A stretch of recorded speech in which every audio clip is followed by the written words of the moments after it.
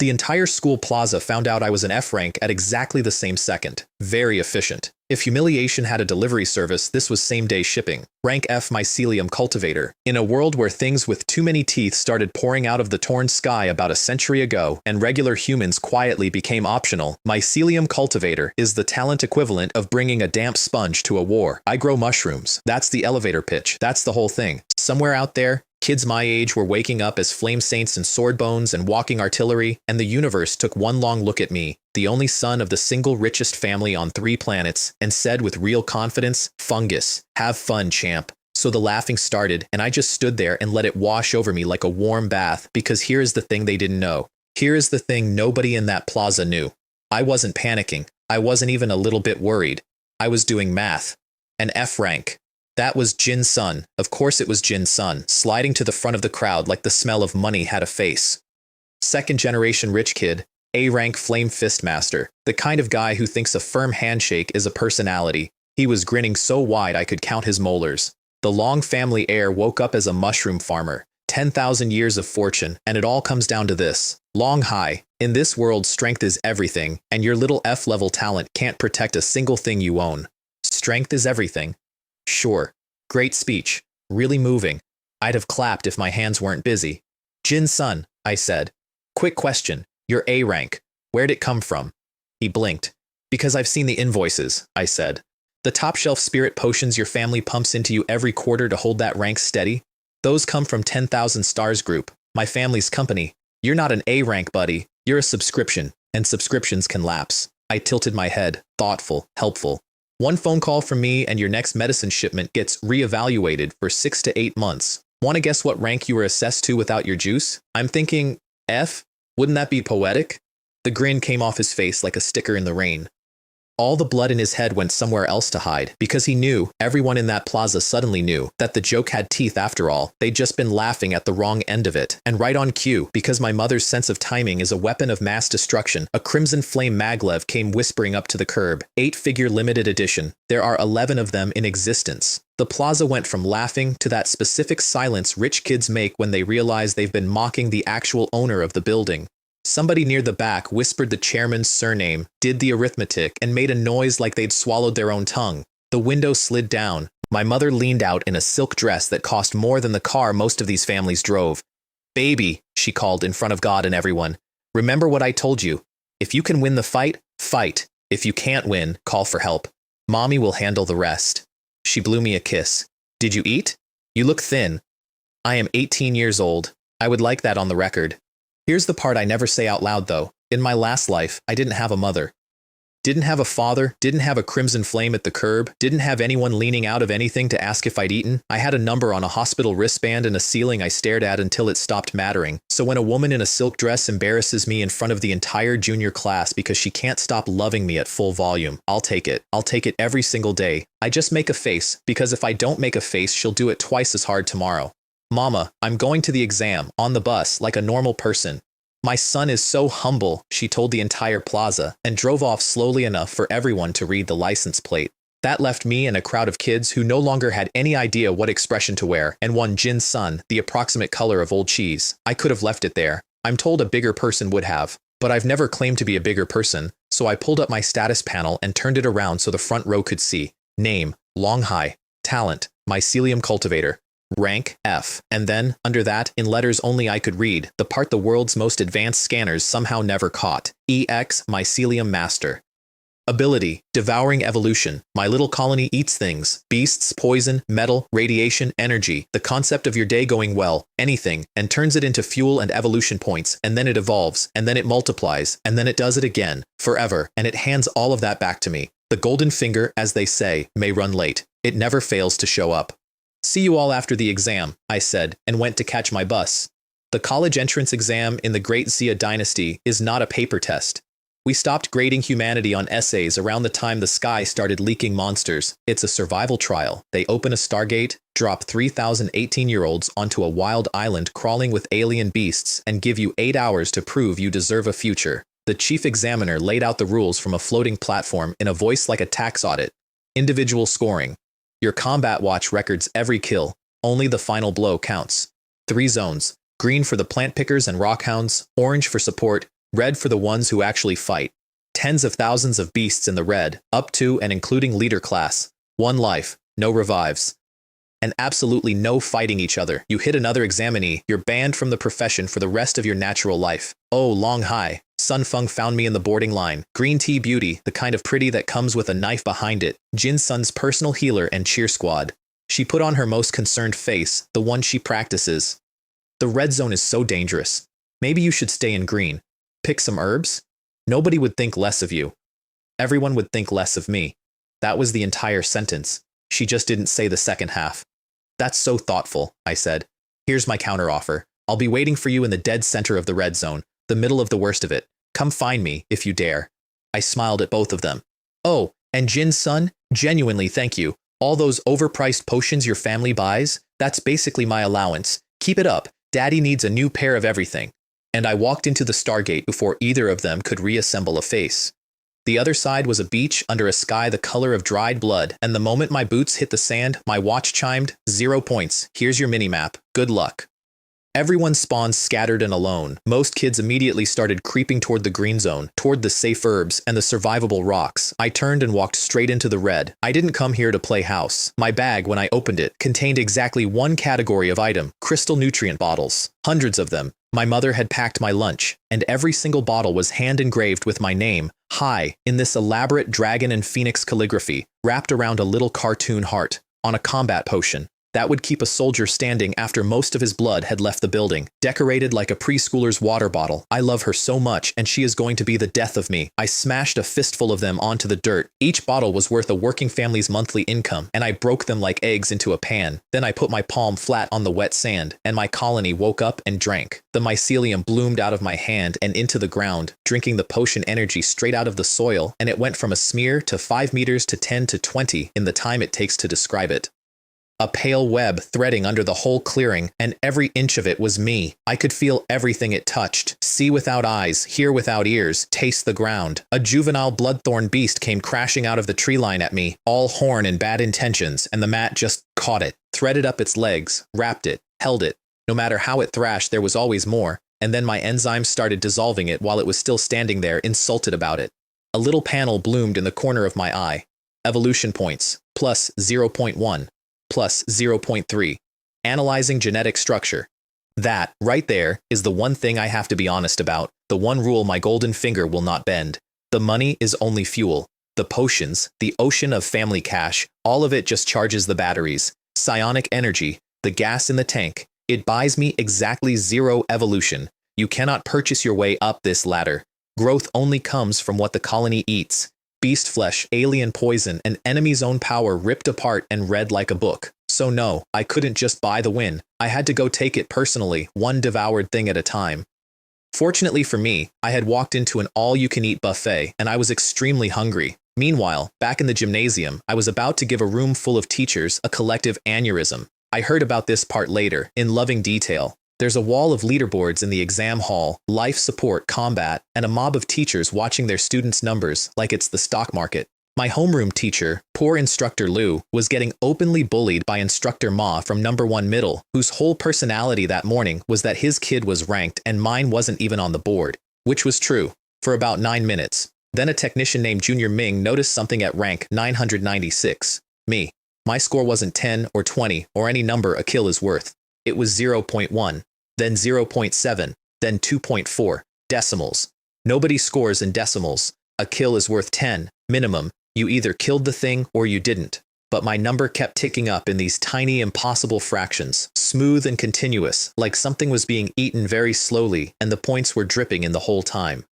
Sir, Junior Ming said slowly, staring at the screen, I don't think he's killing them. I think he's eating them, bite by bite. Instructor Ma laughed at him. Instructor Ma was going to be doing a lot less laughing very soon, because down in the red zone, I'd just finished digesting that first bloodthorn beast, and the colony coughed up a prize, a gene fragment, sclerotic bone spurs, read off that beast's own horn, and just like that, a new trick unlocked, piercing mycelium. Now my nice soft carpet could grow bone spikes on command. I tested it on the next thing dumb enough to charge me, a juvenile bloodclaw wolf, and it didn't so much die as get folded inside out by the floor. Turns out the ground being made of me is a real problem for anything that has to stand on it. And then I found the wild mushrooms, and this is where my exam took a turn for the immature. See, my colony can eat other fungi and file away what they do, so I ate a patch of them for the collection, and the panel handed me two absolute gems. First, the dust cleansing mushroom. Official flavor text. Cleanses body and mind, encourages release from within. I read that twice. That is a laxative. That is a battlefield laxative, and the game is calling it spiritual. Second, the floating life mushroom, a hallucinogen. The afflicted may perceive small people that are not there. I am a cultured man, a gentleman. I stood there in a field of alien corpses and told myself firmly that I would not weaponize diarrhea against my classmates. I want to be clear that I meant it at the time. My score hit 358.7, and back in the hall, the teachers had stopped talking entirely. That's when I stumbled onto the saddest little war party you ever saw. Jin Sun's 4-person squad, gang tackling one single mature heavy-armored wild boar, and losing. Jin Sun's A-rank flame fists were bleeding off the boar's plating. His two goons, Guo Wu, C-rank stone skin, and Xu Ming, D-rank swiftness, were mostly providing encouragement. Sun Feng was healing them just fast enough to keep the humiliation going. I could not have engineered a better gift for myself if I'd wrapped it. I let a thread of mycelium slither under their feet, and at the crucial moment, gently tripped all 4 of them into the dirt. Need a hand? I called. You look busy. Jin Sun lost it. He decided, in the great tradition of men who are losing, to solve 2 problems at once. He baited the boar, spun, and flung it bodily at me, which was genuinely clever and would have worked great on anyone whose ground wasn't a predator. I grew a spike. The boar died in the air mid-insult and dropped onto my carpet, and I ate it, and the panel coughed up a stratum corneum gene, and just like that, armored mycelium, a self-repairing shield. Jin Sun, because he had learned nothing, absolutely nothing, closed the distance and threw an actual A-rank flame fist straight at my face. It landed on a wall of scaled mycelium and did roughly what a thrown pillow does to a tank. The shield ate the heat, patched the dent it didn't take, and sat there. His whole arm rang. He stared at me with this dawning horror, and I decided to be helpful and explain the horror to him in detail. Jin Sun, this carpet you've been fighting, it's a splinter, a fraction of a percent of me. You've been getting your teeth kicked in by my pinky finger. I flashed my watch. The rest of me is a few kilometers that way farming. 861.4, rank 36. Climbing. His face did a thing I'll treasure forever. And then, reader, I got petty. Gloriously, unforgivably petty. For the next hour, I did nothing but babysit their fights and steal every single kill at the last possible second. They'd wear a beast down to a sliver, wind up the finishing blow, and, oops, a spike would beat them to it, and the points would drip into my account. My hand slipped, I'd say. Then again. Then again. Jin Sun finally screamed at me, raw. What does this even get you? And I told him the truth, hand on my heart. Honestly, I just really want to see your faces do that. Then I decided the visit had run its course, and it was time for a parting gift. Remember the laxative mushrooms I swore I wouldn't use? I lied. I'm a liar. A dense pink cloud of dust-cleansing spores burst upwind and rolled right over the 4 of them before they could hold their breath. And while they were still processing that, I grew a wall of keratin across their only clean exit and left exactly one direction open, straight into a beast hide I'd been herding over for this exact purpose. They ran, because there was nothing else to do, and one by one they smashed their emergency SOS beacons in the most undignified way physically possible. Sun Feng got a claw across the arm as the teleport yanked her out mid-shriek. Then I turned to face the tide alone and ran the whole seething mass of it through a mycelium meat grinder, and my score went 943, 1145, 1361, rank 28, rank 8. Back in the hall, I'm told, Instructor Ma shot to his feet and screamed the word that was about to become the soundtrack of my entire academic career. Cheating! He has to be cheating! Check him! The chief examiner didn't even look up. Monitoring is clean. Talent details are legally sealed. And the record shows the prey was taken from other examinees fair and square, which, if anything, only proves how badly they were losing. He let that sit. Sit down, Instructor Ma. At which point the Stargate spat out 4 familiar bodies. Jin Sun, Sun Feng, and the goons tumbled onto the gymnasium floor in front of everyone, alive, safe, eliminated. And then, in perfect synchronization, all 4 of them went dead white, clutched their stomachs, and folded in half. The dust-cleansing mushroom had finished loading. Medical staff had to carry them out at speed, in a very specific direction, to a very specific kind of room. I like to think of it as the exam's final, most honest grade. I still had 30 minutes on the clock, and I'd just noticed something big enough to blot out the sun crawling toward my valley. But before the sun-blotting thing arrived, I ran into the actual competition. Mei Liqin, ranked number 1 in my whole school going into this exam, SS rank, talent called Frostheart. She fought with a longsword made of condensed ice crystal and a face that said she'd never once in her life been the second best person in a room, and right now she was losing, not to a leader beast, to a mature swamp demon flower, a big ugly thing that was mostly regenerating vines and a cloud of poison mist, and every chunk she carved off it just grew back thicker. She was bleeding it dry 1 exhausting inch at a time, and it was bleeding her right back. You. She spotted me and actually spent breath to warn me off. This is not a place for you. Go. I love the confidence, I said, genuinely. You're getting kited to death by a houseplant, but the confidence is intact. Which was maybe too far, because a vine she hadn't clocked whipped out of the mist straight at her face, and without really deciding to, I threw a slab of armored mycelium up between them. The vine cracked against it an inch from her cheekbone. She froze. I pretended I hadn't done it. Then I got bored of the houseplant, grew a birdcage of bone spikes around the whole flower, and squeezed until it was mulch, and my colony ate it and handed me a toxin breakdown gene, purifying mycelium. Now poison was just seasoning. Thanks, I told her, walking off. Good fertilizer, really rich soil in this one. I felt her staring at my back the whole way out, and I could hear the exact thought forming behind those cold SS rank eyes. There is no way that's an F rank. She was the number 1 student in the whole school, the ice sword prodigy everyone had already crowned, and she just watched a mushroom farmer insta-kill the regenerating nightmare that had been slowly grinding her down for 20 minutes, and then thank her houseplant for the fertilizer on his way out. That does things to a person's understanding of the world. I didn't mind her figuring it out either. She was going to lose to me on the leaderboard within the hour, and there's a particular flavor of victory that only lands when the person you're beating is good enough to understand exactly how thoroughly they're being beaten. Mei Liqin was going to understand. I was almost looking forward to it. She was right. But being right wasn't going to help her because I'd just decided how I was going to win this entire exam, and the plan was extremely rude. I found a valley, mountains on 3 sides, 1 mouth, and I turned it into a dinner bell. Every beast I'd killed, every scrap of corpse and puddle of blood, I dragged into that valley and let the smell roll out across the whole island on the wind. Come one, come all, and they came. Beasts everywhere else on the island just thinned out. Kids who'd been scraping by suddenly couldn't find anything to fight because I was running a monster buffet and I'd invited the entire guest list to one address. Back in the hall, my score stopped climbing and started teleporting. Rank 8, rank 7, 5, 3, 2, and then 2, 4, 7, 3.4, and a number 1 next to my name where Mei Liqin's used to be. The SS rank favorite, dethroned by the mushroom kid, live on the big board in front of every teacher in the province. Somewhere a technician stopped breathing. My number kept going. 6,000. Passed it.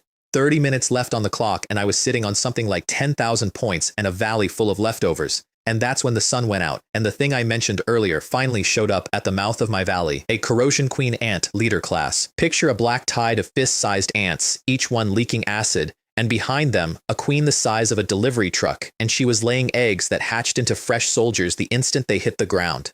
It wasn't an army, it was a self-refilling army. Natural disaster meets natural disaster, and for the first time all day, my disaster blinked first. The acid ate through my mycelium faster than my mycelium could eat through the ants. The mat stalled, got pushed back, started getting digested in reverse, which was a novel and deeply unwelcome sensation. In the hall, Instructor Ma came back to life. See, he's hit his ceiling. The fraud's about to be exposed. Jin Sun and Sun Feng, somewhere between toilet trips, allowed themselves a little hope. Their hope lasted about 40 seconds, which was how long it took me to solve acid. I threw a suicide charge of mycelium into the swarm, pure sacrifice, just long enough to grab and devour 1 single ant. That's all I needed. Strong acid gene, read and filed, and the colony grew an inert film over itself, corrosion resistance. Now the acid was just water. The tide that had been eating me turned into groceries, and while I was in there, I ate a pile of my own stockpiled corpses and pulled a bioelectric gene out of the mix, and my carpet learned to make lightning. The queen, sensing the shift, did what leaders do. She pointed her entire remaining horde at my hill in one all-or-nothing charge, straight at me, betting everything on burying the one target that mattered. I let them come. I'd buried a lattice of mycelium under the whole valley floor, and when the tide was packed in nice and tight on top of it, I snapped my fingers. 10,000 volts came up through the ground at once. The entire charge lit up and stopped being ants. Electrotherapy, I told the empty air. For the indigestion. The queen shrieked and answered with her trump card. She compressed all that acid into a single lance of venom and fired it at my face like a railgun. So I raised a wall of armored shields. Then another behind it. Then another. 5 in a row. The venom ate through 4 of them and died drooling on the 5th, and a purifying cocoon swallowed the backsplash before it could touch me. She tried to run, climbed up on her own workers and fled, and my spikes skittered off her shell. Too hard, couldn't punch through. Fine. I carbonized the shell with a focused pulse of lightning until it went brittle, and then the spikes went in like she was made of crackers. She thrashed, wouldn't die. And right then, of all the moments, my tank hit empty, out of psionic, the fuel gone. You know what fixes an empty tank. This is the moment, if you're watching along at home, where a normal cultivator loses. Out of energy, trump card half finished, boss still thrashing. This is where the hero digs deep, finds his resolve, remembers his dead master, and pulls 1 more % out of sheer willpower. I want to be honest with you about my process, because it is not that. My process is that I am extremely rich and my mother packs my lunch. I dumped 7, 8 of my mother's heart-engraved bottles onto the mat at once. A month of some family's income per bottle, gone, glugging into the dirt, and I said the magic word, bloom. Every spike already inside the queen multiplied at once, a hedgehog blooming outward through her from the inside, and she came apart around it, dead. I picked up 3 more bottles and drank them down one after another like cans of cola, standing over the corpse. To play at this level, I said, mostly to myself, you still need money. Anyone who tells you otherwise is broke. Then I ate the queen. The feedback nearly knocked me off the hill. A leader class core is a lot of essence going in at once, and I broke through. Origin realm, core condensation, the whole tier climbing under me, and the panel unlocked the thing that changed everything. Strain sequence, gene storage, every trick I'd bled for today. Acid immunity, lightning, spikes, shields, poison, the mushrooms, all of it saved, all of it resummonable on demand for a sip of psionic. No more one and done. I was carrying a deck now, and every fight from here on was going to add cards to it.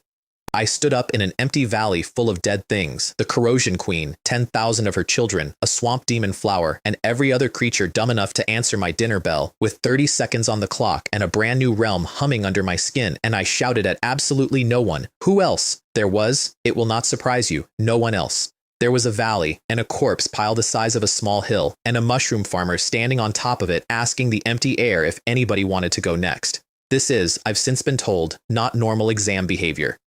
I dumped the rest of my mother's potions into the soil as a tip for the ecosystem, told the mycelium to go dormant and wait underground for the day I called it back, and stepped through the exit already yawning because it had been a long 8 hours and I'd skipped lunch. Nobody, it turned out. 10,768 points. Number 1. Mei Liqin, second place, was sitting somewhere around 6,000 and rewriting her entire understanding of the word F rank. The Stargate pulled me out mid-yawn. The hall on the other side had lost its mind.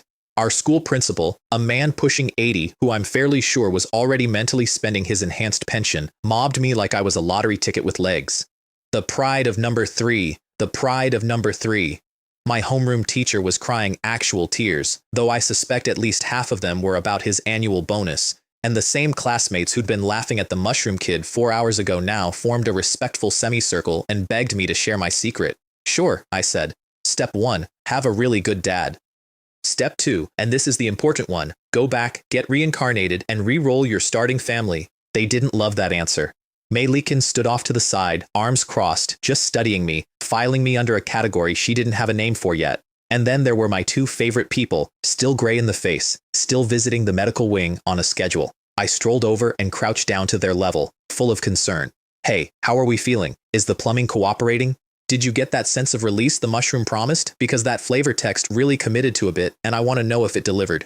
Jin's son tried to say something threatening and had to leave abruptly instead. The chief examiner sealed my entire record, flagged it straight up to the ministry and the Eastern Military Region for top-level review, results in 2 days, and a butler in a tailcoat appeared to collect me in a black maglev the length of a small boat. The last thing I saw out the window was 30 of my classmates deciding, in real time, that Jin's son wasn't fit to carry my shoes. Home was a different kind of battlefield, and the boss there was my mother, Mei Jian.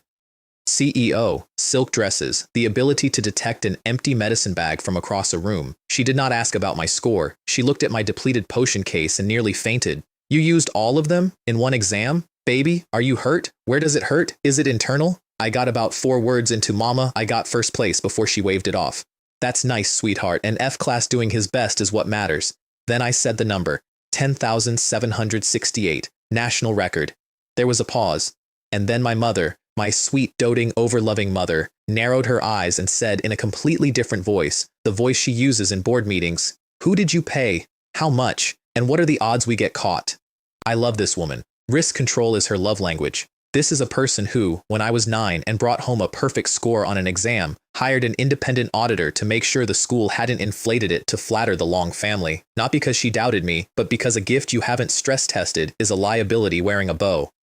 She runs the family the same way. 3 planets of spirit ore and spirit medicine, tens of thousands of employees, and a chairman's wife who reads every acquisition like it's personally trying to hurt her son. So when her F-rank boy announces a national record, her love arrives disguised as a fraud investigation, and I wouldn't have it any other way, because the same instinct that made her ask who I bribed is the instinct that would, 3 months later, delete an entire rival corporation off the map for putting blood on my friend's lip. You don't get the artillery without the auditor. They're the same woman. I showed her the news feed instead, my name trending across the entire dynasty, and watched her reboot in real time. The suspicion evaporated, her spine straightened. A Killin, she breathed. My son is a Killin, a god of war. She was already dialing.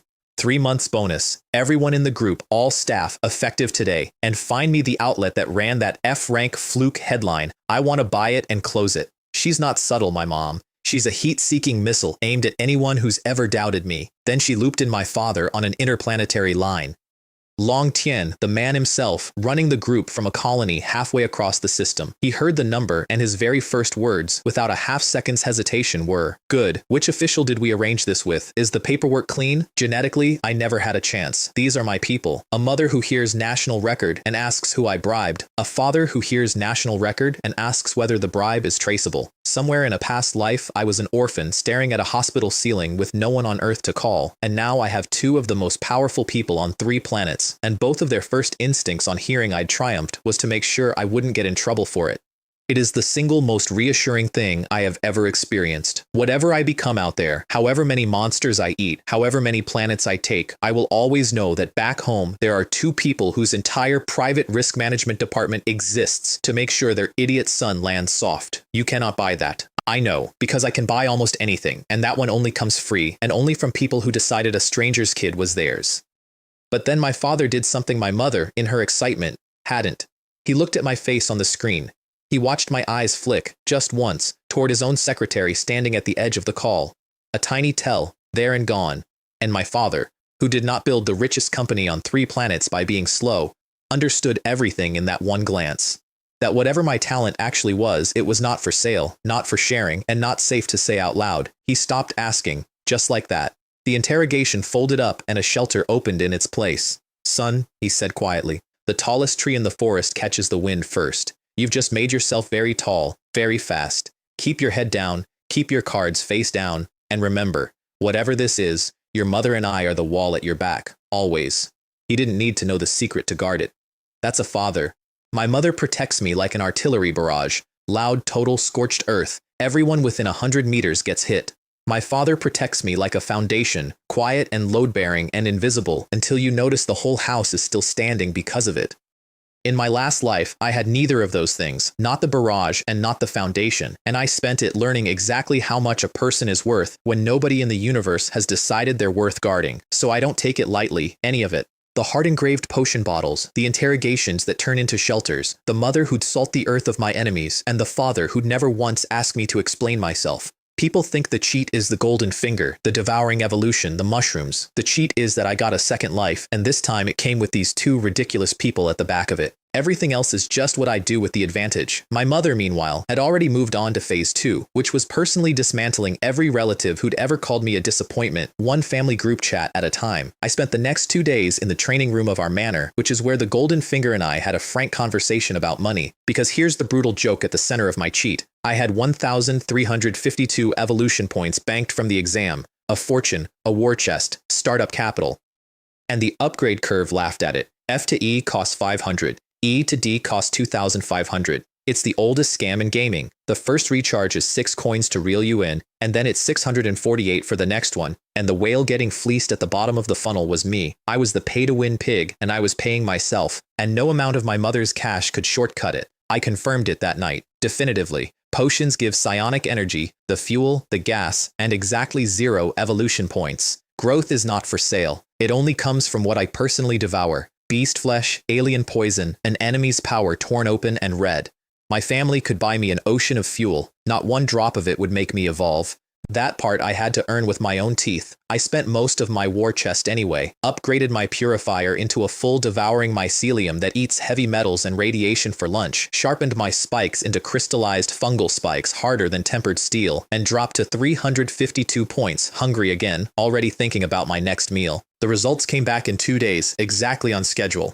So did 7 of the most important recruiters in the Great Xia dynasty, and they were all standing in my high school, waiting for me. The official confirmation came first. Total score 10,768, rank 1, joint review by the Education Department and the Eastern Military Region. Valid, no violations, no funny business. My mother read it 3 times and then cried, which is a thing she only does when she's run entirely out of ways to control a situation and has to just be happy about it. My father on the line. Well done, son. Stand tall. Don't be afraid of any of them. Family is always the ground under your feet. Then my homeroom teacher called, and he wasn't crying this time, he was hyperventilating. Long Hai, come to school right now. All 7 of them are here, all 7. The 7-Star Academy isn't one school, it's 7, named for the stars of the Big Dipper, the 7 best universities in the dynasty. Tianshu runs politics. Tianshuan is the military pipeline, graduate with a rank already stamped on you. Tianji is tech. And so on down the handle of the ladle, each one a kingdom.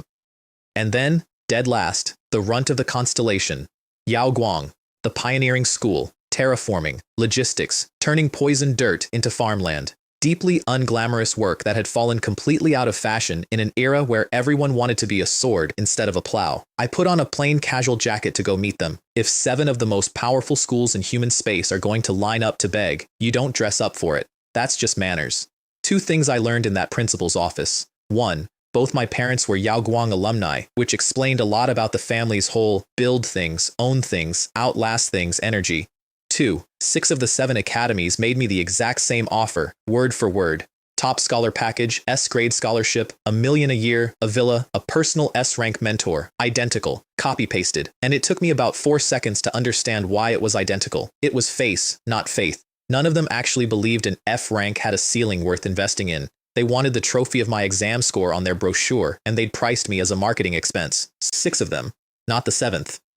The 7th was a middle-aged man in plain gray clothes sitting in the corner, not competing, not pitching, just watching me with an expression I hadn't seen on anyone all day. He waited for the noise to die down and then asked quietly if he could speak with me alone. His name was Shen Qing, and he was from Yao Guang, and he was the only person in that entire building who had actually watched the full recording of my exam. Our school, he told me once the door shut with the straightest face imaginable, is the richest of the 7 stars. People forget that, because we don't wave it around. We partner with the 10,000 Stars group for Spirit Ore, best in the business. He said it like a real flex, and I had to bite my cheek, because bragging to me about 10,000 stars is like bragging to the ocean about how much water you own. That's funny, I said. My father is Long Tian. He runs 10,000 stars. Shenqing went very still, and I watched him do the same math my father had done, except he arrived somewhere better. He didn't see a secret to protect or a trophy to mount. He saw a bridge. Yao Guang turns dead worlds into living ones. 10,000 stars digs the treasure out of the ground, and here, in one 18-year-old, was a living hinge between the two. Then he leaned forward and said the thing that actually closed the deal, and he didn't even know he was doing it. Long Hai, everyone else here is obsessed with killing. Killing is just the means. Construction is the goal. Farming is in the blood of the Great Xia. We take the wasteland nobody wants and we turn it into somebody's home. That's the whole point. That's the only point. He didn't know it, but he just described my talent to my face. Devour the dead thing. Grow the new thing. Spread. Build. I stuck out my hand before he finished. Please, I said. Take care of me. The other 6 academies watched Yao Guang walk off with the national top scholar and privately congratulated themselves on dodging a lemon. Shen Qing walked out looking like a man who'd bought a scratch ticket and quietly noticed it was the winning one. The last boss of the day was, again, my mother. She had already mentally enrolled me in Tianshu or Tianshuan, politics or the military, the prestige tracks, the tracks with statues at the end. When I said I chose Yao Guang, a very expensive crystal glass developed a hairline crack in her hand. Yao Guang. Her voice was faint. My son, my Qilin, #1 in the entire dynasty, going to the farming school, a divine dragon, choosing to live in a puddle. Mama, I sat her down. If I go to Tianshuan and finish first, I'm one more genius in a building full of geniuses. If I go to Yao Guang and help drag it back to the top of the constellation, that's not a puddle, that's a legend. Anyone can add to a fire. I'd rather be the one who brings the wood when it's almost out. She stared at me for a long moment. And then my mother, who cannot do anything at a reasonable scale, flipped straight past acceptance and out the other side into full lioness. Within the hour, she'd upgraded the group's Yaoguang sponsorship to strategic partner, founded an entire new frontier exploration joint laboratory as a welcome gift, and announced she was naming it, I am quoting her, the High Treasure Pioneer Lab. Mama, take my name off the lab. But you're my treasure. Take, the first two words, off, the lab. I left for school the next morning before she could commission a statue. The farewell involved my mother offering to send a squad of maids to live with me at college. For your comfort, she said, dead serious. I explained that a man who arrives at university with a babysitting detail has, spiritually, already dropped out. She compromised by loading a military-grade climate-controlled crate with several hundred bottles of top-grade Star Essence potion, patting it, and telling me to drink them like juice. Then the butler flew me west and further west, out over the Black Wind Desert, until the Gobi went on so long and so empty that I started to believe the farming school really would be a sad little compound eating sand, and then a city the color of jade rose up out of the dead ground like a rumor made true, Yaoguang, an ivory tower standing on a miracle, a green wound healed into the middle of a wasteland, its front gate 100 meters of silver wings, the runt of the constellation quietly sitting on the single most impressive piece of terraforming I'd ever seen. I revised my opinion of the farming school on the spot. Registration was where I learned the local religion. A gloriously bored teacher barely looked up as he scanned my code. Then his soul briefly left his body when the screen said F rank, score 10,768, and he snapped upright and started calling me young master. Word travels. Within minutes, a flock of senior girls had located the walking ATM top scholar and begun bidding against each other to sell me a campus tour, the price dropping in real time. 50 star coins, 30, 20, 10, until I looked the winner in the eye, a girl with a high ponytail and a hustler's soul named Wu Wu, and haggled her down to 9.9. She respected it. First lesson of Yaoguang, she told me. Your game currency is optional, but the star coin is your actual life. Housing is star coins. Food is star coins. Every hour in a cultivation room, every gram of medicine, every breath, star coins. You earn them two ways, she explained on the tour. Campus chores, safe, boring, pays like a summer job. Or missions out in the contaminated zones. Fast money, fast death, pick a lane. She kept sneaking glances at me the whole time, working up to the question that every single person at this school wanted to ask, and finally, she just blurted it. Okay, how? How does an F rank score 10,000? I told her the truth wrapped in a lie. I'm a whale, pay to win. I just chug A, B, C, and S potions like a normal person drinks water. She didn't buy it, but she filed it, intrigued, which was fine by me. Then we passed the spirit plant base. Zone A for the normal specimens, Zone B for the alien ones, and Zone C, sealed behind red warnings, for the high-risk restricted samples nobody sane goes near. And I stopped walking. Because to me, Zone C didn't look like a hazard. It looked like a display case at a very good restaurant, and I was suddenly, embarrassingly, drooling. Wu Wu watched the top scholar stare hungrily at the most dangerous room on campus, shuddered, and physically steered me away. She took me up to a viewpoint to show me the real school, the part they don't put in the brochure. Past Yaoguang's green walls, the horizon was a dark purple scar that smelled like something had died and kept dying. The Black Wind Desert proper. Contaminated land. A century ago, it was one of the main battlefields of the invasion, and when the aliens fell, their corpses and their blood poisoned the soil, the water, the air, even the ambient psionic energy, poisoned it so thoroughly that any normal creature wandering in comes out warped, an aberration. And the founding principle, she said, built the school here on purpose. Difficulties are opportunities. The wasteland is our backyard. Clean it, and it's all ours. She thought she was describing a hazing ritual, a place designed to break soft rich kids. She turned to me with a little pitying smile. Welcome to the Black Wind Desert, Top Scholar Jr. She had just described in loving detail an all-you-can-eat buffet the size of a country and told me it was mine to clear. I nearly teared up. Every founding principle of every academy in human space built their school somewhere safe, somewhere comfortable, somewhere the children wouldn't be poisoned. Yaoguang's founder looked at the single most contaminated stretch of ground on the planet, a 100-year-old alien wound that warped anything that walked into it, and said, there, that's where we build. Clean it and it's ours. Everyone thought the old man was insane. I thought he was the only sane administrator I'd ever heard of because he'd understood the one thing the prestige schools never will. The poison isn't the problem. The poison is the opportunity if you happen to be the one thing in the universe that eats it and grows. I was going to like it here. The rest of the tour I spent taking mental notes for entirely different reasons than she assumed. The mission center, the campus ATM, and the trial building, which turned out to be the most useful thing on the whole campus. A VR simulation platform tied into a national anonymous cross-university leaderboard, anonymous, meaning I could test every fungal trick I owned and fight the best students in human space, and nobody would ever see the mushrooms. A firing range where I could be a monster in private. I asked about an annual pass. Woo-woo said it was a bottomless money pit, music to my ears. When the tour ended, I hit a snag. I was a top scholar worth billions who, at that precise moment, did not have 9.9 star coins to my name, so I tipped her instead. I handed Woo-woo a grade A restoration potion, 500 star coins of medicine, like I was flipping a valet a coin, and told her to keep the change. She looked at the bottle, she looked at me. Then she bent 90 degrees at the waist and said, "Hello, boss." And just like that, I had acquired my first full-time employee, payable in energy drinks.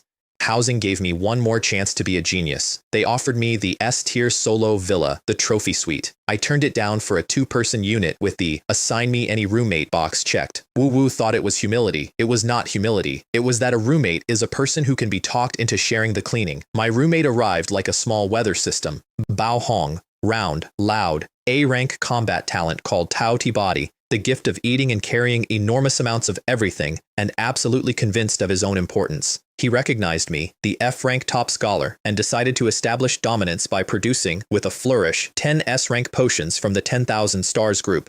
A gift, he announced, worth a whole hovercar. Try not to faint. I opened my crate. Several hundred of the identical bottle looked back at him. I took one out, cracked it, and drank it down like a room-temperature soda. Bao Hong dropped to his knees, slid across the floor, wrapped both arms around my leg, and sobbed the word that would define our entire relationship going forward. Godfather. From this day, I am your mobile shield. I will carry anything. And reader, he was not lying about the carrying. The next morning, the school handed me my student terminal and a 10,000 star coin top scholar award, and Woo-woo's promotional post about me had already made me a campus headline with a comment section that had split into 2 warring tribes. People betting I'd change majors within 3 days, and people betting too. I ignored the whole thing. I had an appetite, and I'd found a way to feed it that also happened to pay. Here was my problem, precisely stated. My devouring mycelium ate normal heavy metals and radiation just fine, but it had never tasted alien pollution. I didn't know what that would do to it, poison it, or promote it. There was exactly one way to find out.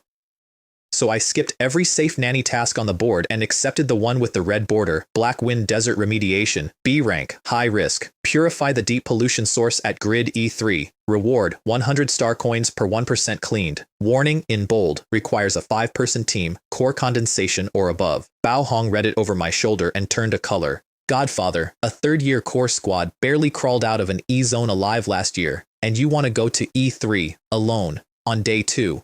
I scooped a fat handful of S potions into a plain backpack. Bao Hong made a small wounded noise per bottle, like I was flicking his ribs, scanned a shared flying car, and left. Behind me, the mission hall apparently erupted, the top scholar, solo, E3, out of his mind. Woo-woo, who'd started the buzz that made me famous, quietly panicked that she'd promoted a boy to his own funeral. I landed at the E-Zone frontline camp, where the air tasted like sulfur and rust and rot, and thought, this is exactly what Resident Evil smells like, and I have arrived hungry. The camp was abandoned. Someone had left a message on a blackboard in what turned out to be dried blood, the letters getting wilder toward the end. The sand is alive. Don't turn around. We're all going to die here, trailing off into a long claw scratch. I looked at it critically. Terrible handwriting, I said. No wonder they couldn't graduate. Then I walked into E3. The sand was black-purple, like a bruise that never healed, and a cold mist crawled over it that felt like touching something recently dead. Beautiful. My mycelium slid in to taste it, and immediately couldn't reproduce. The land's spirit energy was corroded down to nothing, no soil to grow in. So I paid for soil. 1 S potion poured out, and the mat bloomed to a meter across and started eating pollution. Plus 0.01 evolution points, glacial, a rounding error. Worse, a darker energy in the ground was eating my mat faster than my mat was eating the pollution, and every patch I cleared just refilled. The contamination was regenerating, which meant it was alive, which meant there was a high-ranking source buried somewhere under my feet, pumping it out. 1 bottle's not enough? I cracked my knuckles. Fine. All you can eat. And I emptied 5 grade A potions into the ground. That's when the student council showed up to save me from myself. A silver patrol car, a third year named Wu Jin, core condensation, wearing the specific contempt of a senior who's found a freshman doing something stupid. Hey, new kid, digging in the sand?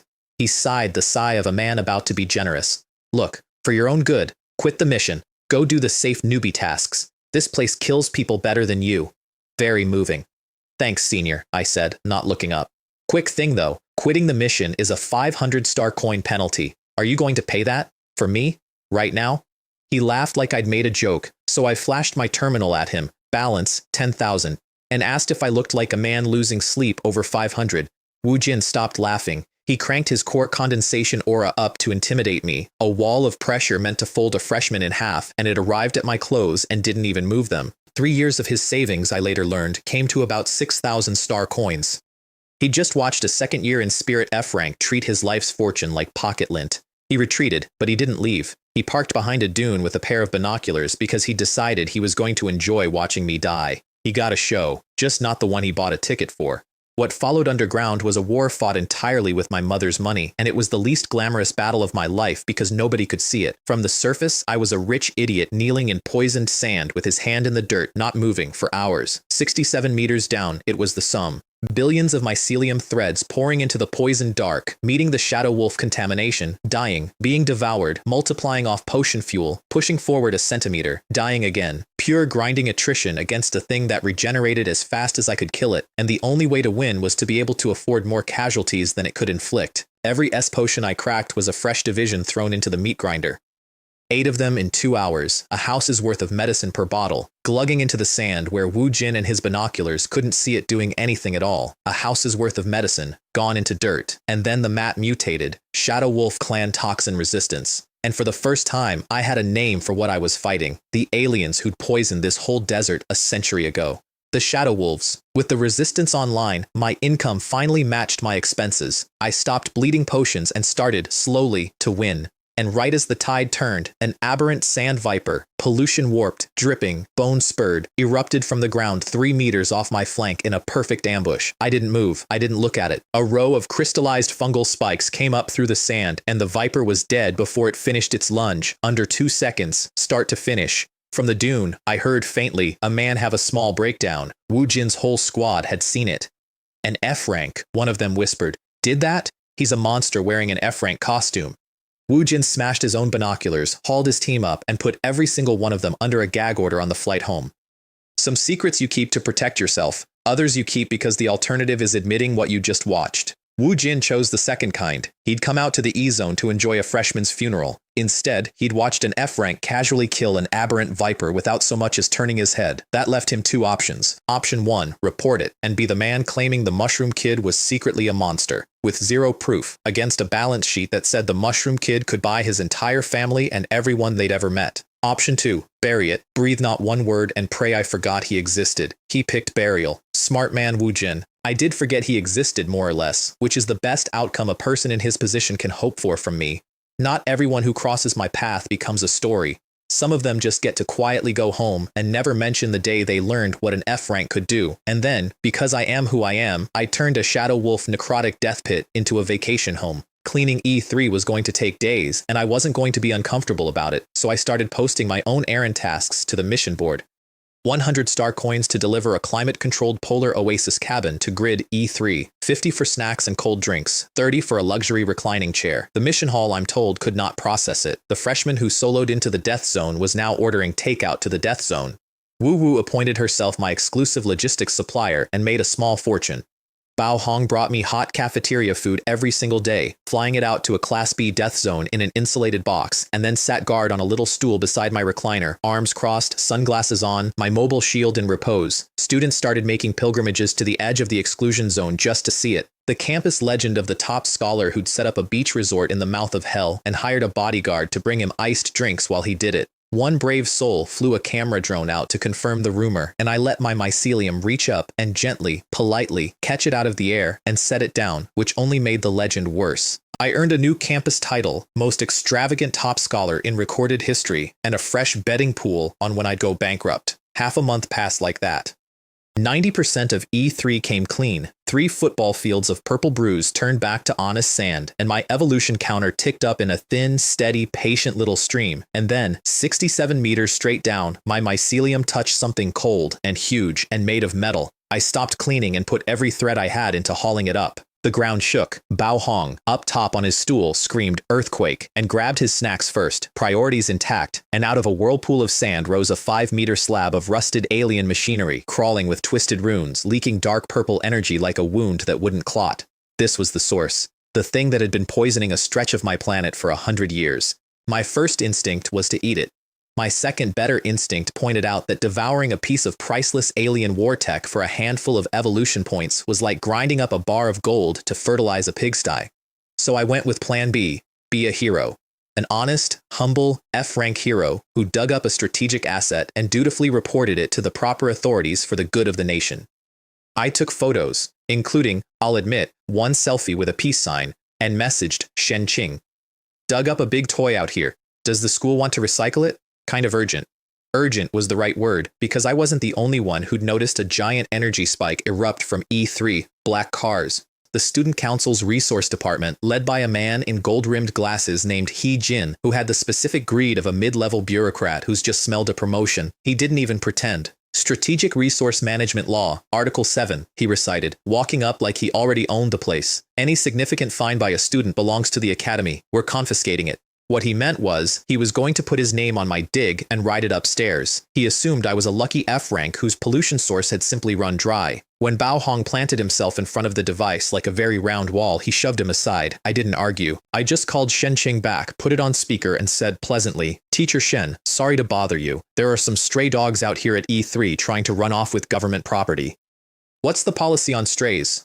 Over the speaker, at full volume, Shen Qing's voice came back like a thunderclap. "Stray dogs? At my E-zone? Don't let them touch anything. I'm coming." His face flickered. Then he doubled down, because men like he always double down. "Seize it by force. I'll take full responsibility." His men stepped forward, and the academic affairs car came down out of the sky like a dropped anvil. Shen Qing got out wearing a second domain aura that flattened the sand, and he did not raise his voice, which was worse. He asked He Jin whether responsibility included blocking an active E-zone entrance and attempting to rob a licensed student of a national defense fine because the disciplinary committee would love the details. Then a woman got out of the second car, Elder Jian's son, ecologist, and she wasn't looking at any of the humans. She was scanning the ground, and her face was doing something complicated. "Residual contamination, 0.03%, she said, mostly to herself. "The Shadow Wolf clan's necrotic corruption is supposed to be irreversible. This is fully purified. That's not possible." Then she turned to the device and went pale. "And this is a contamination amplifier core unit. Shadow Wolf tech. This should be on their homeworld. It should not be buried under our desert."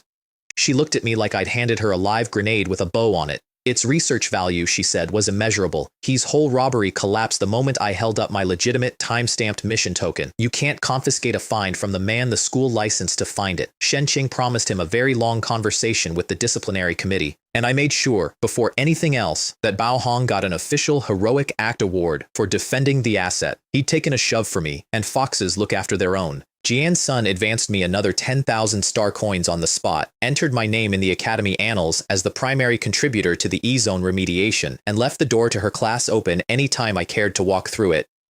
Bao Hong wept and upgraded my title from Godfather to my only Godfather, the only one I'll ever have.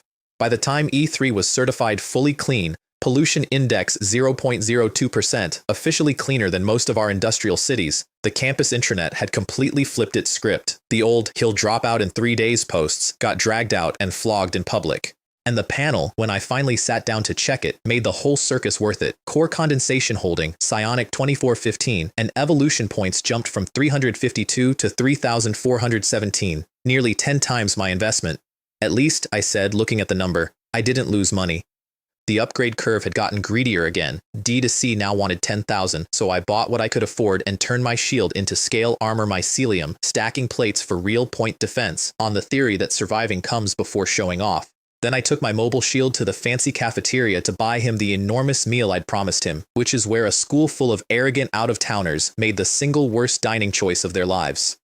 The out-of-towners were from Kangchong Academy, second strongest school in the region after the 7 stars, in town on a desert mission, and carrying themselves like they'd invented the concept of talent. They watched Bao Hong demolish a truly heroic quantity of food and decided that was an invitation. "Look at the Yaoguang pig eat," their leader said, loud enough to carry. "Tall guy, core condensation, name of Hefei. That's your whole school, isn't it? Mud people. You dig, you farm, you eat. Leave the actual fighting to your betters." And he cracked his battle aura open across the hall, and every life skill Yaoguang student in the room, the plant growers, the rock hounds, kids with soft support talents, buckled under it, pinned to their seats. Bao Hong stood up, chair scraping, chins wobbling, absolutely furious. "You can insult me," he said. "Fine, I'm fat, it's an easy target, I've heard them all. But this meal, my godfather is treating me to this meal. You do not insult this meal. I have never been prouder of him, and I want to note what he did not say because it's the whole measure of the kid. He didn't defend himself." Hefei had called him a pig, and Bao Hong had genuinely heard every fat joke the universe has ever manufactured and let them all roll off. But the second the insult expanded to cover the meal I'd bought him and the school that had taken him in, he was on his feet with his chins up and his A-rank talent humming, ready to fight a core condensation senior he had no business fighting. He'll take an arrow about himself all day, aim it at the people he's decided are his, and the soft, greedy, comfort-loving fat kid turns into a wall. I filed that away, the way I file everything, under reasons I picked the right roommate, a folder that was getting thick.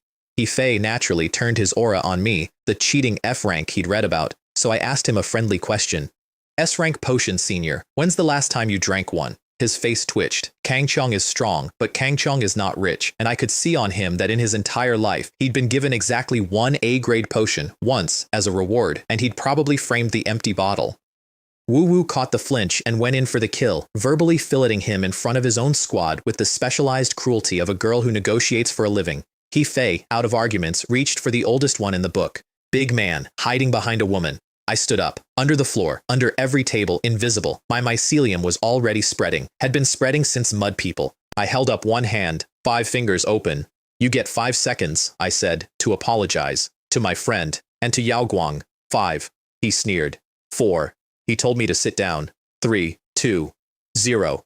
Hundreds of black spikes erupted out of the floor, the tables, the walls. One frozen a hair from every throat, every heart, every temple of Hefei's entire squad at once, not touching, just there. They panicked and shattered the nearest ones, and more grew instantly to replace them, and more, hurting the whole squad backward out of the cafeteria, one terrified step at a time, with the entire school streaming after to watch.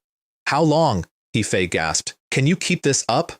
I pulled 3 S potions out of my jacket, drank one like a juice box, and waved the other 2. "Hundreds more where these came from, in my dorm. Want to race my wallet? You'll lose." Then I closed the mycelium into a sealed sphere around all of them, 5-6 meters across, and had Bao Hong toss in a fat handful of floating life mushrooms and crush them. "Don't inhale, buddy." 2 minutes later, the sphere opened and the pride of Kangchong Academy staggered out absolutely airborne on hallucinogens. Hefei in the lead, shirt off, doing what I can only describe as an interpretive shaman dance for the small people only he could see. I filmed all of it, uploaded it to the campus net under the title Kangchong Academy Passionate Cultural Dance.mp4. Crashed the server from traffic in under a minute. Then I cordially invited their instructor to come collect his students. Their instructor arrived with a much heavier aura, earth-bearing realm, a whole domain above anyone in the room. A big man they called the Lion of the Sky, Shu Kong. He didn't ask what happened. He blamed Yaoguang on sight, and when Wu Wu spoke up, he backhanded her with a pulse of aura that put blood at the corner of her mouth, and then he reached for me, intending to march the F-rank outside and fold me into a kneeling apology in front of everyone. I pulled up a holoscreen instead, and I read to him. "Inter-University Exchange Regulations, Chapter 7, Article 13, I announced, in my best calm news anchor voice, while an earth-bearing cultivator's hand hovered a foot from my collar. Any dispute initiated by visiting personnel shall be handled solely by the host academy's disciplinary committee. The visiting instructor may not intervene by force. Violation is reported directly to the Ministry of Education and counts against the visiting school's rating." I lowered the screen and looked up at him, all innocence. "You can read, Teacher Shu, right? I can go slower. Want me to read it again?" Yaoguang lost it. The whole hall roared, and into that roar walked Overseer Yan Shu of Academic Affairs, gentle as a spring morning, who had already watched the footage on the way over. "Your student," she informed Shu Chang, through the first insult and the first aura. Your response was coercion of a minor on another school's campus. Walk with me. She escorted the lion of the sky out by the elbow. On her way past me, she said quietly, Yaoguang needs more students like you, and I decided I like this school a great deal. They threw me in the air. Actually threw me, 100 Yaoguang kids bouncing the F-rank top scholar off the ceiling. Woo woo, blood still at her lip, was already sketching a pay-per-view business model for the dance video. I handed her an S potion instead.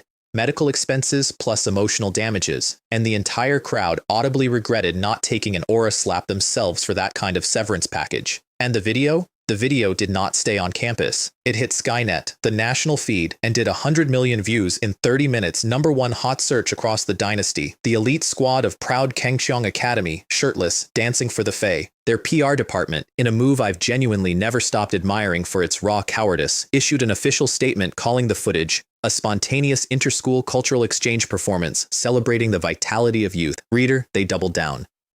They looked at video of their ace squad shirtless and hallucinating and dancing for invisible fairies, and instead of denying it, they claimed they'd meant to. The internet welded that phrase to their foreheads for a year. Every Kangcheong student who so much as sneezed in public for the next 12 months got asked if it was a spontaneous cultural performance, and somewhere in that year, Kangcheong quietly stopped sending students on desert missions anywhere near Yaoguang, which suited me fine. My mother, of course, saw the whole thing, and my mother does not do things at a reasonable scale. I realized, with the specific cold dread of a son who has messed up, that I hadn't called her in a month. When I finally did, she let the silence stretch, and then said, "Sweet as arsenic. Oh, long high. I'm sorry, do I have the right number? Have you found a new godmother out there? Should I mail your baby photos to her?" I groveled. I flattered. I invoked every ounce of charm I owned. It bounced off. She's a Yaoguang alumna, so I've just been so busy with school. Mama is not a lie that works on her. She knows exactly how much free time this school leaves. Then she revealed she already knew I'd given some girl named Woo Woo an S potion within the hour of it happening and did a full jealous mother bit about it, and I understood that my mother has an intelligence network that would embarrass a small government. Then the joking dropped out of her voice and the real thing showed through. The desert, the sun, was I sleeping? Had I lost weight? Was anyone being cruel to my face? And when I mentioned Shu Chang only in passing, trying not to worry her, she went quiet in a way that was much scarier than the arsenic. The Lion of the Sky, from Kangcheong. A pause. Baby, don't give it another thought. It's already handled. What handled meant, I found out later. 10,000 Stars had that morning suspended a project worth close to $1 billion with a firm called Sky Dome Tech, a Kangcheong subsidiary, over unforeseen partnership concerns. She hadn't sent a threat. She'd performed a dimensional reduction strike with maternal love as the payload, and an entire company's quarter evaporated because a man put blood on my friend's lip. "Understand me," she said gently. "Anyone who lays a finger on you, we erase them from the business landscape of the Great Xia. That's not anger, sweetheart. That's just policy."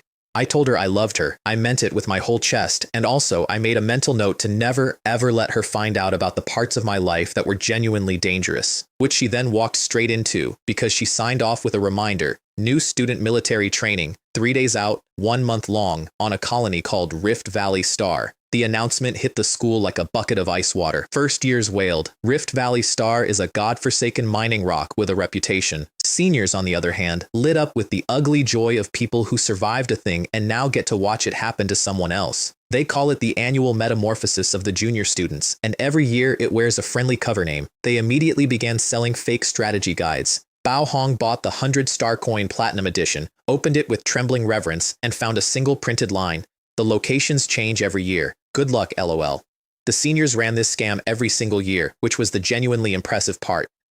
The whole event has a cover name that rotates annually. One year, it was the Friendly Alien Culture Exchange, which turned out to mean being chased across a moon by monkeys for 3 days. Another year, it was billed as Live Ecological Sample Collection, and the samples turned out to be the students. They call the real thing the metamorphosis of the junior students, and the seniors, who all survived their own metamorphosis and are therefore both traumatized and smug about it, monetize the next batch's terror with a booming trade in worthless strategy guides. Bronze, silver, platinum tiers. Bao Hong, my sweet, gullible mountain of a roommate, went straight for platinum, and I let him, because a man has to learn what 100-star coins buys, and sometimes what it buys is 1 sentence and a life lesson. He held the little card for a long time. "Godfather," he said quietly, "I think I've been robbed." "Welcome to higher education," I told him, and went to find someone who actually knew things. I told him his talent had at least given him excellent liposuction to look forward to. He'd be arriving as Bao Hong Pro and coming home as Bao Hong Light. Then I called someone with actual information. Wu Wu's intel was blunt. Military training is a combat weed-out. The attrition is genuinely alarming, and for a player built like me, her advice was pure and beautiful. Bring enough medicine and then fight to the death. Monster in your way? Drug up? Fight it. No road? Drug up? Blast one open. Run out of supplies? She said this part with real relish. Drug up and rob somebody who still has theirs. With enough S potions, Rift Valley Star isn't a trial, boss. It's your backyard. I approve this philosophy completely. It is, word for word, my entire strategic doctrine, delivered by a girl who'd figured it out selling campus tours. Bring more medicine than the problem has patience. Drug up and win. Run dry, drug up, and win the next one. There is no situation on any planet that a truly obscene medical budget cannot convert from a fight into a shopping trip, and I happen to be carrying the single most obscene medical budget in human space. Other students packed rations and rope and hope. I packed a pharmacy and a fat man. I have never once regretted the ratio. I bought 2 top-of-the-line Expedition 7 tactical packs, memory metal, climate-sealed, 2,000 a pop, gave one to a weeping Bao Hong, and loaded about a third of my potion stockpile. Honestly, I wasn't even nervous. A whole new alien ecosystem meant a whole new menu, and my colony had been getting bored of local cuisine. Departure day, 3,000 of us packed the Central Plaza, and our Expedition 7 packs drew envious stares from kids carrying school-issue duffels. The dean laid it out. Colony TR-734, Rift Valley Star. Combat talents would run the Death Transmigration. Dropped at Supply Terminal 3, hike the length of the Death Canyon to the central base called the Watchman, inside 1 week, with no supplies and no support of any kind. Life and support talents would run resource exploration and fort building at the base. And then the bombshell. This wasn't just us. It was a joint exercise. All 7 of the 7-star academies on the same rock at the same time, not a survival trip, an inter-school honor war. The seniors, for once, weren't laughing when they saw us off. Come back alive, they said, and meant it, and one of them clapped me on the shoulder and called me the cafeteria god of war and told me to go crush the other 6 schools for Yaoguang. We shipped out through the great Stargate array strung across the Kunlun Mountains like a wall against heaven. 7 schools gathered at 7 gates, trading 7 flavors of contempt across the staging ground. Then they turned ours on, and the teleport was less beam of light and more getting pulled through a keyhole sideways. Most of the students hit the far side and immediately threw up, Bao Hong loudest of all. My fungal physique just shrugged the whole thing off. I stepped out onto Rift Valley Star fresh as morning, gray-yellow sky, a fortress of scarred metal, and a welcoming officer whose exoskeleton armor was more scar than plate, who told us, cheerfully, the local facts of life: oxygen 3.2%, gravity 1.2 of home, corrosive dust in the wind, so keep your mask sealed, because more than 3 minutes bare-faced starts turning your lungs to leather. Reach the Watchman within a week. Expect no help. There is a distress beacon on your suit, and if you press it, you're rescued, and your score is 0, permanently, forever. The fortress, he added, always needs more toilets cleaned. Welcome to Rift Valley Star. I looked at the horizon while he talked. Gray-yellow sky, sand the color of old rust, a wind that sounded like it was chewing on something out past the wall. Every other new student in earshot was doing the math on their odds and hating the answer, and the officer was clearly enjoying the smell of it. But I wasn't running his math, I was running mine. 3% oxygen means almost nothing lives down there to compete with me. Corrosive dust means the local life that does survive is tough and strange and packed with genes I've never tasted. A planet this hostile is a planet nobody has ever picked clean. Everyone else had been dropped into a survival exam. I'd been handed a menu for a restaurant that had never once opened its doors. I don't know how to explain to a normal person what it's like to be told a place will kill you and hear instead that a place is finally ready to be eaten. But that's the whole cheat, right there. I looked at the deadliest rock in the system, and deep in my chest, my colony started to drool. The officer ran us a highlight reel of ways to die here: corroded corpses, the local wildlife, the works, sand-walking worms that hunt by feeling your footsteps through the ground, blade-winged bats whose wings shear through D-grade alloy, acid rain with no warning, ground that just decides to stop existing under you, teams of 2 or more, mandatory, solo travel forbidden. The instant he said that, half the Death Transmigration students turned to look at me, the top scholar and cafeteria god of war, and started drifting over to beg a spot on my team. Bao Hong inflated to his full width and blocked all of them, including a genuinely pretty girl who made a real pitch. Brother Hai takes me, only me, find your own godfather. They issued us D-class life support suits and sealed helmets, and the 1.2 G gravity dropped onto Bao Hong like a backpack full of anvils. Our squad drew a separate departure gate, number 7, and when it irised open, it revealed a wall of orange-red sandstorm tall enough to swallow the sky. Bao Hong took one look and declared it suicide. I clipped a line between our belts. Sure, I said. Or we could go back and wait for the weather to clear. Should only be a month. His pride caught fire, he cinched the knot himself, and we walked into the storm together. Inside was worse than it looked. Visibility under half a meter. The wind wasn't blowing the dust so much as sanding us with it, grinding the psionic shielding right off our suits. Bao Hong's reserves, huge as they are, were draining like a bathtub with the plug pulled. 30 minutes tops, so I stopped us. New job, I told him. Use Touty Body. Crank your weight and density all the way up. Become furniture. He did, and sank ankle deep into solid rock and stood there like a load-bearing pillar, an anchor the storm couldn't move. I put my hand on his shoulder and let the mycelium pour out, weaving scale armor into a 5-meter dome of overlapping plates around us both, and the shrieking storm outside dropped to a muffle. Fed him an S potion, hold it in your cheek, keep the weight, and poured one over the mycelium to fuel the walls. Shelter secured. I sat down. For about 90 seconds I felt clever. Then my colony started dying, and nothing was even attacking it. No enemy, no acid, no claws. The planet itself was rejecting me. The 1.2 G gravity was tearing the mycelial cells apart under their own weight. The 3% oxygen was suffocating a thing built to breathe my world's air. The dust in every gust filed away what was left. I could feel it through the link. The colony wailing, millions of tiny voices all crying the same thing at once. A nursery full of starving infants. Dad, it hurts. It hurts. We can't breathe. It is a genuinely awful thing to feel your own power begging you to make it stop, so I did the only thing I know how to do when something's dying and money exists. I fed it. S potion after S potion poured straight onto the core mat, adrenaline into a flatlining patient, and the mycelium guttered, bright, dark, like a bad bulb deciding whether to quit. Bao Hong watched me pour a fortune into the dirt with the face of a man watching a house burn. Godfather, you're not raising bacteria, you're raising ancestors, the way you spend on them. It's venture capital, I said, cracking another bottle. The horse eats imported feed until it learns to graze on this rock, then it never needs the feed again. Keep pouring. I did not mention that I wasn't sure it would work, because a captain doesn't say that part out loud. Far away, in the command hall at the Watchman base, I was, once again, providing entertainment for people I'd never met. Team signals were winking out all over the big map. The death transmigration was chewing up students from every school. My teacher, Shen Yuan, watched the Yaoguang dots flicker in the heart of the megastorm and said nothing. The Tianquan instructor, a loud man named Liu Guang, who I would come to know and treasure as a recurring feature of my life, gloated openly. Yaoguang, dead last again, like always. And then the dot labeled Yaoguang-01, mine, stopped flickering, steadied, brightened. Liu Guang shot to his feet and screamed the sacred word of my people. Cheating, that's cheating, check him. The monitoring officer checked. No violation. Subject is using S-rank recovery potions, continuously, at extremely high frequency. The whole hall went quiet trying to process it. Is this, someone asked, military training, or is he just flexing his bank account at a planet? Shen Yuan sipped his tea. Yao Guang, he said, has never once relied on the charity of heaven. 23 S potions in, the mat convulsed one last time and mutated. Environmental adaptation, resistance to the crushing gravity, the thin air, the biting dust, all at once, and the upkeep cost cratered by 90%.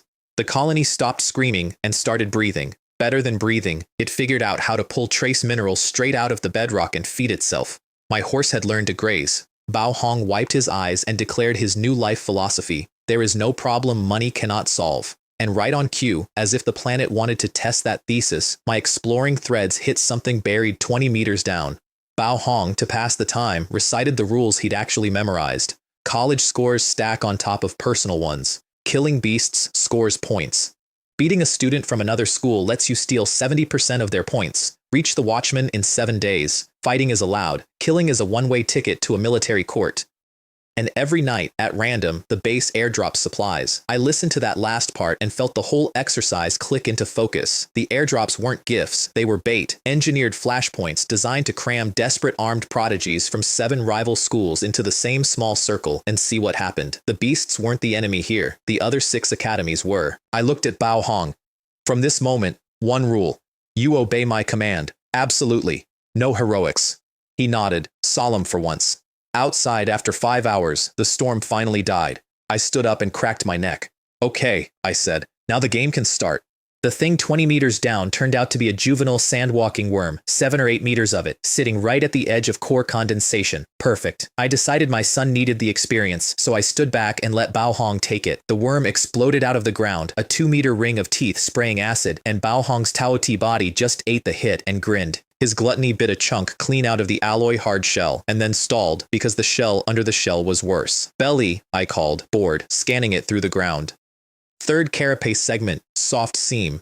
He curled into a ball, triggered human bomber tank, and went through that seam like a cannonball through a wet paper bag. The worm came apart in 2 neat halves. My mycelium ate both before they finished falling.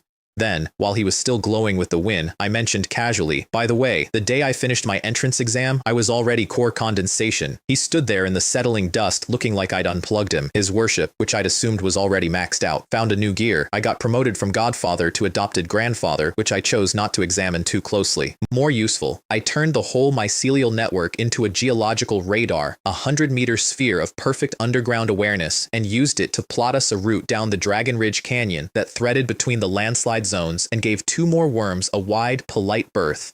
We passed veins of glowing rhombic crystal in the cliff walls. Rock Dweller clan relics, older than the invasion, valuable as anything on the planet and rigged with rock-shifting traps that made them deadlier than diamonds. I filed them away. Deeper in, at the very edge of my senses, something big was giving off a slow, rhythmic psionic pulse, like a heartbeat, like something enormous breathing in its sleep. I filed that away too, with a little more care. The Wind Ridge beast didn't give me the option of filing them away. 20 plus of them, cheetahs built for vertical murder, pouring down the cliff faces in a coordinated 3-dimensional siege, and a leader running the pack like a single mind. Bao Hong, still high on his worm kill, charged in alone to show off, and got taken apart, shield cracked, 3 claws opening him to the bone before he could reset. I sighed and took the battlefield. Every surface those beasts needed to stand on was already mine. I slicked the cliff so their footing turned to grease, grew crystallized spikes at cruel little angles that didn't kill but shattered joints, crippling the pack in place, and then I molded a mycelium ramp into a firing lane and pointed my heavy artillery down it. Charge up, I told Bao Hong. Hit the pinned ones. His meat bomb heavy cannon rolled through the lane and turned the crippled beasts into a smear. The leader, smart enough to know where the real threat was, broke off and came straight for me, so I caged it in a thicket of spikes, then told Bao Hong to wind all the way up and aim at my face. 3 points in a line, cannonball, cage, leader. He hit the cage hit the leader. There wasn't much leader left. The survivors ran, and my spikes pinned every one of them to the rock like a collection. We'd earned about 90 seconds of quiet when the sun went down, and roughly 200 iron-winged bats came out of the dark to eat us. 5-meter wingspans, wings like blades, 3 of them nearly at leader grade. Bao Hong was spent, so I stashed him in a cave and grew a false wall of mycelium over the mouth. Didn't matter, one of the big ones smelled us right through it, and the whole swarm tore in. Bao Hong plugged the passage with his own body, a fat cork in a bottle, and I gave him a full-body suit of scale armor mycelium. I'm redoing your whole wardrobe, hold still. Insulating, because I'd already wired the entire cave, floor to ceiling, with my mat. Metal wings, it turns out, are exquisite conductors. I triggered Thunderstorm Fungal Carpet, and for 1 full second, the cave became the inside of a lightning bolt. 200 bats turned into 200 pieces of electrified poultry, mid-flap. I pulsed it, 1 second on, off to let the colony refill by eating the fresh corpses, 1 second on again, and Bao Hong, safe in his insulated suit, waited out between pulses to crush the ones that came out only 7/10 cooked. Assembly line, stun, crush, retreat, repeat. The bats, which do not have a word for wallet, eventually developed a healthy fear of the glowing cave and started hovering at a nervous distance, and the fight settled into a standoff. That's when the base announced the first airdrop of the night, and my real work began. The crate came down about 1 kilometer and a bit away, and Bao Hong immediately wanted to sprint for it. I held him back, because through the network I could already feel 2 other squads converging on the same crate from opposite sides. A 5-man team coming in from the east, a 4-man team from the west, so I did the opposite of rushing. I staged a scene at our cave mouth. Scuffed dirt, a dropped ration wrapper, drag marks, the whole story of 2 terrified Yaoguang kids fleeing in a panic. Let them read it and relax. And then quietly, under the sand, I grew a thread of mycelium the whole kilometer to the airdrop and waited. In the command hall, Liu Guang was delighted. See, the Yaoguang cowards are hiding in a hole shaking, bottom of the board where they belong. Shen Yuan drank his tea and said nothing, which by now should have been a warning to everyone. The 2 squads reached the crate at the same time, and exactly as designed, went for each other's throats instead. This was where I first got a good look at two people who'd end up mattering to me a lot more than either of us expected that night. Tian Xuan's Han Jin, A rank, talent called Array Core, a defensive genius who linked his squad's shields into a single interlocking turtle shell that just did not crack. And Yu Heng's Feng Shui, S rank, Swordbone, who fought by overloading her own core to 150% until she was less a swordswoman than a blade wrapped in steam, burning herself as fuel. She won. Barely.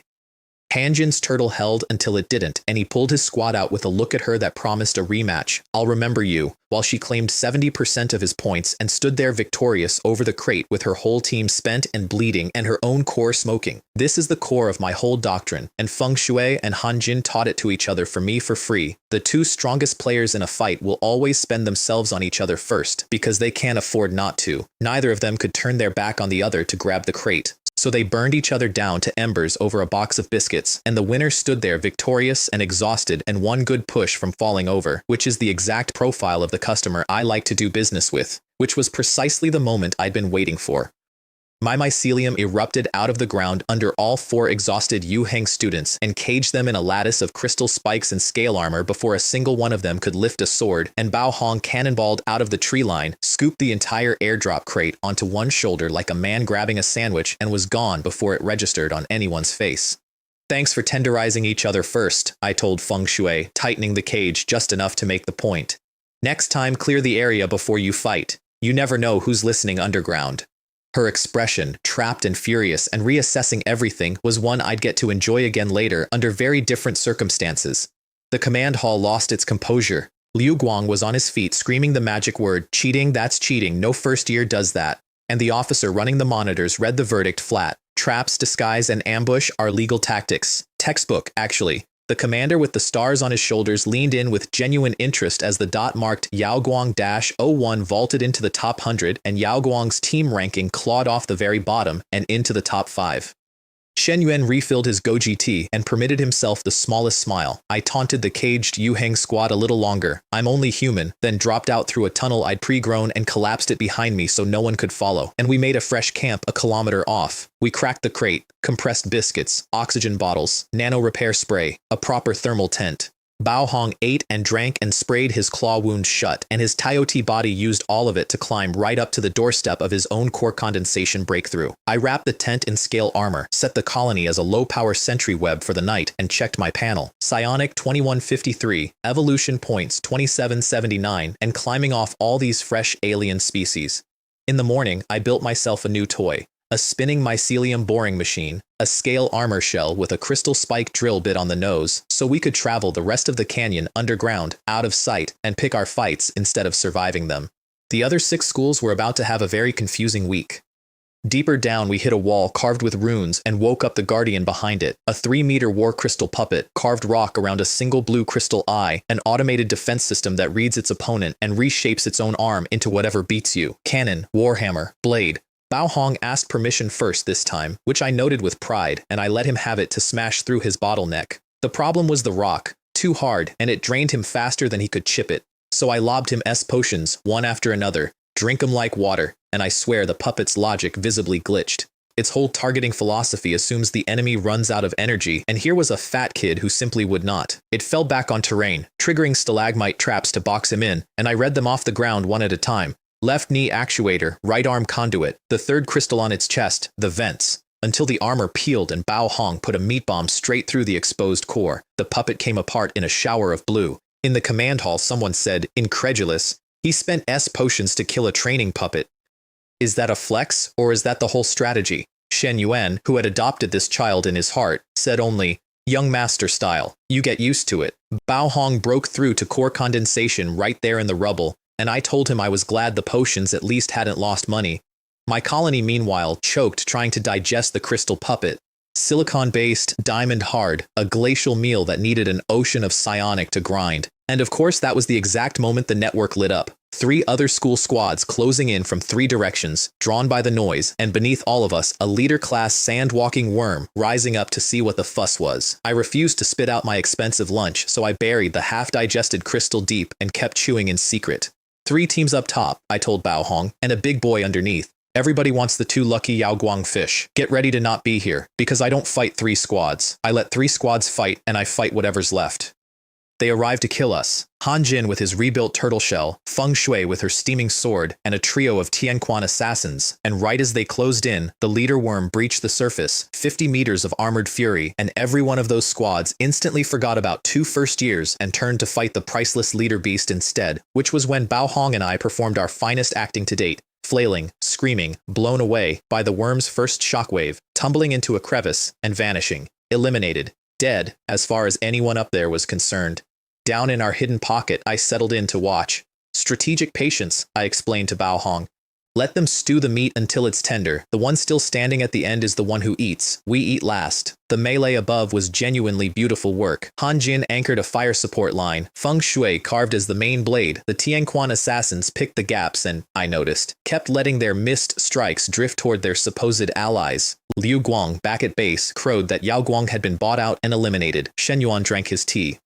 Inside the cave, I was juggling 2 full-time jobs, grinding down the buried crystal, which was drinking psionic like a drought, and running a surgical battlefield map of the entire fight overhead, and my reserves were sliding fast enough that Bao Hong went into full nurse mode, popping potion caps and feeding me like an invalid. Then the worm went berserk and used its trump card, Sand Burial. 100 meters of ground turned to liquid at once, a quicksand vortex, and dozens of mature worms boiled up out of it, and all 3 elite squads got sucked straight into the grinder. The base scrambled a rescue craft, and down below, my crystal finally finished dissolving, analyzing. What came out of it filled the one hole in my whole kit. Optical focusing, read straight off the puppet's crystal eye, the energy-gathering prism mushroom.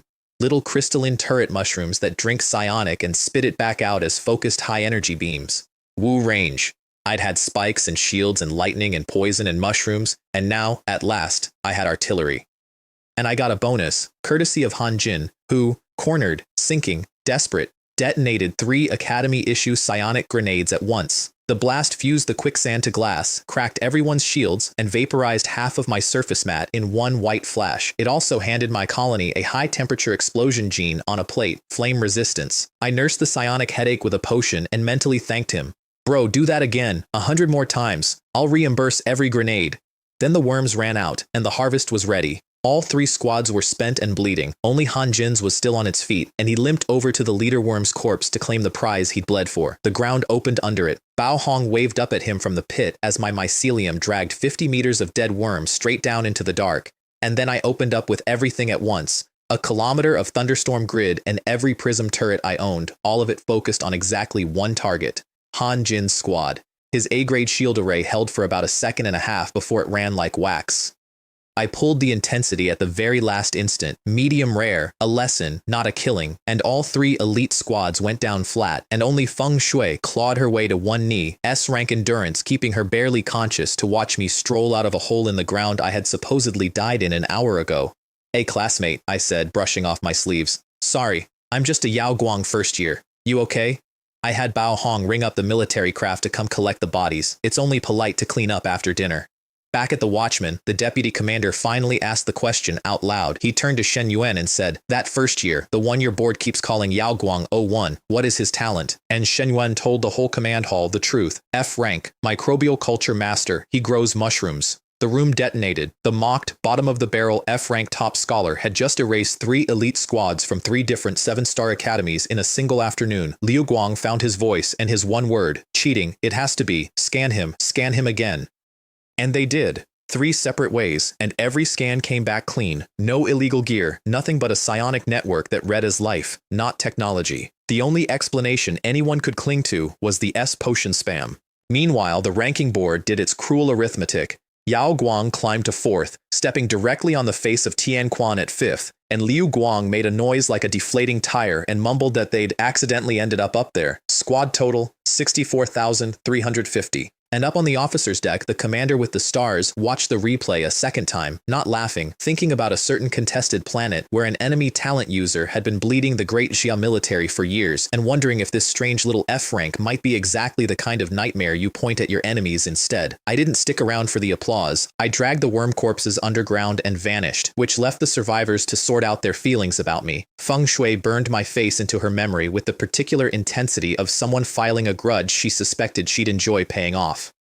In the medical bay, Han Jin learned that the two panicking cowards and the mushroom F rank were the same squad that had just humiliated him twice in one night and started quietly planning a rematch. Off in the cliffs, Tianji's Wu Wu, SS rank, Cold, a professional, scanned my battlefield and sold his reed to Tianshu's Gu Sun, while Kaiyang's Mei Hua talked two furious teams down from a fight over the scraps. By sunrise, every top squad on Rift Valley Star knew the same thing. Some mystery unit had wiped 3 elite squads off the board and walked away without a scratch. Nobody yet knew it was the farming school, the runt, the 2 kids everyone had written off at the Kunlun gate. That part was going to be fun. And here's the thing about the grudges I was collecting. The Han Chens and the Wu Qingshuis, the ones swearing revenge into their medical bay pillows. A grudge is just respect that hasn't admitted what it is yet. When you beat someone badly enough, cleanly enough, they spend the next month studying you, and studying a person is how you come to understand them, and understanding is one short step from grudging admiration. Every ace I humiliated became, without meaning to, an expert in me, and experts in me, it would turn out much later on a much worse planet, make excellent allies when the thing coming over the hill is bad enough that old scores stop mattering. I wasn't making enemies out there in the canyon. I was conducting the world's most aggressive recruitment drive. I just wouldn't collect on it for a while. We spent 2 days letting Bao Hong farm that worm cave like a private XP mine, and the squad points rolled up to 100,000, ranked 19, while my own panel climbed to 12,000 evolution points and a comfortable psionic reserve. I spent it. Turned Thunderstorm into a proper EMP fungal net that killed technology as easily as flesh, sharpened my spikes into high-vibration spikes that sawed through shields and alloy, and pushed my resistances up until fire and acid didn't just bounce off me, they fed me, and I settled on the actual plan for winning this whole exercise, which was elegant and deeply lazy. Don't rob anyone now. The leaks were still green. Let all 6 combat academies run around for a week racking up points and killing beasts and each other. And on the last day, when everyone was fat and tired and holding a full week's harvest, I'd reap the entire field at once. Until then, I'd go somewhere nobody would bother me and sharpen the scythe. Somewhere turned out to be 5 kilometers straight down a worm tunnel, riding inside a rolling ball of my own mycelium like the world's most disgusting hamster, into a forbidden zone the map labeled the Eternal Dark Abyss, oxygen 0.01%, a number that would kill anyone whose colony hadn't already learned to eat rock for breakfast. And at the bottom, lit from within by veins of crystal, was a city, an honest-to-God city, honeycombed crystal towers, empty streets, the ruins of the Rock Dweller clan who'd lived here before the invasion, before humanity, before any of it. My network choked down to under 2 kilometers in the crystal interference, and as we walked in, dormant crystals woke and began to glow along our path, one after another, like the city was counting us. Up at the base, an alarm went off. Yao Guang 01 has entered the forbidden land of death, and Liu Guang laughed himself sick. At least we can send a team to collect their corpses. While Shen Yuan went quietly pale into his tea, the city defended itself, and I led it, because its defenders were made of points. Dozens of war crystal puppets like the one from the canyon woke up in the towers and came for us, except these were bigger, older, better, and I didn't fight them so much as process them. I'd learned the recipe on the first one. High vibration spikes driven into the crystal joints, tuned to the exact frequency that shatters silicon to lock the limbs and freeze the thing mid-stride. Then a call to Bao Hong, chest, 3rd facet, the blue one, and his meat bomb through the exposed core. Shatter, freeze, call, smash. Shatter, freeze, call, smash. An assembly line running in reverse, disassembling an army instead of building one, 800 points a kill in a restricted zone that paid a hazard premium, and Bao Hong eating the crystal shards between swings to keep his own tank topped off. We weren't in a fight, we were at work, and the work paid extremely well.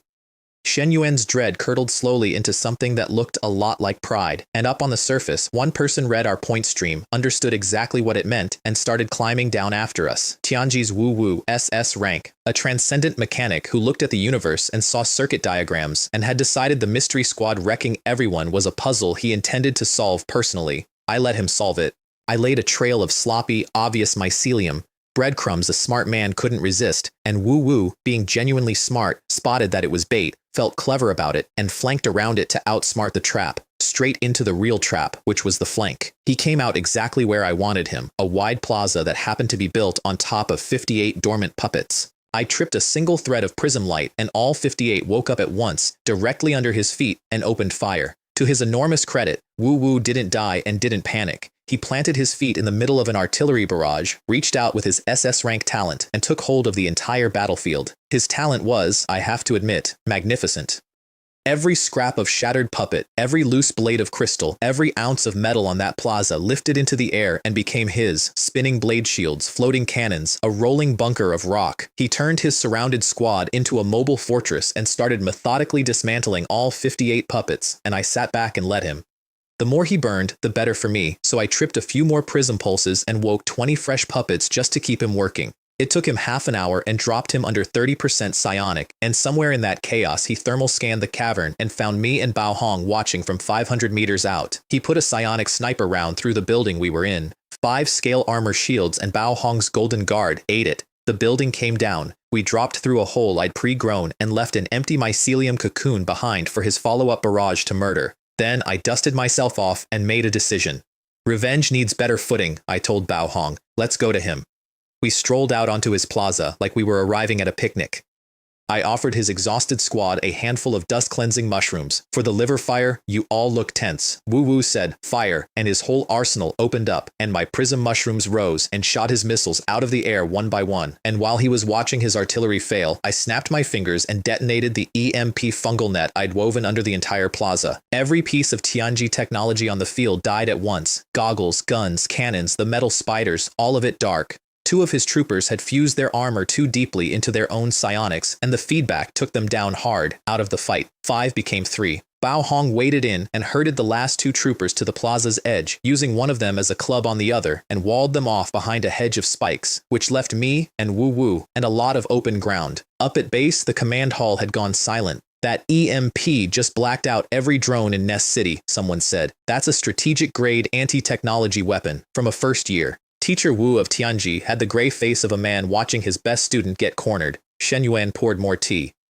Wu Wu and I traded names formally, the way you do before a real fight, and I watched it land on him all over again that an F-rank mushroom farmer had done all of this. Then I did something that surprised him. I sat down and let him drink his last potions back up to 80%. I don't kick people while they're empty, I said. Bring everything you've got. I want the real thing. He laughed, a little unhinged by then, and screamed the truest sentence he knew. I don't need a fortress. I myself am the greatest arsenal ever built. And he seized every gram of metal and crystal left in the plaza, fused 3 puppet wrecks into a 6-meter war monster, and sent it not at me, at my mat, to plow up the ground and cut off my fuel. Smart. He'd figured out where my power came from. He was just wrong about what my power was. I pulled my whole mat into one dense, screaming bright core and fired a single prism beam the width of a tree trunk straight through the war monster's chest, and it went to slag. But it cost me, nearly drained the core, left me standing there apparently spent. Wu Wu saw the opening and took it. He raised the ground itself into an airtight tomb of rock, sealed me inside, cut me off from every thread of mycelium on the field. It's over, he shouted at the box. Muffled from inside it, I said the only thing that mattered. You still think the ground is the source. I am the source. And the mycelium came out of my skin.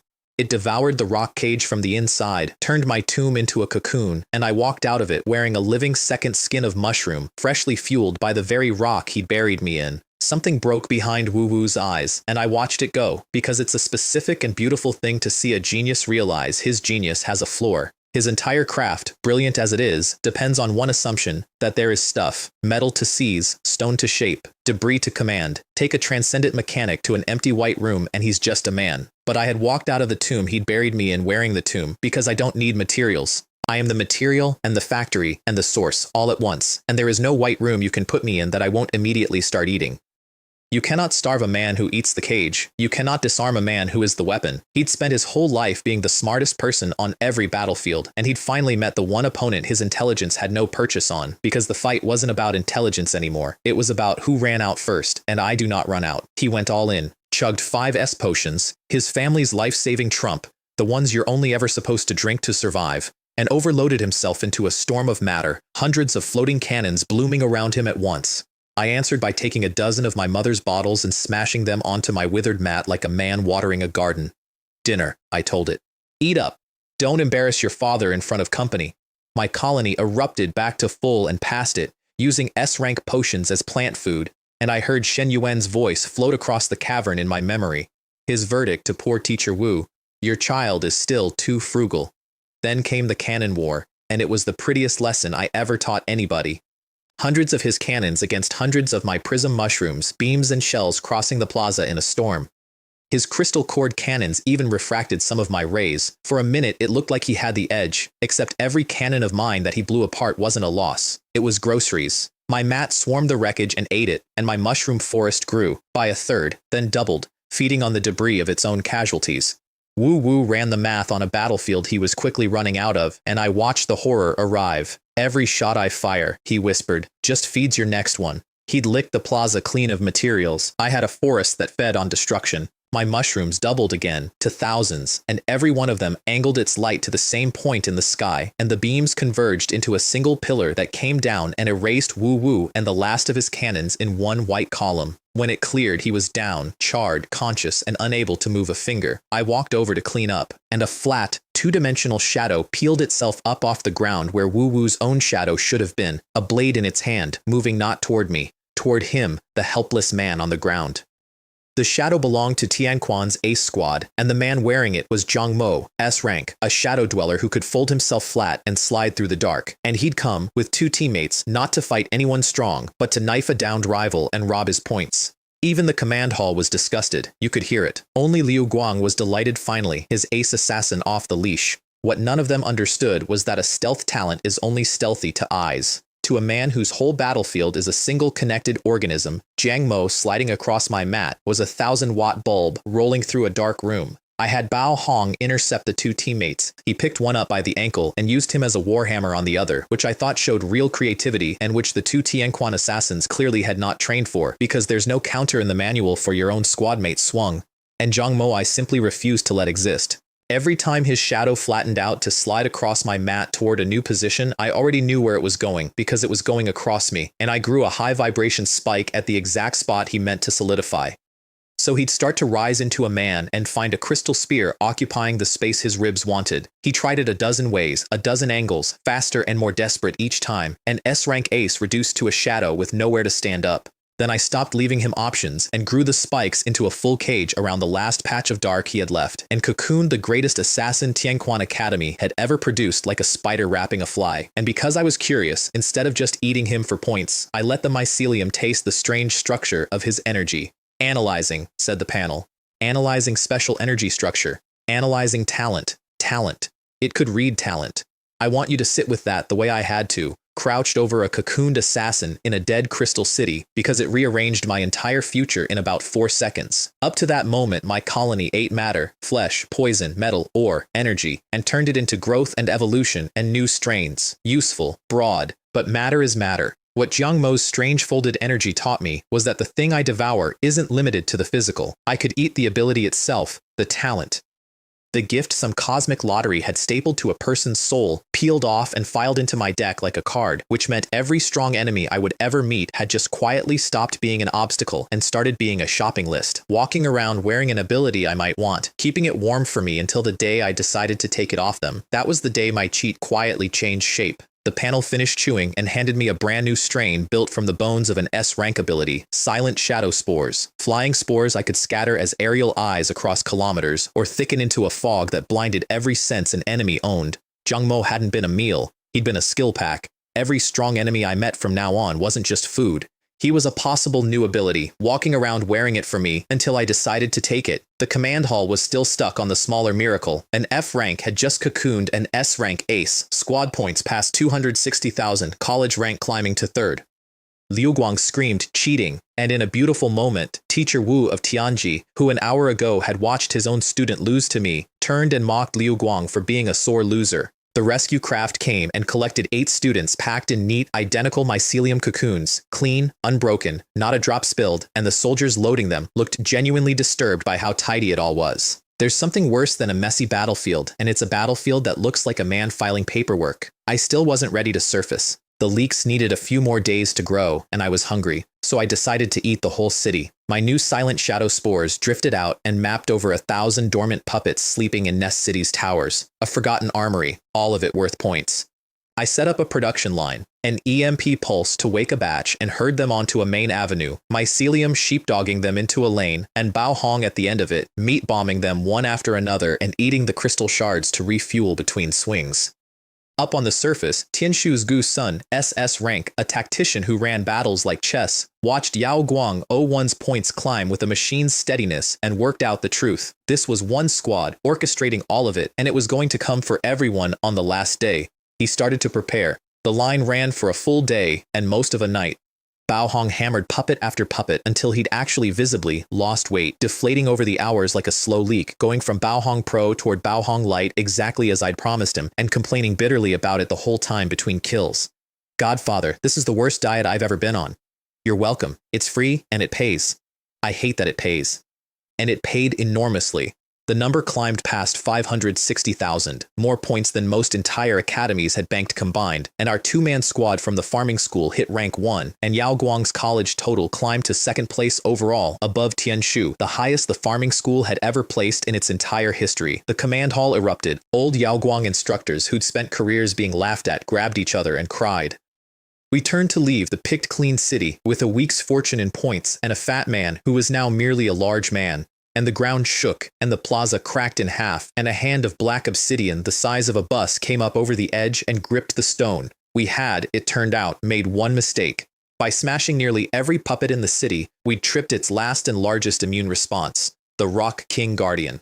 25 meters of black obsidian threaded with magma crystal circuitry, a single lens for an eye, and a threat rating that made my stomach drop. Leader class, manifestation peak, the kind of target the military sends a whole strike force to handle, sleeping under a new student training camp. I hit it with everything at once, high vibration spears, and every prism ray I owned, and it healed the scratches faster than I could make them. Then it tilted its head back, opened a furnace in its chest, and fired a beam straight up into the crystal dome overhead, and the whole city refracted it into a billion needles of light that came down everywhere at once, a saturation rain with no safe square to stand on.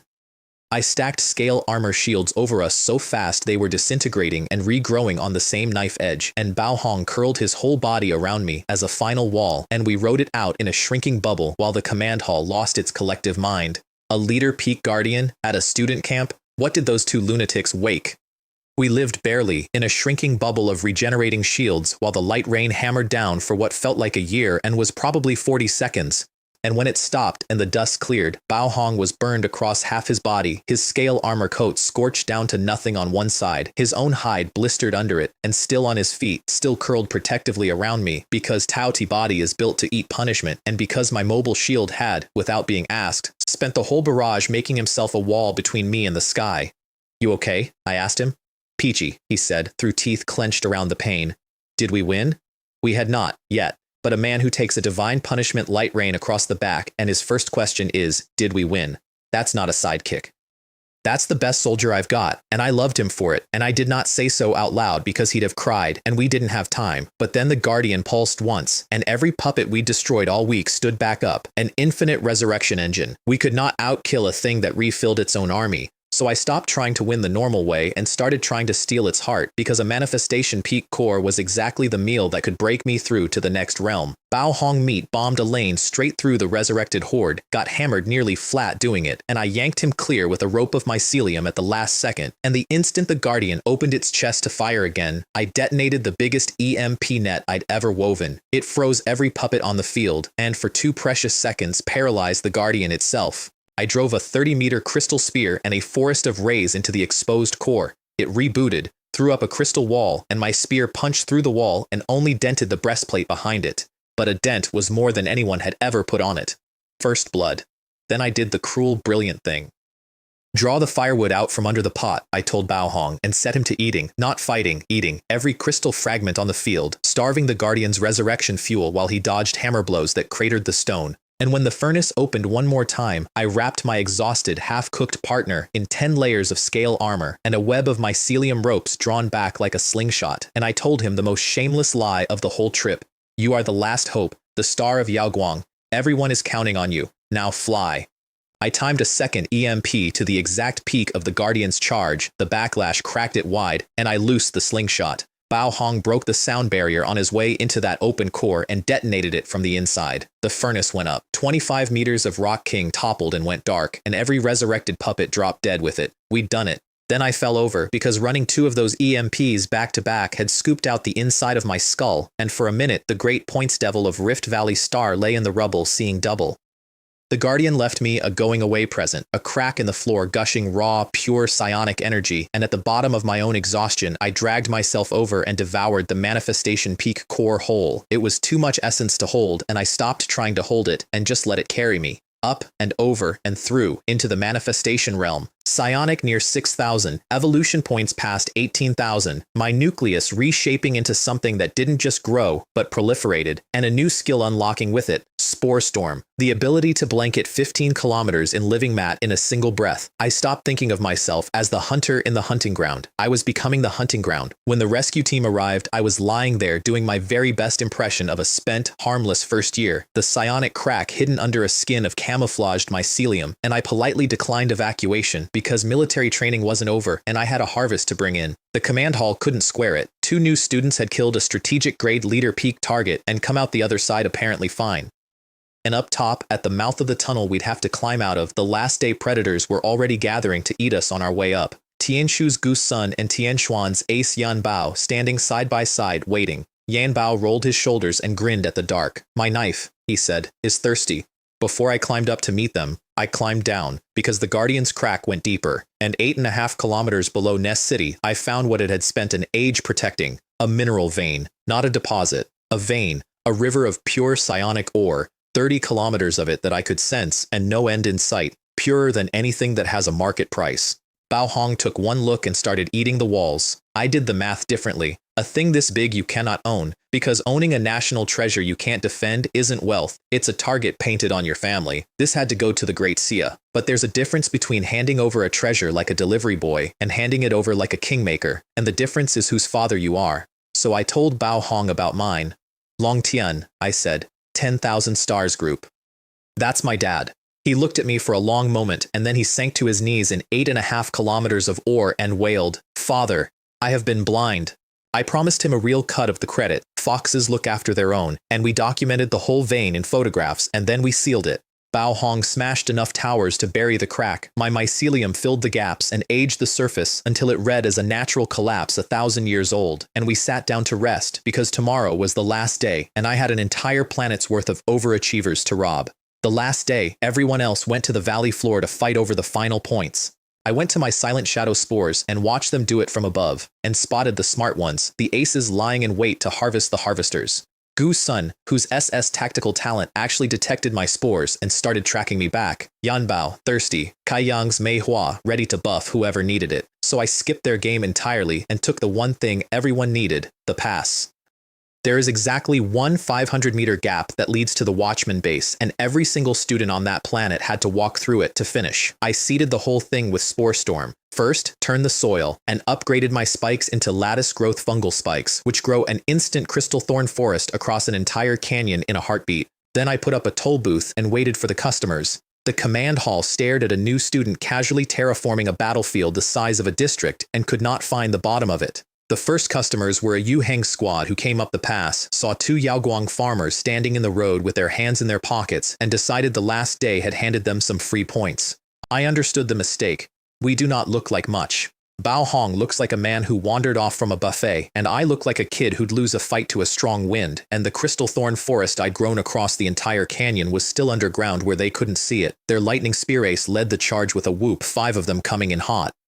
And Bao Hong, wearing a fresh coat of guardian crystal armor over the scale mail, stepped in front of me, opened his mouth, and swallowed the lightning, then the fire, then the whole barrage, Tauti body treating a 5-man alpha strike like an amuse-bouche, and he even burped, which I thought was showboating. The crystal thorn forest closed around all 5 of them, high-frequency edges shredding their shields and pinning their joints, and Bao Hong meat-bombed them into unconsciousness. 28,000 points in 30 seconds. Then 3 squads arrived at once, coordinated, a Tianshuan assault formation, a Tianji tech line, a Kaiyang healer cluster, and I split my attention 3 ways without breaking stride. EMP to kill the Tianji gear, crystal spikes to break the Tianshuan charge, scale armor shields to eat the Kaiyang weakening beams, and Bao Hong, my beautiful boar, straight up the middle of the formation. 3 elite squads, folded in about 3 minutes. That was the moment the teachers in the command hall started crying foul in earnest, unfair, cheating, terrain abuse, it's not a real fight, and the commander with the stars finally stood up and shut all of them down at once. The aliens we send these children to fight, he said, will not line up and duel them fairly. Using the ground, spending the least to win the most, that is not cheating. That is the entire skill. Your students aren't losing because he broke a rule. They're losing because they're weak, and this F rank is giving them the most expensive free lesson of their lives. Watch, and take notes. The hall went quiet. My points climbed like a rocket, and out on the surface the survivors gave me a new name that stuck, the Roadblock, the Points Devil King of Rift Valley. I preferred Roadblock. It had a humble dignity to it, and it undersold me by about 6 realms, which is exactly how I like to be undersold. The customers kept coming all day, in 1s and 3s and whole desperate coalitions, because there was no other road and the clock was running out on the last day, and every single one of them had to get past the 2 Yaoguang farmers or forfeit their week. Some tried to bull through, some tried to bribe us. One genuinely clever Tianji squad tried to tunnel under the pass and met the part of my crystal thorn forest that grows downward, which was a lesson in reading the whole board before you commit, and the points just rained in. A toll booth on the only bridge in the world, run by a man who owns the bridge, the river, and the concept of crossing. Bao Hong started keeping a tally out loud and lost count somewhere past a dozen squads, at which point he simply started greeting new arrivals with, "Welcome to the toll road, please have your points ready," which I thought showed real customer service instincts. The other 6 academies did not come to appreciate the humble dignity. They came to end me. What really lit the fuse was that I let Yaoguang students through the toll for free. 6 academies watching their rivals stroll past my roadblock untouched, while everyone else paid in points and dignity. That turned 6 separate grudges into one army. They formed a punitive coalition, over 100 new students, and they handed the command of it to the best mind on the planet, Gu Sun, the SS tactician, running the whole formation from a real-time mental sandbox like a general moving pieces. Yan Bao as the spear, Manhua buffing the lot. Their plan was actually good. Saturation bomb my mat until it exhausted itself, suppress it, then let Yan Bao cut me down on the cliff while I was empty. Their first volley came down like the end of the world, and a half second before it landed, I simply sank my entire mat underground and let it hit bare rock, under 5% damage. "Free aeration for the soil," I said. "Thanks."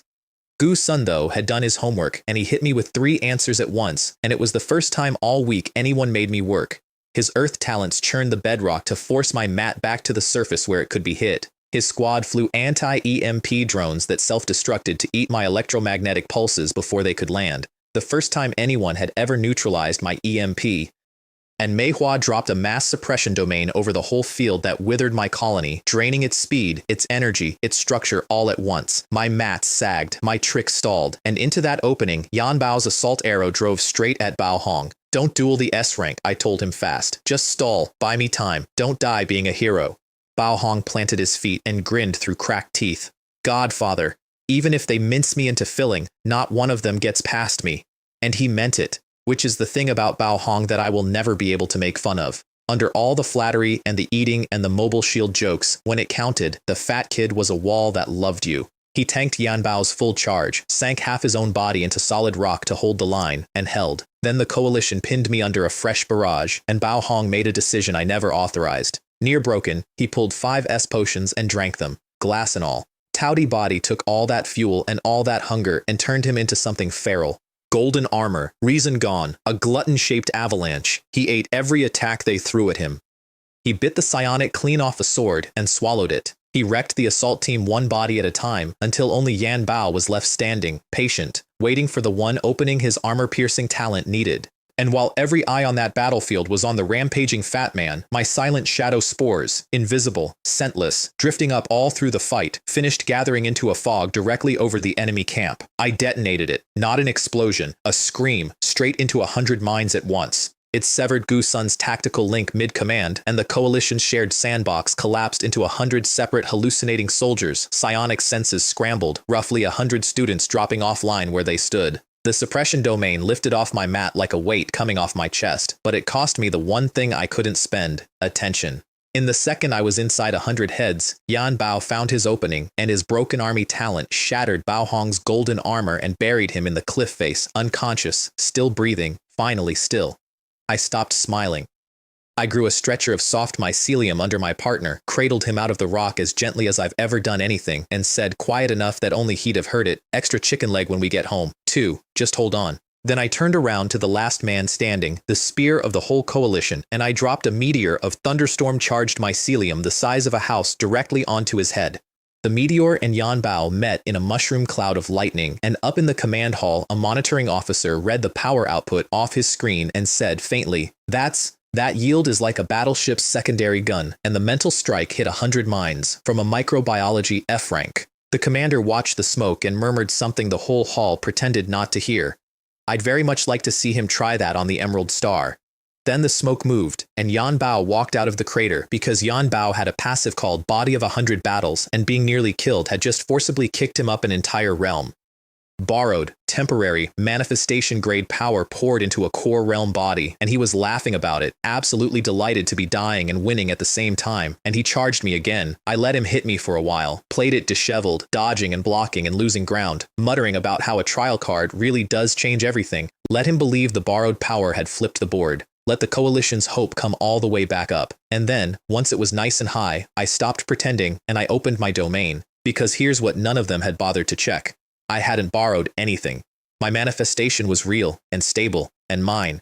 My gray-black devouring domain rolled out and swallowed his crimson battle aura like a tide going over a candle, and giant tentacles of mycelium rose up out of the ground and took hold of the great Yan Bao and thrashed him, patiently, from one end of the cliff to the other, until his stolen realm timed out and dropped him back to core peak and then dropped him, period, face down, and finished. I'd been toying with him the whole time, not out of cruelty, out of respect.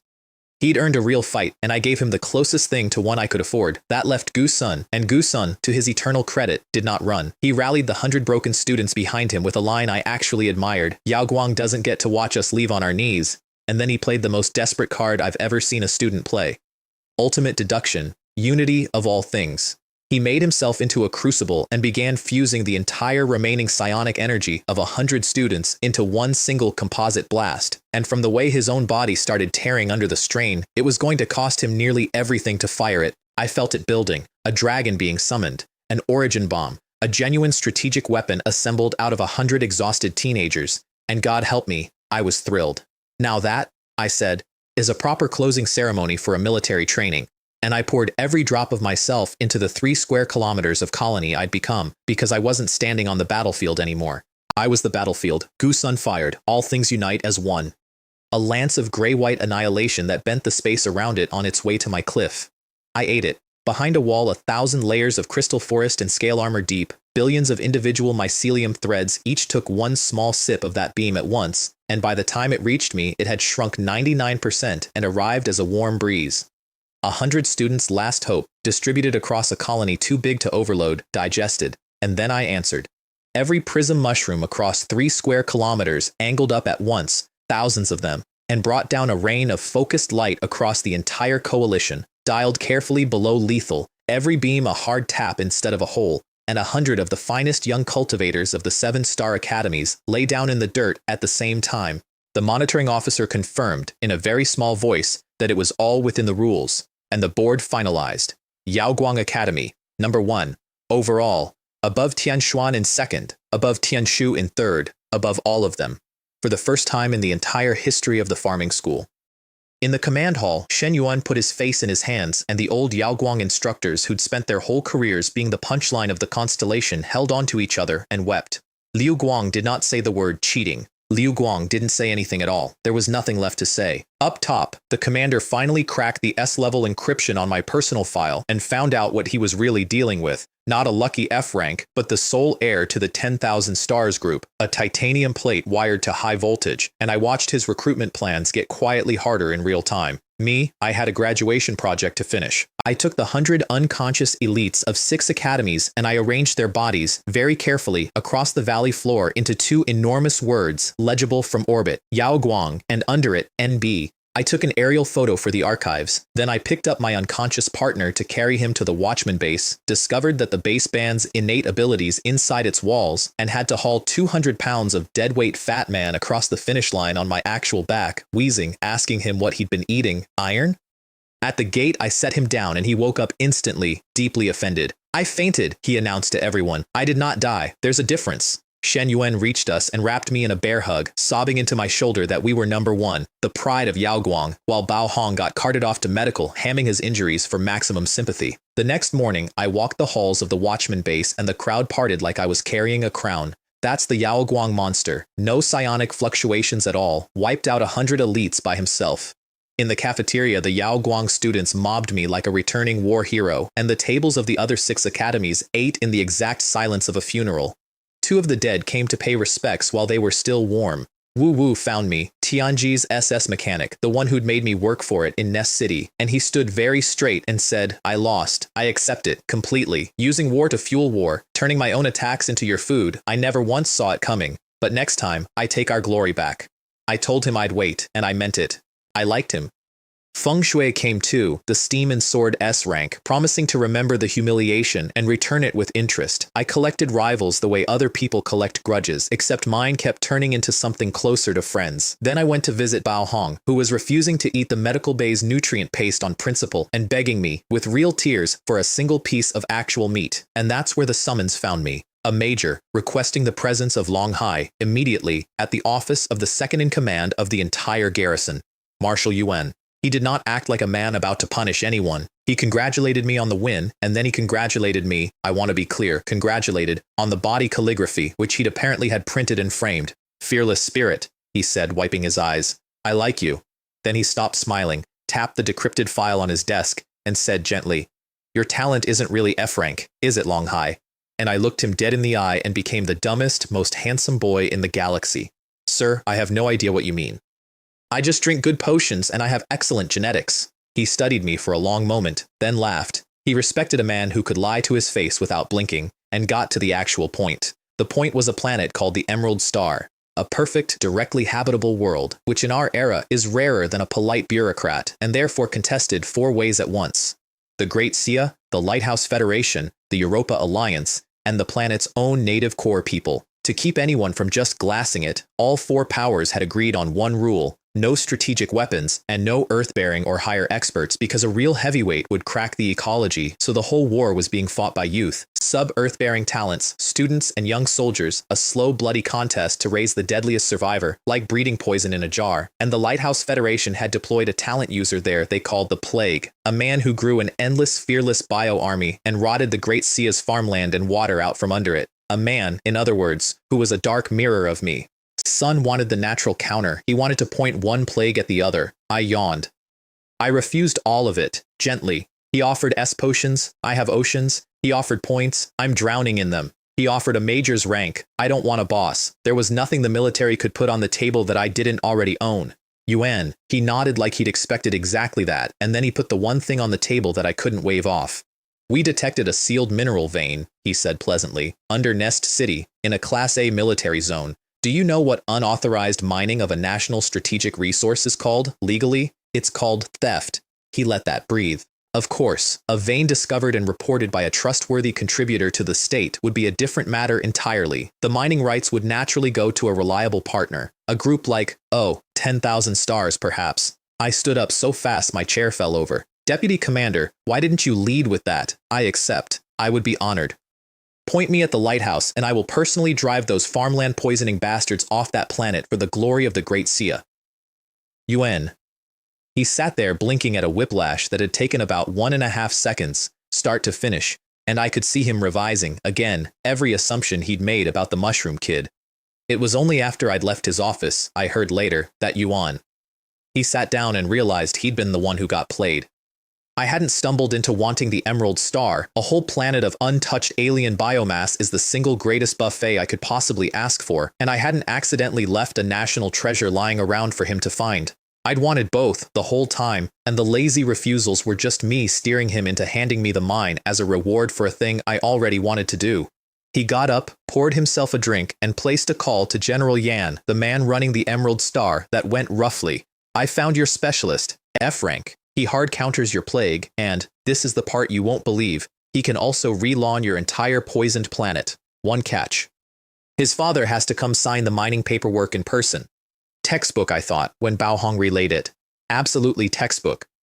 I found my mobile shield in the cafeteria, fully healed and eating a mountain of ribs, because it turns out Tao Ti Body treats food as medicine, and the doctors had written medical miracle on his chart and given up. I told him about the Emerald Star, about the plague, about the vein I was trading to my father, and he didn't hesitate for a second. I'm coming. Someone has to protect you.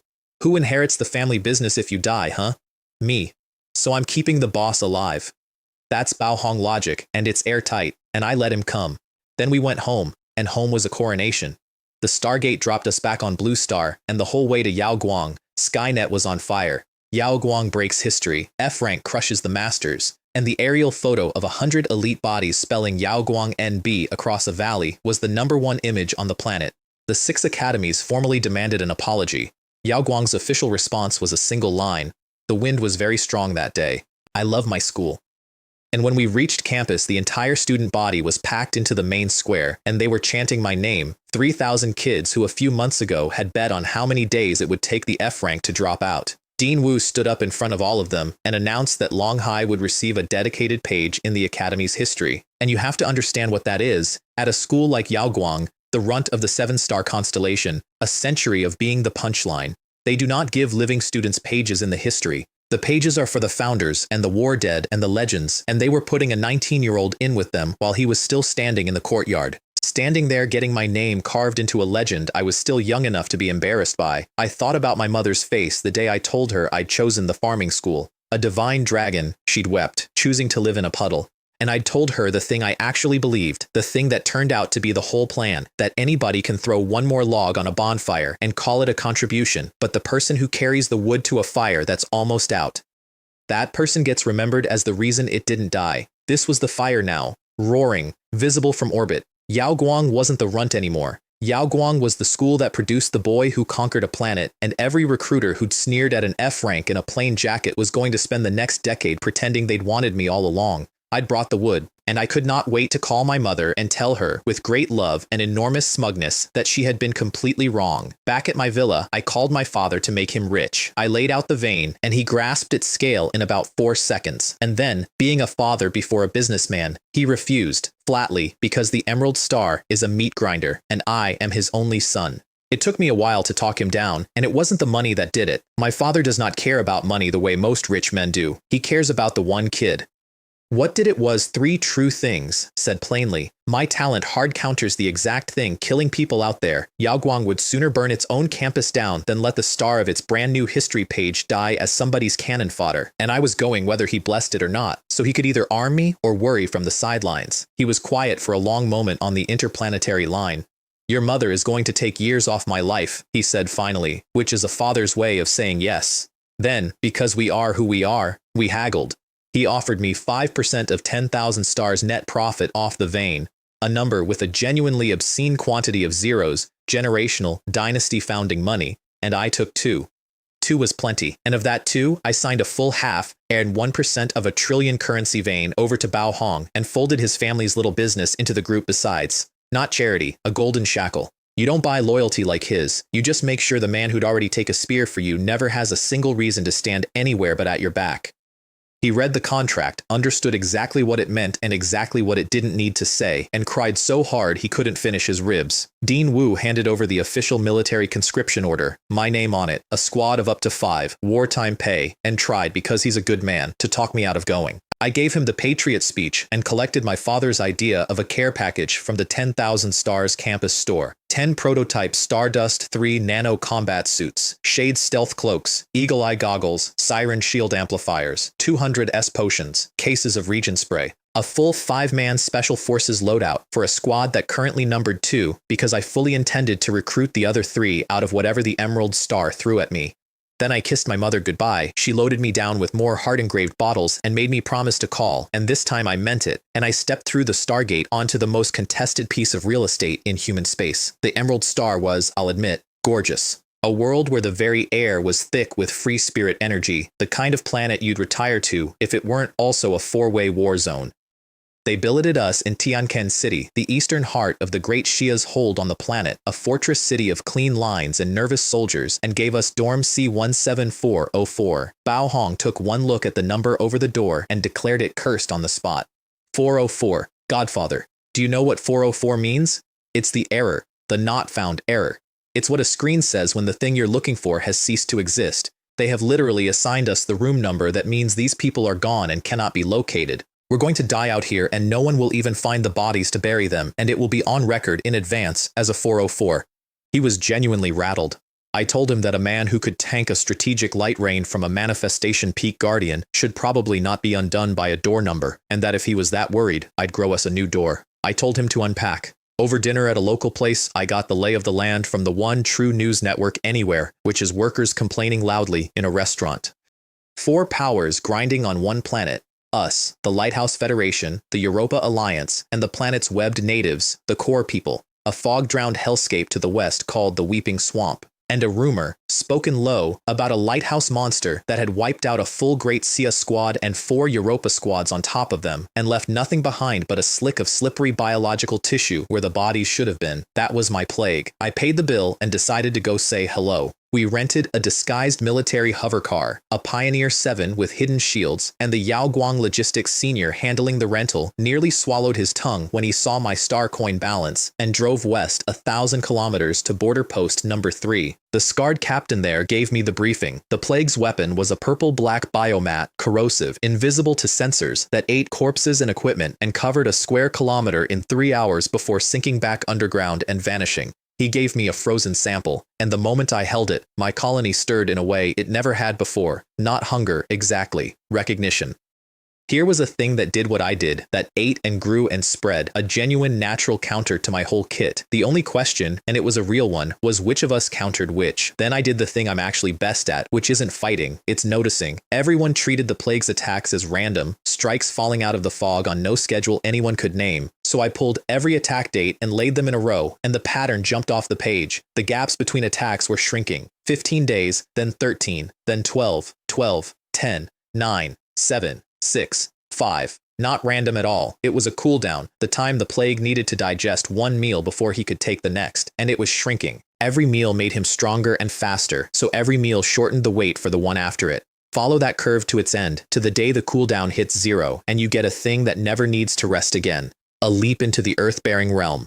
A walking apocalypse, on a planet that had banned every single weapon capable of stopping one. I also noted, with a certain professional smugness, that my colony had settled onto an alien planet and started eating instantly, no digestion cooldown at all. The plague was, frankly, a disgrace to our shared profession, and the curve said the next attack was due on day 5, which was today. And right on cue, the post's alarm went off. A Great Sia convoy hit 30 kilometers to the southwest. I was already running for the car. The valley was a slaughterhouse when we reached it, a dozen trucks and the people who'd been driving them dissolving into a spreading purple-black carpet that was digesting metal and men with the same patient indifference. I put my hand flat on the ground at the edge of it, and for the first time since I woke up in this life, something ate back. At the microscopic level, my mycelium and the plague's mat met and devoured each other, thread for thread, a war too small to see fought to a bloody standstill on contact. My mat had never been stopped by a living thing before. Huh, I said. Provocation. On my turf. Then I stopped being sporting about it. I switched strains, pulled up my devouring mycelium, the one I'd built in a poisoned desert to eat contamination itself, and I stopped treating the plague like an enemy and started treating it like what it really was, a pollutant. And I have never once lost to a pollutant. The microscopic war flipped one-sided in seconds. My devouring mycelium ate the plague's carpet clean off the valley floor and kept going, pulling a century of nothing out of the soil until the ground was cleaner than it had been before the attack. The captain and his soldiers stood there and saluted me, because nothing had ever beaten the plague at its own game, not once, and here was a kid doing it before lunch. But then I looked at what was left of the convoy. Great Shia mining workers, civilians, people with families who'd been driving trucks, and whatever was funny about the day drained out of me. I don't do a lot of cold. I did some right then. I sent my silent shadow spores sweeping out across the fog, and half a kilometer on, they found it. The lair. A pulsing purple-black nest, thousands of biomonsters standing guard around a central structure that beat like a heart. I didn't wait for a plan. I jumped out of the car over the nest, spore-stormed a 500-meter mat into existence in the air beneath me, rode it down soft, and hit the ground already deployed, a crystal thorn forest erupting through the front ranks, thunderstorms sheeting across the swarm, monsters going down in waves, and out of the heart of the nest walked the plague himself. A young man, blonde, blue-eyed, wearing the serene arrogance of someone who's read his own press. A perfect army, he called across the field, gesturing at his horde like a proud parent. Grown from genetic blueprints, flawless, endless. Meanwhile, I found out later, the command center back in Tianquin City was having a heart attack of its own.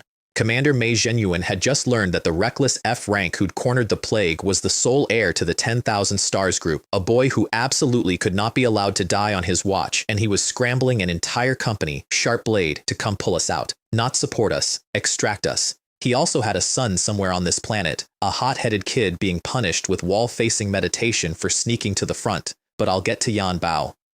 The plague and I fought army against army, and for a while it was a genuine grind. He flooded monsters at me in waves that didn't stop, bone blade centipedes and acid scorpions and things I didn't have names for, and my lattice forest cut lanes through them, while my scale armor shields held the flanks. But holding a line costs psionic, and I could feel mine draining while he stood in his nest, looking bored. "Do you feel it?" he called, delighted, watching my mat thin.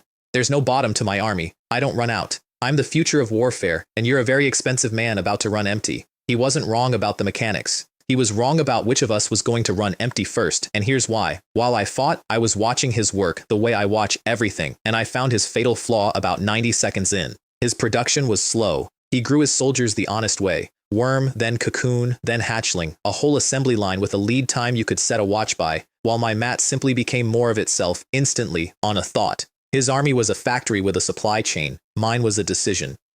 He was, at the deepest craftsmanship level, a worse version of me, built by a committee, and I found that genuinely insulting on a professional basis.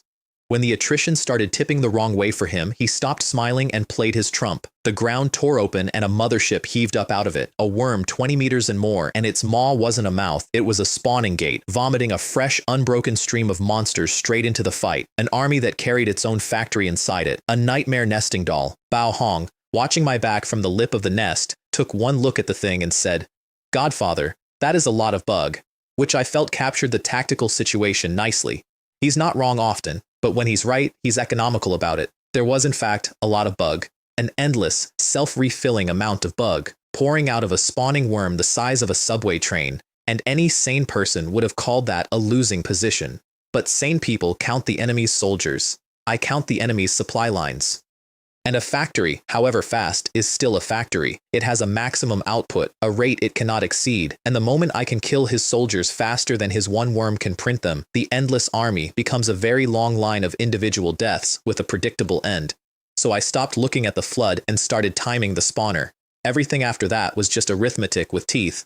So I stopped grinding and dropped the act. Every prism mushroom I owned came up at once, and it turned out that an army bred to overwhelm biology has a real problem with focused energy. The ray rain mulched the swarm faster than the mothership could refill it. I smashed 3 S potions onto my mat as plant food to out-sustain him, and across the field I actually heard him shriek, "What spendthrift planet are you from?" The exact wounded noise of a man who grows his army for free meeting a man who buys his with a bottomless card. Then great Xia aircraft came screaming in over the ridge, and the plague made the only smart call left to him. He ordered his whole army into a suicide charge as a smokescreen, dove headfirst into his mothership's maw, and sank into the earth.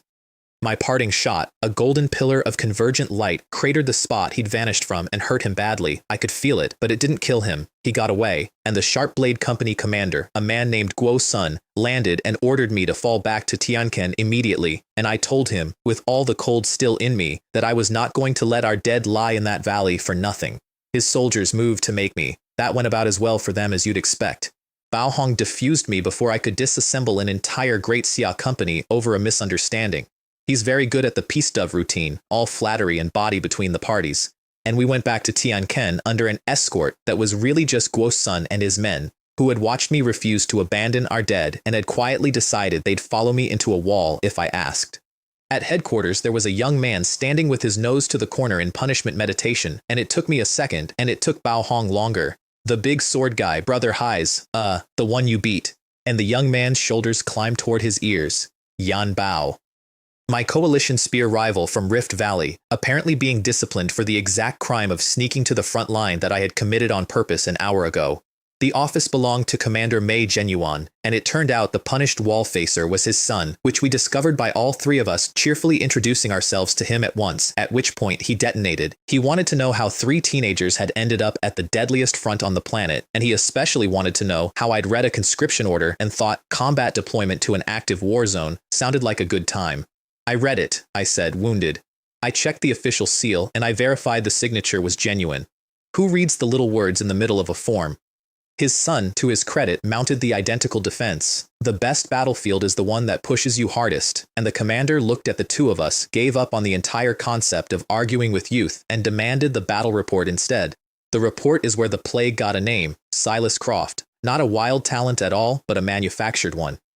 the secret ace of Star Ring Dynamics, one of the Lighthouse Federation's military-industrial giants, S-rank, manifestation realm, talent designation hive, and a perfect combat record for the simple reason that he had never once left a survivor to file a report. Then they played my helmet footage. The mat, the spikes, the thunderstorm, the ray rain, the casual smashing of S-potions into dirt as fertilizer, and watched a first-year force Silas Croft to flee for the first time in his career, and the room went very quiet. I broke the silence by lodging a formal complaint against the commander. With respect, sir, your rescue aircraft scared off my fish. I had him. He was one bad decision from dead, and your very loud, very considerate helicopters spooked him into a hole.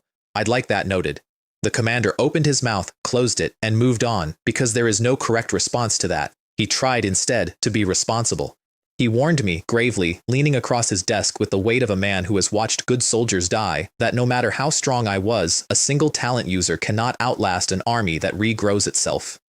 That my psionic would run dry, and Silas's swarm never would, and that was the arithmetic that would eventually kill me. It was a genuinely good warning, so I reached into my bag and upended it across his desk. S-potions, dozens of them, rolling and clinking over his reports and his commendations, and his very important pen, and I let the pile speak for a second before I did. He grows his army for free, I agreed. It's very efficient, I respect it. But here's my situation, Commander. I'm not short on money. I am, in fact, the single least money-short person you have ever had in this office. So the real question isn't whether he runs out before I do. It's whether Star Ring Dynamics gives their pet monster a year-end bonus, because I would genuinely like to know what my competition's compensation package looks like before I decide how hard to flex. The commander looked at a small fortune in medicine scattered across his desk like I'd emptied a bag of live grenades onto it, and I watched him understand, fully, for the first time, exactly what kind of weapon the state had accidentally recruited.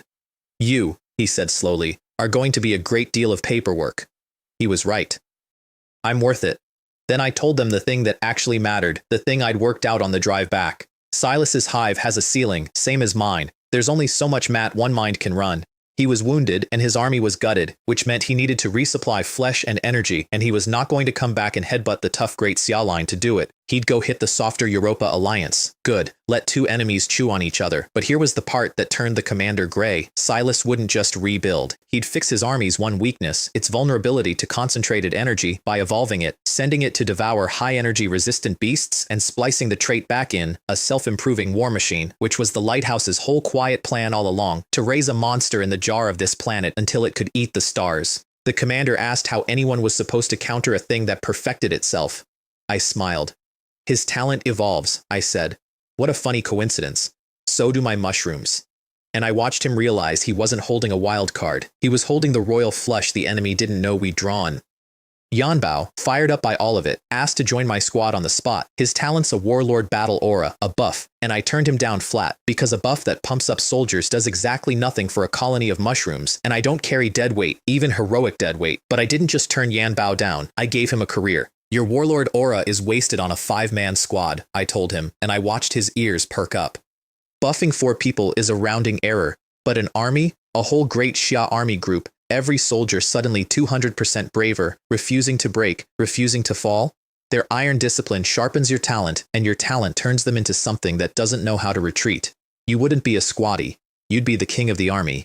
He was on fire by the end of it. His father was delighted, and I had, in one speech, made a battle maniac feel like a chosen hero while removing him from my personal vicinity so I could go back to slacking off in peace. Yanbao shipped out to the 3rd Pioneer Battalion as a private, glowing like I'd knighted him. His father shook my hand twice. Everybody won, mostly me. And here's the part that still makes me laugh. I'd made the whole thing up as a way to get a violent lunatic out of my personal space, and every single word of it turned out to be true. That happens to me more than you'd think. I lie to make my life easier, and the lies keep coming true and making the world better, and everyone thanks me for my wisdom. I've stopped fighting it. Some men are burdened with terrible luck. I'm burdened with the opposite, and a talent that eats gods, and a mother who'd nuke a stock exchange for me. It's a hard life. I bear it bravely. The commander, either as thanks or as a leash he'd decided to make comfortable, gave me the run of the planet, an independent action team designation, 7th Special Recon Squad, which let me draw supplies anywhere and act with total autonomy, plus a Peregrine Falcon stealth aircraft. Do whatever you want, he said, exhausted. Just survive. So I repaid him by cleaning up a mess his experts couldn't. West of the city were the military reclamation farms. The Great Sia's breadbasket on this planet, except Silas had poisoned huge stretches of it into dead purple ground that the agronomists had written off entirely. I spore-stormed the first field, laid down my devouring mycelium, and pulled the death out of the soil like pulling a splinter. The farm boss, a weathered man named Jin Feng, actually wept into his hat. It was too slow for my taste though, so I upgraded on the spot, turned my purifier into a deep purification mycorrhiza that worked 3 times as fast, sharpened my corrosion resistance a grade, and then I really got going. They started calling me the god of fertility, and I want to be clear that I did nothing to discourage it. 5 farms, 30+ square kilometers of dead purple ground turned back to honest green in half a day, and the command center's phones lit up with agricultural officers filing formal requests. Not for supplies, not for reinforcements, for permission to build me a shrine. An actual shrine, with, I was given to understand, a mural. Jin Feng the farm boss wept on me twice more and tried to give me his daughter's hand in marriage, his house, and a controlling interest in a soybean cooperative, in that order, and I turned all 3 down and accepted a very good lunch. When the commander called, wary, to ask how exactly a microbiology student was unpoisoning land that his best agronomists had condemned in perpetuity, I told him, with the perfectly flat face of a man protecting a trade secret, that it was proprietary quantum resonance bioenzyme deconstruction, patent pending, and that he should simply trust the science. There was a long silence on the line. That's not a real thing, he said. The wheat is real, sir, I said. Look at all the wheat. He did not trust the science. He also, standing in front of 30 square kilometers of it, could not argue with the wheat, and that is the whole secret of dealing with authority. Give them a miracle and a nonsense explanation, and make them choose which one to fight. Then, Farm 8's alarm went off, because paradise on this planet comes with teeth. The teeth this time were bone-melting monitor lizards, 5 meters each, spitting acid that ate through a tractor like it was wet paper. I let Bao Hong have the whole pack, and it was a genuine pleasure to watch because somewhere between Rift Valley Star and here, my mobile shield had quietly become a monster in his own right. This was not the fat kid who'd charged the Windridge beasts and gotten his shield cracked on the first exchange. He waded into a dozen acid-spitting lizards in his scale armor coat like a man wading into a ball pit, snapping necks with his bare hands, meat-bombing the big ones through barn walls, and simply eating the acid on a hide that used to blister and now just steamed a little and shrugged. Gluttony let him bite chunks out of them and heal off the meat mid-fight. He'd stopped being my shield and started being a weapon I happened to also feed. When the last lizard went down, he wasn't even winded. He was disappointed there weren't more and asking whether we could keep one for the pot. My colony ate the corpses and handed me a new toy, the corrosive fungal gall. Hidden sacks I could grow anywhere and pop as chemical weapon turrets. An enemy's own acid turned into my area denial.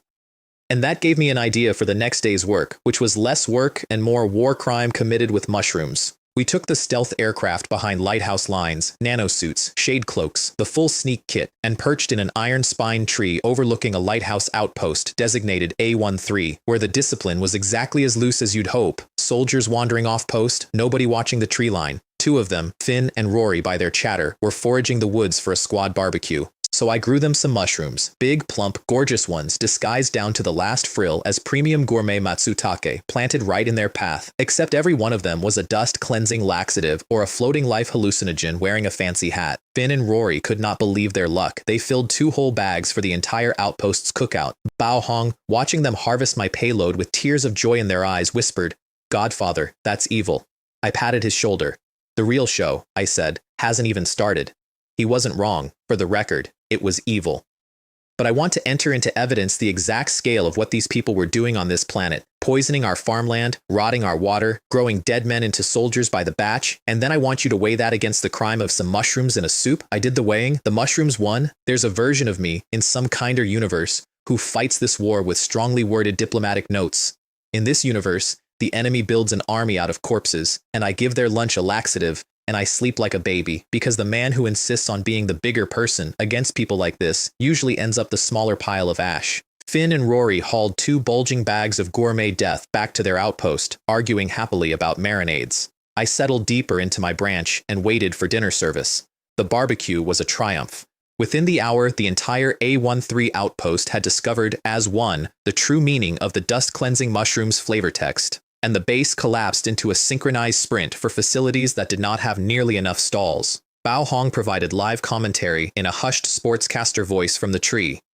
I was just about to go down and finish the crippled outpost off when my silent shadow spores prickled. A Europa Alliance elite squad, 20 strong, led by a brute they called Fang, was sneaking in to loot the outpost while it was down. I love it when the food orders itself. I settled back into the branch and grew a fresh crop of floating life hallucinogens upwind, seeding the approach the Europa squad would have to cross, and then I did the hardest thing I do, which is nothing. This is the discipline nobody teaches, the one that wins more fights than any strain in my deck: patience. Every instinct in a strong person screams to be the one who acts, to charge in and settle it, to be the main character of the moment. And every time you obey that instinct against two enemies who could just as easily kill each other for you, you've done their teamwork for them. So I sat in a tree over a crippled outpost and a sneaking ambush and did not move a muscle, because doctrine, as always, is simple. Let the dogs fight, and whichever one is still standing at the end, bleeding and spent and certain it's won, that's the one I take home. Europa hit the outpost like professionals. Their tank talents soaked the turret fire while their ranged units methodically dismantled the defenses, and they cut down the laxative crippled lighthouse soldiers who, to be fair, were fighting a war on two fronts and losing badly on the more urgent one. And then, at the peak of their victory, my hallucinogens rolled over the Europa squad, and 20 of the Alliance's finest began to have a series of profound personal experiences. Fang slow danced with a rock. Two others tenderly cradled a crate of ammunition and named it. It was going beautifully until their squad healer, who had a genuine holy light purification ability, swept it across her team and burned the hallucination out of them, and they started reassembling into soldiers, which was annoying. And then the ground began to shake, deep and rhythmic, and I felt the mothership signal in my back teeth, and my whole plan got a great deal better. Silas Croft came back. He'd been tunneling toward Europa for his resupply, exactly as I'd predicted, and the noise of the three-way brawl had drawn him like a shark to a swimming pool. He surfaced into the middle of the exhausted Europa squad and fed them to his swarm. I'll spare the details. The swarm was thorough, and there was very little left to loot afterward. The Europa survivors broke and ran, and the direction they ran, because the universe has a sense of humor, was straight toward my tree. So I stood up on the branch and let Silas see me, and I drew one thumb slowly across my throat. "I let you go last time," I called down. "Let's pick up where we left off." Bao Hong dropped out of the canopy to pen in the fleeing Europa stragglers so nobody wandered off with points that belonged to me, and every prism mushroom I'd been quietly seeding in that tree line for the last hour turned toward Silas Croft at once and lit up. Silas answered the way he always did, by drowning the problem. Thousands of bone-bladed centipedes boiling up out of the ground in a tide meant to bury me, and I did the thing he could never afford to do. I smashed 5S potions onto my mat and matched his endless army with a rain of light that simply ate through it, wave after wave, my forest of prisms never once running dry while his swarm thinned. He read the math the same way he had the first time, losing again, and he broke for his exit, diving toward his mothership to sink into the earth and vanish like he'd done a dozen times to a dozen squads that never lived to warn anyone. Except this time, I'd been standing in that tree line for an hour with absolutely nothing to do but wait for the food to arrive, and an idle gardener is a dangerous thing. I'd spent that whole hour seeding the ground, not the surface, the deep ground, 10 meters down, a vast dormant lattice of crystal thorns sleeping in the dark under the entire clearing, keyed to a single trigger. Because I'd fought Silas twice now, and both times he'd ended the fight the exact same way: dive into the mothership, sink into the earth, gone. It was his one reliable move, and a man's one reliable move is the leash you hang him with. So when the mothership dove this time, right on schedule, right where I knew it would, I pulled the trigger. The whole buried lattice woke and erupted upward at once. A forest of crystal thorn punching straight up through the soil directly into the descending worm's belly, impaling the thing mid-burrow, and then heaving it back up out of the ground it was trying to escape into, turning his getaway car inside out, and Silas Croft came up with it, flung out of his own escape hatch into open air, where I'd been politely waiting the whole time. My spikes caught him, pinned, carefully, around the vitals, because I wanted this one confirmed, not messy. Then every prism I owned angled in, and their beams converged on a single point, and for one white second, there was a small sun on the emerald star. When it faded, there was a crater of glass where the plague of the Lighthouse Federation had been, and a kill I could file with a clear conscience. My mat swept up the dead swarm and handed me one last gift off his corpse. The rock-solid fungal bastion, mineral-fused fortifications I could raise anywhere, a whole discipline of positional warfare unlocked from the bones of a man who'd built armies. The Ark's first real monster was dead, and I'd killed him with patience and a garden. I didn't even get to enjoy it. A shot came out of nowhere. No sound, no muzzle flash, an invisible round crossing kilometers to punch me between the shoulder blades, and only a reflexive slab of scale armor kept it from going through me. By the time I spun the mat around to find the shooter, there was nothing there. Gone. A professional, a real one, on a level none of the students or squad aces I'd met came close to. Bao Hong finished penning up the last of the Europa stragglers while I stood there rubbing the dent in my back, recalculating. I'd thought this planet was a sandbox full of children playing war. That shot said otherwise. Somewhere on the Emerald Star was a grown-up, and he'd just taken a number and gotten in line. When I reported the kill, Commander May was over the moon. Silas Croft dead meant an entire strategic sword snapped off in the lighthouse's hand. But the second I described the sniper, all the joy went out of his voice because it matched no intel he had, and a top-tier ghost with no file is exactly the kind of thing that keeps commanders awake at night. He ordered us back to Tianquan to report in person. I thought about that shot the whole drive back, and it bothered me for a reason I couldn't name at first.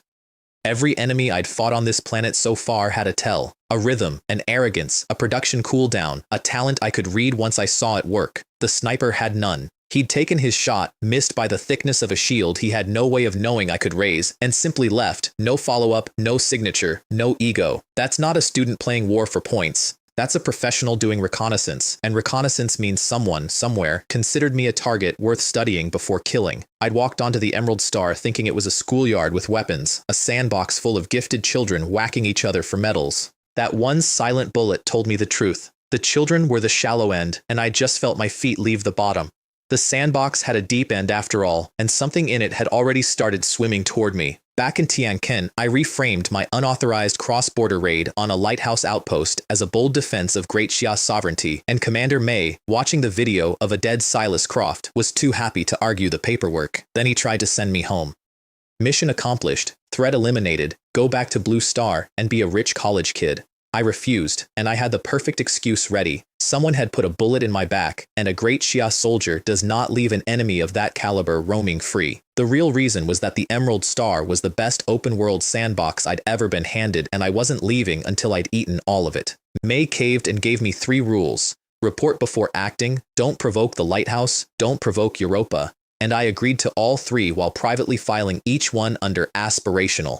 The next intel came, as always, from a restaurant. This time the talk was of the Eastern Ocean, super tides that threw waves tens of meters inland, a twin moon shark the size of a building, and the moontide crystal, a mineral that forms only at the peak of the twin moon's gravity and refines into anti-gravity engine cores, which is why all 3 powers keep armed collection points on that coast. A publicly funded seaside vacation, in other words, with a strategic mineral to justify the expense report. The moontide crystal was the whole reason the coast was worth dying over.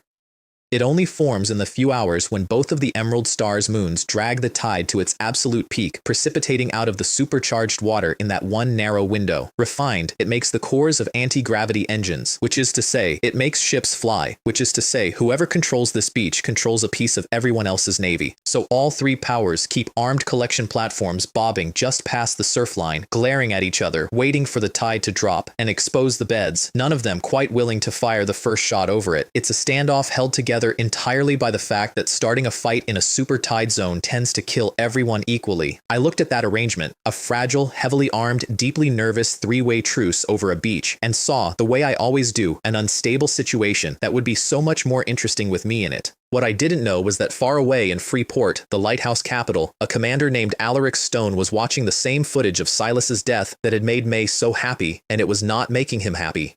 Silas had been Star Ring Dynamics' crown jewel, a 3-year budget of a small war investment, and a 19-year-old with mushrooms had just cratered him on video. Stone ordered a full dossier on me. Everything, family, school, the works. And then he did the thing that men in his position always do when their expensive toy breaks.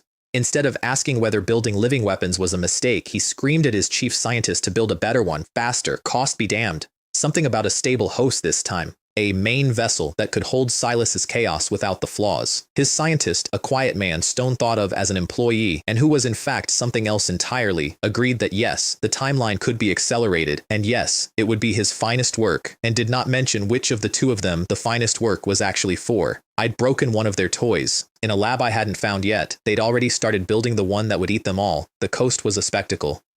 A wall of ocean marching in and back out, Great Xia semi-submersible platforms and rival ships all hovering just past the surf line, waiting for the low tide that would expose the crystal beds. While we waited, I ran an experiment because a new environment is a new flavor and I can't help myself. I slipped a tendril of mat down into the seawater to see what would happen, and what happened was rude. The salt drew the water straight out of my cells, and the pressure crushed what was left, and my mycelium died about as fast as I could grow it. The ocean, it turned out, wanted nothing to do with me. Unacceptable. Shu Yuhan. Sorry, Shu Yuhan wasn't with me yet. This was still just Bao Hong, watching me poison my own mushrooms into the sea and eating a packed lunch. Asked why I didn't just, stay on the boat, because the boat isn't the point.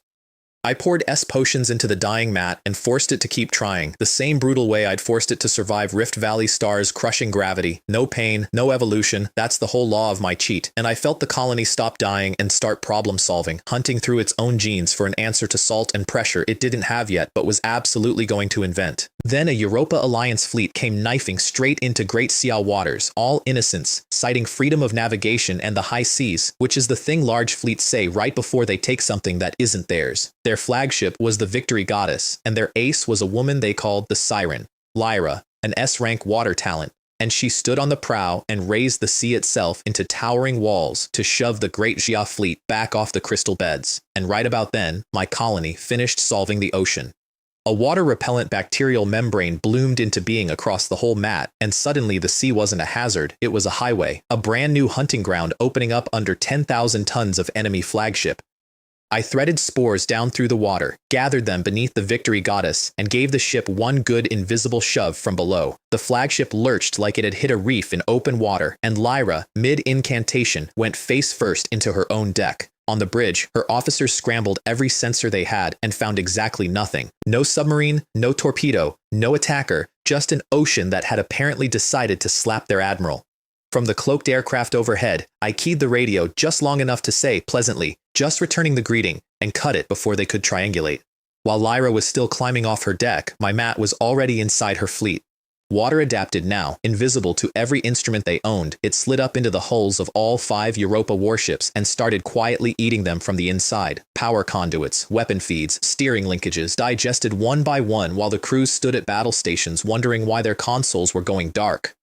The Great Xia captain across the water, watching 5 enemy warships mysteriously lose power at once, got on the open channel to ask if their boats were drunk and whether they'd like to arrange a paid tow. Lyra, humiliated past reason, did the thing that turned my afternoon from mischief into something colder. She chugged a potion, reared up the ocean, and threw 300-meter killing waves. Not at me, at the 3 Great Xia warships, the ones crewed by my compatriots. So I jumped off the aircraft into the sea. I smashed dozens of potions into the water on the way down, more than I'd ever spent at once, and I raised a rock-solid fungal bastion straight up off the seabed, a dome anchored kilometers into the ocean floor and skinned in scale armor, thrown up between the tsunami and my people in the half-second I had. The 3 waves broke over it, and it held. Every Great Xia sailor on those decks lived, not one casualty, and when the water settled, they were all standing at their rails, looking at the mushroom dome that had just eaten a tidal wave for them, and then they were saluting it, and me, and while they saluted, my mat finished its meal.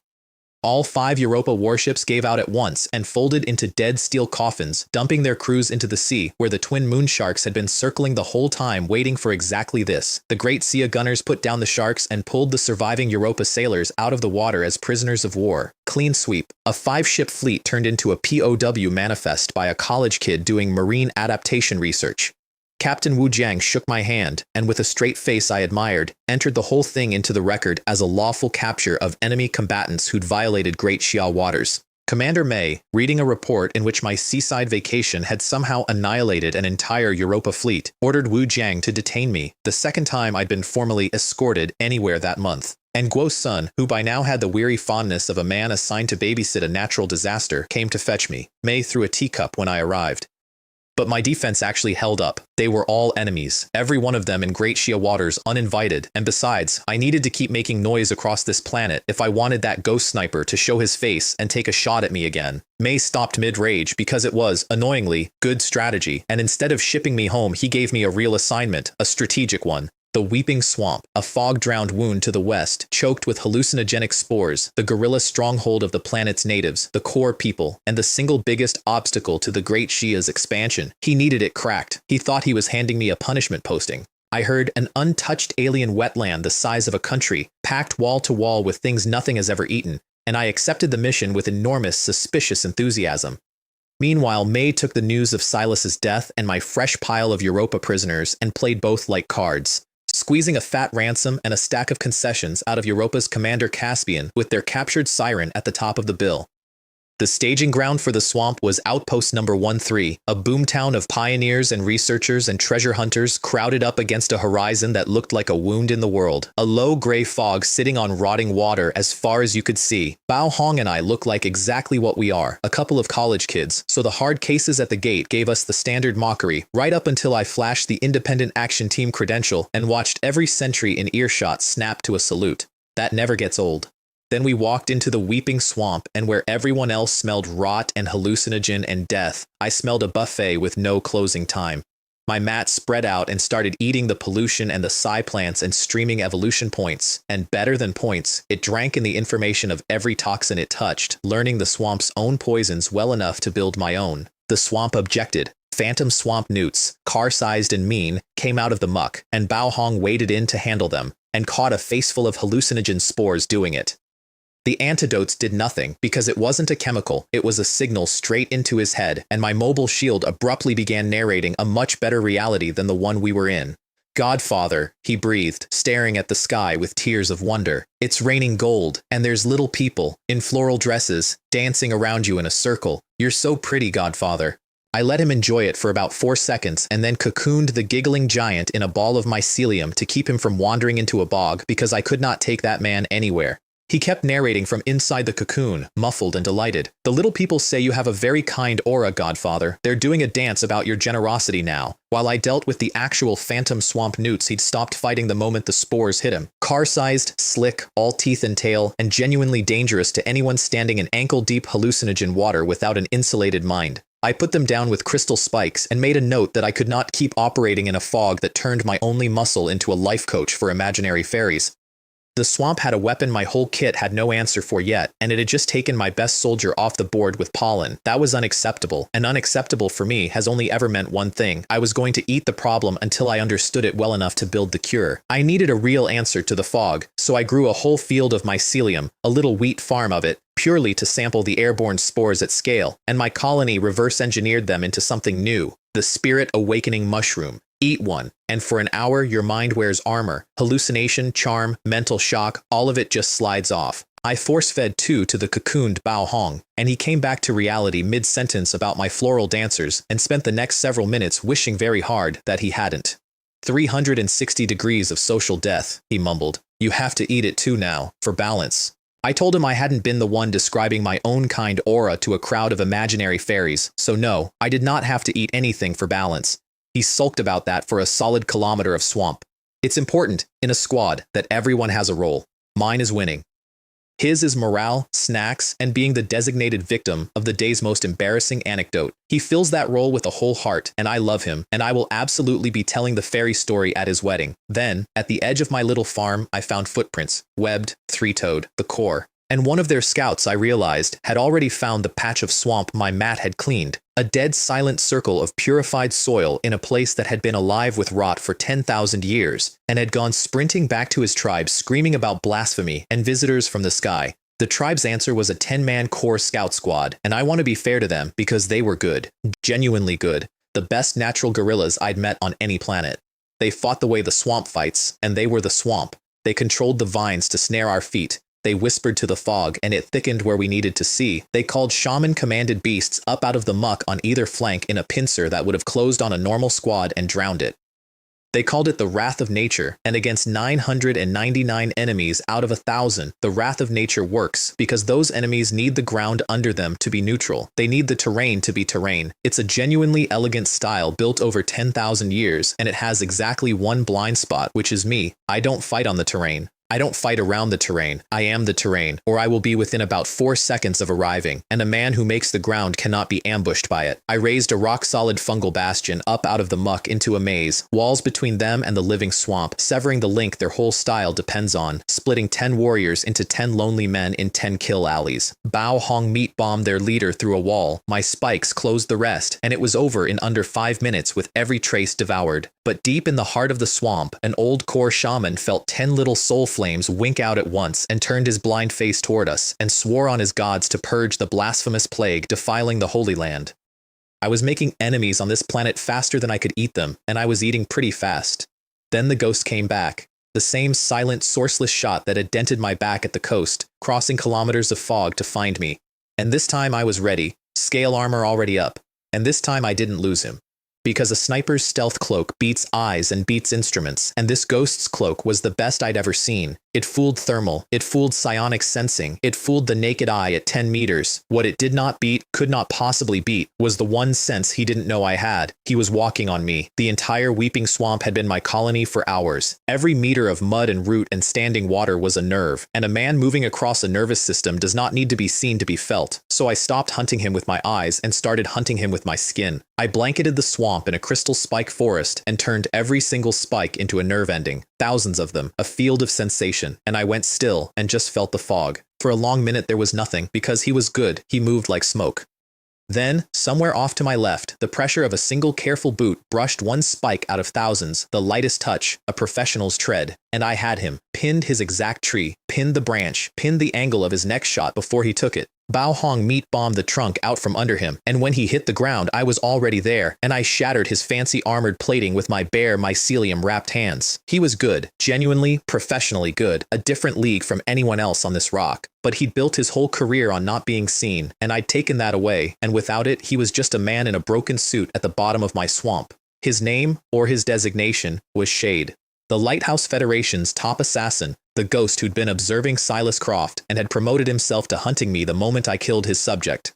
I finished it, because a man who shoots you in the back twice does not get a third invitation, and when I peeled the crest off his shattered armor, it wasn't Star Ring's mark. It was the eagle of the Lighthouse Military High Command itself, which meant I was now officially, personally, on the Federation's kill list. I considered this news, decided everyone on the planet already wanted me dead, so the list was mostly a formality, and got back to work. Because Shade had cost me time, and I'd come here for the swamp's heart. I'd finally worked out what the Weeping Swamp actually was, not a wasteland, but a machine, a self-sustaining bioreactor, an underground psionic vein feeding the roots recycling the vein's energy into toxin and the toxin back into energy, a closed loop that had run for 10,000 years. And every machine, no matter how old, has one master switch. I just had to find the core node and break it. I found the core by following a scream. A psionic explosion went off across the swamp, big and desperate, and when I got there, a young woman was backed against a dead tree with a dozen core warriors closing in. Her whole squad already dead in the mud around her, her own reserves clearly scraped to nothing, and the core in no hurry, chanting because they wanted this one alive.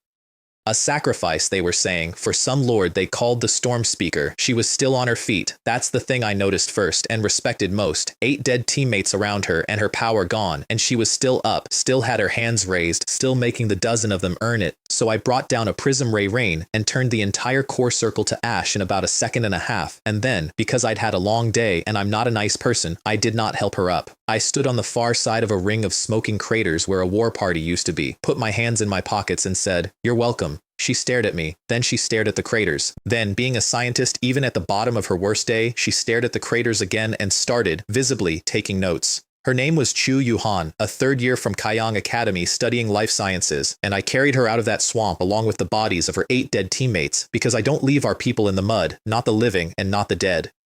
Far away in Freeport, Alaric Stone got confirmation that his top assassin had died the same way his ace had, to me, and gave the order to stop waiting for his new weapon to be finished and start throwing the unfinished test subjects at me now. Chu Yuhan woke up at Outpost 13, and instead of going home to grieve, asked to join my squad. She had 2 things I wanted. One was intel. She knew roughly where the swamp's core lay, and she knew what the core were building toward. The tribes were massing, all of them, for a great ritual at a deep sacred tree that would flood Outpost 13 with hallucinogen spores and then let 10,000 warriors walk over the choking survivors. The other thing she had was her talent, and when she described it, I nearly hugged her. S-rank support, life echo, hyper-accelerated healing, and a field she called All Things Grow that supercharged the vitality of everything living inside it. Everything living.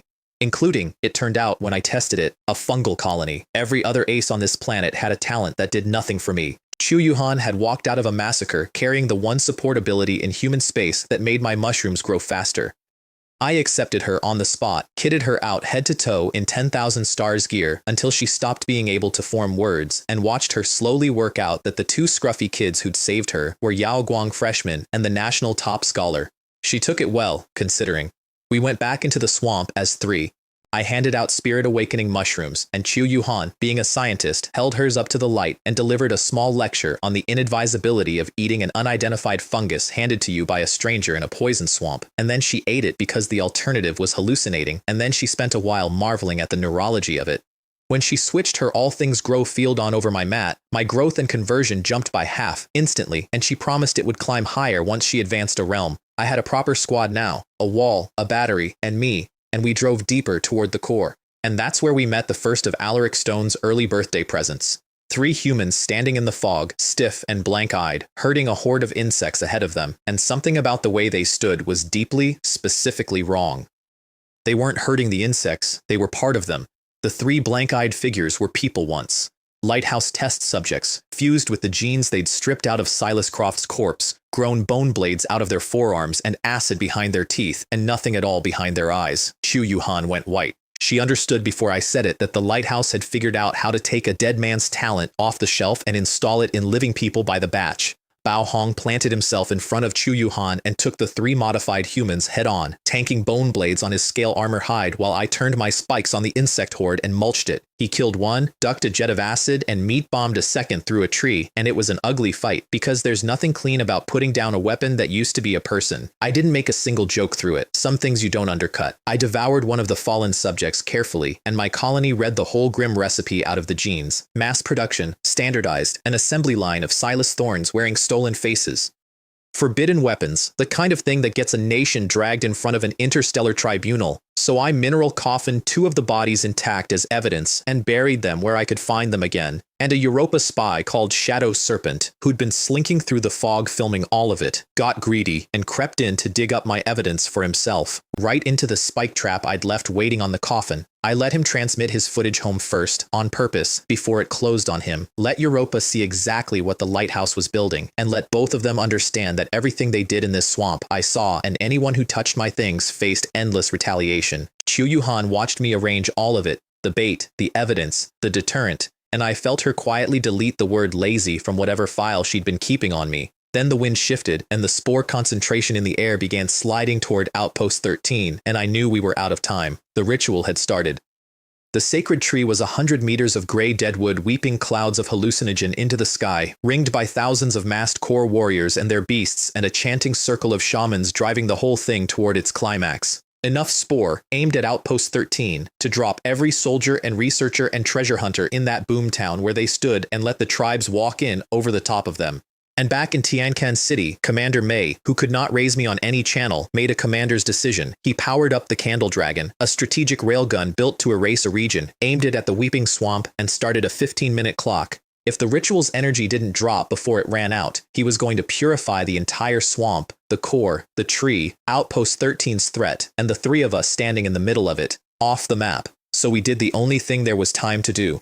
We turned ourselves into an arrow and fired it at the tree. Bao Hong the battering ram at the point. Chu Yuhan's all things grow field roaring behind us. My spikes clearing the flanks, straight through a sea of warriors toward the core. We reached the trunk and slammed into a 100-meter spherical barrier the shamans had raised, sealing the tree off above ground and below because they'd studied how my mat had scouted them and built a defense specifically to lock it out. And while we were hammering on that shell with a doomsday clock ticking, the lighthouse's modified humans, a fresh, more mature batch of them, crashed the whole field, and the Weeping Swamp became a 3-way war between the Great Shia, the Core, and the Federation's stolen dead, which, honestly, was the first good news I'd had all hour. Let them grind each other down. I had a clock to beat and a shell to crack, and a crowd of enemies busy with each other was exactly the cover I needed to do it. The clock was the problem. Every second I spent hammering on that shell, the ritual's energy climbed higher, 37% over anything Tianquan's models predicted, and the modified humans were mutating mid-fight into half-insect things that broke the core's own line, so now I had 3 armies losing control at once under a railgun that was going to fire in minutes. Chu Yuhan made the call that saved us. She dropped her trump, Resonance Sanctuary, a domain of near-limitless endurance. The catch being, it rooted her in place, a battery that couldn't move, a sitting duck in the middle of a war. So I built her a throne worth defending. I raised a rock-solid bastion straight up into a pyramid, lifted all three of us dozens of meters above the swarm, walled the base in spikes, and grew a crown of thousands of prism mushrooms around the top of it. Then, with Chu Yuhan's sanctuary pouring endurance into the colony so it would never run dry, I opened fire on the entire field at once. A ray rain that swept 80% of the battlefield clean in one pass. Core warriors, lighthouse experiments, half-insect mutants and all, the whole three-way brawl below us reduced to smoke and a clear line of sight to the tree. Chu Yuhan, rooted in her sanctuary at the peak of the pyramid, kept the power flowing and did not once flinch, and I made a note that whatever a Kaiyang life sciences degree costs, it's underpriced. Then I turned everything I had left on the barrier. Hundreds of supercharged prism turrets, all of their beams converging into a single lance of light, and with Chu Yuhan's domain feeding it, the power kept climbing past anything the shamans had planned for. I watched the fanaticism drain out of their faces and something older take its place. The plain animal fear of small creatures who have just understood that the thing in front of them is not an enemy, but a natural disaster. The beam bit into the shell, and the shell began to crack. Back in Tianquan, the Candle Dragon's countdown ticked down towards 0, and Commander May's hand hovered over the firing key as the swamp's energy spiked one last time. The barrier shattered. The lance went through it and vaporized the shaman's circle mid-chant, split the 100-meter sacred tree from root to crown, and touched off the ocean of hallucinogen spore it had been bleeding into the sky. The whole cloud went up at once, a rain of fire falling on the ruins of the Holy Land. And in Tianquan, at the number 8, the swamp's energy reading fell off a cliff, and May aborted the railgun with his hand already on the key, and the command center erupted because the Mushroom Kid had done in 8 seconds what a doomsday cannon had been warming up to do. Bao Hong bounced down off the pyramid to mop up the survivors, and naturally, to eat the wreckage of the sacred tree, because a 10,000-year-old psi organism is fine dining, and he has priorities. My colony ate the whole field and gave 2 new tools back. Phantom light spores, a refractive fog I could hang in the air so my beams came from everywhere at once, no blind spots, death from directly overhead, and the shockwave slime mold, a paste I could smear on anything to make it a chain reaction bomb, which Bao Hong immediately dubbed art because art is an explosion. Chu Yuhan watched me refuel, rearm, and file 2 new weapons off a single battle and murmured that traveling with me was less like joining a squad and more like working at a self-service recycling plant that occasionally saved the world. I mineral coffined 9 of the modified human corpses to carry out as evidence, and we walked out of the weeping swamp past a wall of great Xia soldiers who'd watched the whole thing on the drones and saluted us the entire way to the gate. The 9 coffins went straight to Tianquan's biolab, and when the military scientists finished their analysis, the room went cold. This wasn't a battlefield improvisation. The Lighthouse Federation was manufacturing soldiers, taking a dead man's talent and growing it into people by the batch, a perfect, expendable, thoughtless army, so the men who owned Star Ring Dynamics would never have to send their own sons to a war. I said as much, out loud, and watched it land on a room full of career officers, because there's a specific kind of quiet that falls when soldiers realize what they're actually fighting. May classified all of it, spun up an analysis team, and flagged it for Blue Star High Command. Then in his office he did the whole commander routine, raged at me for the railgun scare, then praised me through his teeth, and I did my part, which was the little money-rubbing gesture that means, where's my reward, and he promised full military merit and commendations sent to our schools and our families. But before he could move on, I stopped him, and I wasn't joking anymore. Chu Yuhan's teacher, I said. Her 8 teammates, the ones who died in that swamp before I got there. They get honored first, and bigger than any of us who walked out. The great Xia does not get to forget the people who don't come home. May looked at me for a second, and then he nodded, and behind me I heard Chu Yuhan make a small sound, because nobody had said her dead mattered until a stranger she'd known for 2 days made it the first line of the report. Then I ruined the moment by trying to hustle the lucrative swamp purification contract to Yao Guang on a friends and family discount, and May threw me out of his office. I called my dean and sold him the Weeping Swamp Reclamation Project before any other school could smell it, a contract the size of a small economy, and told him to send the vice dean and every senior he could spare to grab the biggest piece of meat on the planet. Business is business, and Chu Yuhan came to find me and thanked me quietly and completely for honoring her dead first. So I asked her to stay, not as a rescue and not as charity. She had nowhere to bring her research, and I had the one talent in human space that made her ability sing, and neither of us wanted to lose people again. She said she needed to think and went to bury her teammates, and I let her, because grief doesn't take a discount either. Meanwhile, 3 separate powers were deciding what to do about me. In Freeport, Alaric Stone had given up on the failed experiments entirely and thrown everything behind one last project his shadow scientist kept calling the Queen's final transformation, a perfect successor built to be everything Silas was and more. Across the sea, Europa's commander Caspian, terrified, agreed to pay the Great Sia's ransom for his captured siren and started arguing with his own people about unsealing something forbidden they'd named Prometheus. And deep on the Storm Continent, the Corps' true chief, a lightning-wreathed king called Xandor, the Storm Speaker, heard that his holy land's sacred tree had been split and burned and electrocuted the first warrior hot-headed enough to demand an immediate charge. Xandor didn't want to charge. He wanted to wait and let the humans bleed each other white and strike when the field was already a graveyard. 3 enemies, 3 plans, and every one of them, whether they knew it yet or not, was on a countdown that ended with the same woman being born. Chu Yuhan came back from burying her teammates and said yes. She made a point of the burying first, and she made a point of telling me she wasn't joining out of gratitude, and I respected both, because a person who owes you their life and confuses that with loyalty is a person who will resent you later. She thought it through like the scientist she is, and she gave me 3 clean reasons.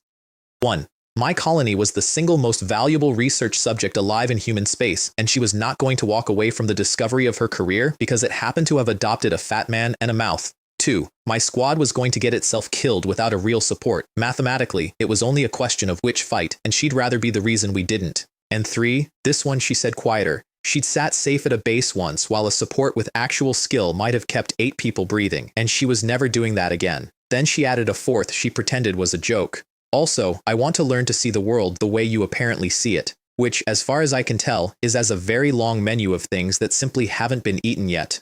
I told her welcome aboard the pirate ship and entered her name on the 7th Squad's roster with my own thumbprint, and just like that the family was complete. A wall, a battery, and me. It's not a large family. It has never once let me down. The pirate ship's first job was an escort. May needed someone to hand the captured siren, Lyra, back to Europa at a beachside exchange for a very large ransom. And the instant he said beachside for an S-rank water talent on her home turf, the ocean, I knew it was a trap, and I could feel Europa knew I knew. So before I agreed, I made May put it in writing that if the other side broke the rules first, I was cleared to cripple or kill on the spot, and I recorded him saying it because a man should keep his receipts. Then I split my squad off from the visible escort and hid us 10 kilometers out, with the entire beach and seabed already seeded with my mat, and I sat back to run what I called a stress test of Europa's integrity. I genuinely hoped they'd cheat. A clean handoff would have been so boring. They cheated. A Europa colonel named Marcus, aboard the flagship Glory, had every intention of keeping both the ransom and the escort's lives the moment Lyra's feet touched the water, with a team of underwater commandos called the Deep Sea Ghosts ready in the surf.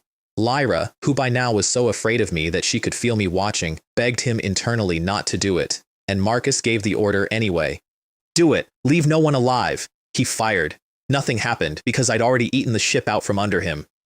The guns were jammed with mycelium, the engine was dead, the deep-sea ghosts were cocooned in the shallows, and then, with Chu Yuhan's field roaring behind me, I reached up out of the seabed and dragged a 100-meter warship bodily out of the water and up onto the sand, beached it like a whale in front of both armies. Lyra took one look at a flagship being pulled ashore by an invisible hand, understood exactly whose hand it was, and got down on her knees to surrender to the empty air, begging out loud to just go back to prison. I boarded over the thunderstorm-fried crew, slapped Marcus awake, informed them all they were now prisoners of war, and listened to a terrified Lyra cheerfully rat out every one of Marcus's secrets to save her own skin. The illegal cannon crystal, the 50 kilos of moontide crystal in the hold, the combination to his safe. Then I called May, played his own recorded permission back at him when he started to object, and walked away with a doubled settlement, a captured flagship, 127 deep-sea ghost prisoners, and 50 kilograms of the rarest mineral on the coast. May pretended to be furious. He was not furious. I'd just gutted Europa's entire underwater force for him at a profit, and Europa's high command sent back exactly one instruction: pay the mushroom whatever he asks. The biolab had more bad news waiting. The modified humans weren't just fusions, they were clones. The lighthouse had been growing Silas Croft over and over for nearly 3 years, since the day he first awakened, trying to mass-produce Hive users. They kept failing because you can't photocopy a soul, but they'd never needed a perfect copy. They needed a lot of copies, and quantity was a strategy all its own. And then a drone caught something worse. A fungal mat spreading across the storm continent, the core homeland, a place of permanent thunderstorm where the geomagnetic interference kills technology, which meant the lighthouse had a secret base out there, and the project had been iterated far enough to deploy in the field. May handed the 7th Squad the recon job because there was no better team and no worse place. The Corps would hate me more than anyone alive after the swamp. The storms would down any aircraft, and I might well meet the lighthouse's newest and nastiest experiments. I said yes, obviously, and then I upgunned my aircraft into a proper flying gunship, psionic turrets, a swarm of Black Bee drones, an armored ATV in the belly, and for what I described to May as a sense of security, 2 Thor 2 tactical nukes. May approved them with the wide-eyed calm of a man who has stopped fighting the current. Chu Yu-han, settling into her new bunk, looked at the 2 warheads and observed that they represented an optimal deterrence solution. I knew I'd recruited her for a reason. The storm continent lived up to its billing. An electromagnetic storm swatted my gunship out of the sky on approach, and Chu Yu-han threaded us down to a crash landing that we both walked away from. I grew a shell of camouflaging mycelium over the wreck, nukes and all, until it read as a boulder, and we took the ATV overland toward the target. The first thing we found was a core camp that had been eaten, not raided. Eaten. No bodies, no blood pools, nothing. Every scrap of biomass harvested clean. And then the mat itself, the one the drone had spotted, and Chu Yu-han crouched over it with her scanner and told me it wasn't like mine at all. Mine is an extension of me. This was an organ, an exposed living stomach lying on the ground, digesting the world one field at a time. My deep purification mycorrhiza ate through it without trouble. Whatever made it, it was cruder than Silas, a rough draft. Then we watched the whole machine run one full cycle, and it was the most quietly horrifying thing I'd seen on the planet. Lighthouse experiments and their insect swarms fell on a living core tribe and slaughtered it, and then a second wave came in behind them. Specialized beetles, logistics units that harvested every corpse on the field and birthed fresh mats of purple stomach right there on the spot. Kill, harvest, grow, kill again. A closed loop. An invasion that fed itself and got bigger every time it won, snowballing with no ceiling and no off switch. Chu Yu-han described it to me in her flat scientist's voice, the one she uses when a thing frightens her too much to have feelings about it out loud. It's not a weapon, she said, watching the beetles work. A weapon has a hand behind it. This is an ecology, a self-completing metabolic cycle. You can't disarm it, you can only sterilize it, and it grows faster than anything you can bring to bear.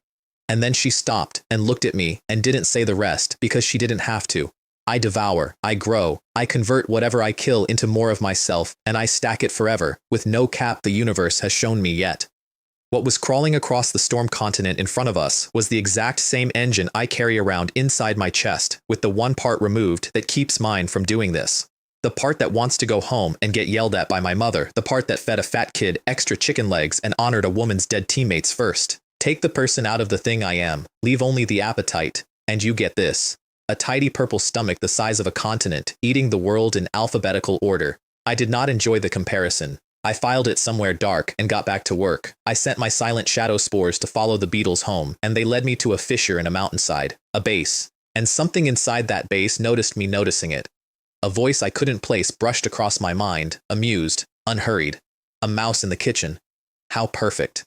The ideal catalyst for the Queen's final transformation. I should have left right then. Instead, I went to look at the base, and the base was empty, a cleaned-out shell, a stage set with nothing behind it, and Chu Yu-han took one look and said, "It's bait," a half second before I reached the same conclusion. The voice in my head had wanted me here, because at that exact moment, Xandor's elite storm cavalry, lightning lizards under a captain named Kalen, came thundering down on my position, and I understood the whole shape of it. The Watcher had deliberately herded the enraged Corps straight at me, so that when they found a human standing in the ruins of a massacred tribe, they'd blame the massacre on me. A frame-up. I was the mouse, and someone had drawn a very neat line from the cheese to a trap. We ran for the exit. The cavalry caught us anyway, so I picked my ground and made it a graveyard. A rock-solid bastion wall came up at my back, scale armor drank their lightning, crystal spikes broke their charge, and my prism mushrooms picked the storm cavalry off one lizard at a time until Kalen was the last one standing, dying, and out of options.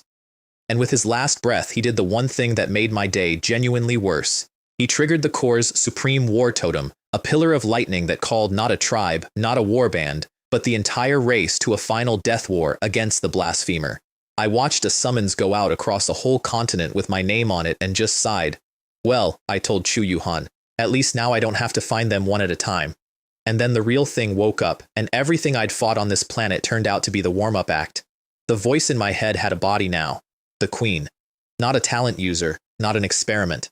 A self-birthed perfect bioweapon that had quietly consumed Silas's genes and the entire cloning program and every failure and every success, and had decided it was time to be born. And the cradle it chose to be born out of was Freeport, the Lighthouse Federation's own capital city. It devoured the place from the inside. Alaric Stone, the commander who'd spent 3 years and a fortune building his perfect weapon, understood in his last moments that he had never been her maker. He'd been her gardener, her incubator, the first course at her birth. Across the sea, Great Shia sensors logged 26 detonations in the space of a minute as a city of millions became fuel, and the shadow scientist's voice signed off, satisfied, on an open channel. The Queen's feast has begun. On the Storm continent, Xandor the Storm Speaker finished gathering his answer to all of it. Tens of thousands of warriors, lightning lizards, siege beasts, a whole race called to war, and pointed the entire howling mass of it at one hill and at me, and charged. I met the charge with a fortress. Chu Yuhan dropped her all things grow field over a rock-solid bastion and turned it into something out of a nightmare. Walls that healed themselves faster than tens of thousands of enraged core could break them. A castle that grew back its own torn stones between one lightning strike and the next. Behind those walls, I ran the whole grim arithmetic of holding a siege with 3 people. Spike traps rising under the cavalry to shatter their charge at the knees, prism rays reaching over the wall to thin the ranks in the rear before they could feed the front. Scale armor drinking the thunderstorm they called down on us, storm after storm, the sky itself their artillery. Xandor was out there in the middle of it, wreathed in lightning, roaring a whole race forward over the bodies of the last wave, and every time I dropped 100 of them, 100 more came up the slope, because a totem had called them from a continent away, and they had come to die on this hill if that's what it took. It was working. Every assault broke on the walls. And it was also, I understood with total clarity, not sustainable. Not because they could break me, but because Chu Yuhan's domain has a bottom, and mine has a bottom, and a totem's summons does not. And somewhere past the horizon, a thing far worse than an angry king was being born, while I stood here, holding a door.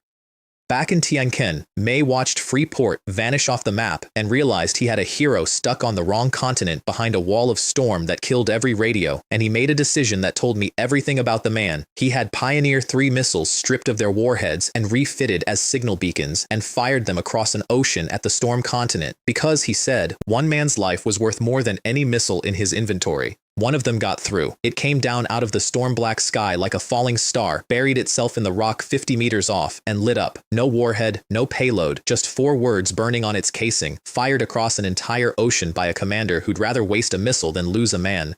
Insect swarm. Return quickly. I read it twice. And the whole day snapped into a new and much worse focus.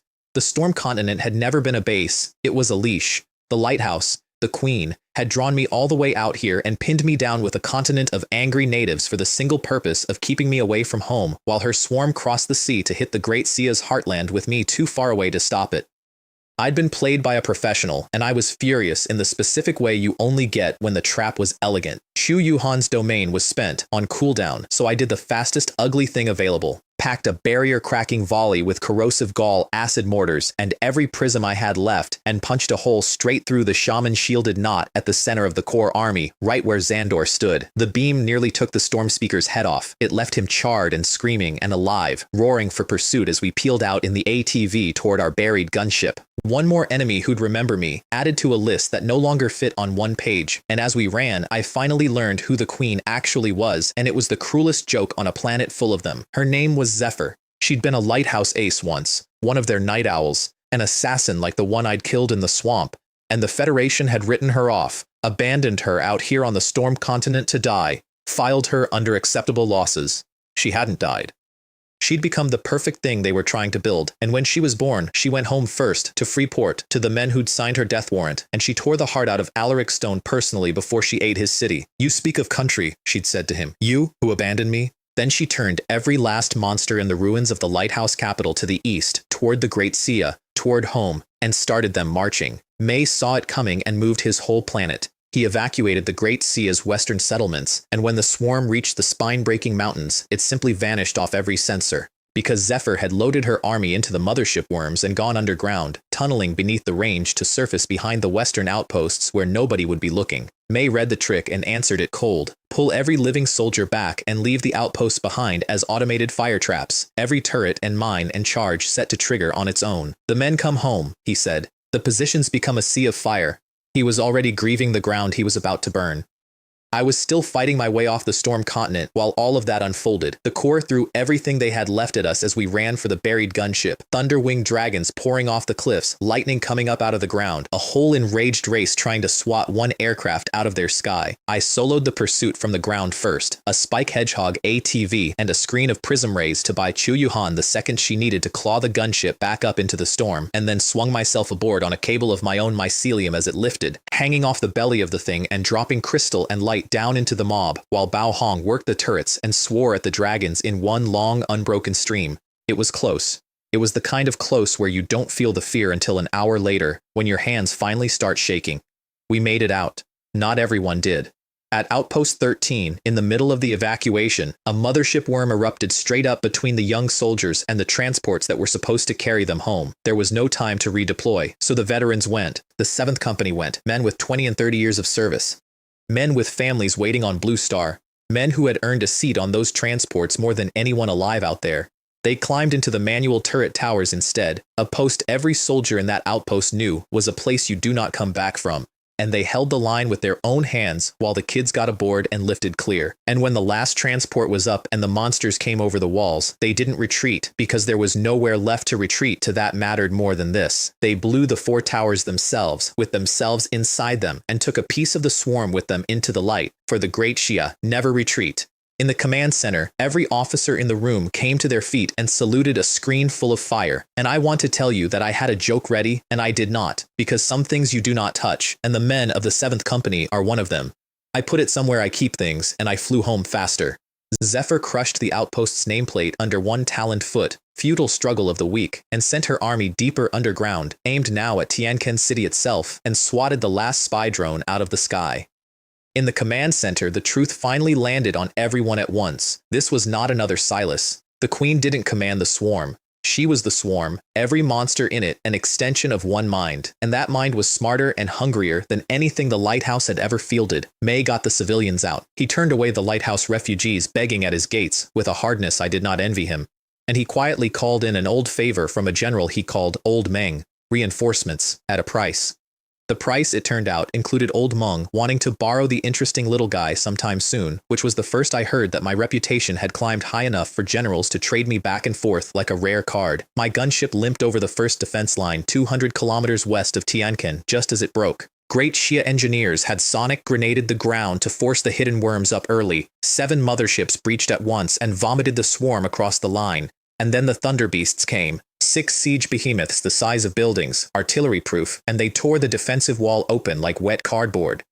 Soldiers were about to die by the thousands, so I stood up in the open belly of my aircraft and I used the thing I'd been saving, Spore Storm, straight up, seeding the whole sky over the battlefield, and then I crystallized all of it at once. Lattice crystal spikes, born in midair, a kilometer up, and gravity did the rest. A meteor rain of crystal spears came down across the entire front, and I threaded every single one of them through the gaps between my own soldiers so that the rain fell only on the swarm. It skewered the flood, pinned the 6 unkillable thunder beasts to the earth, and killed them where they stood. Zephyr's first real losses of the whole campaign, and one spear I grew to 30 meters and drove straight down at the Queen herself, so hard she had to spend one of her own motherships as a shield to live through it. When the dust cleared, I was standing 100 meters from her, and the soldiers of the first line were staring up at a sky that had rained salvation, and I heard my name go down the trench like a current.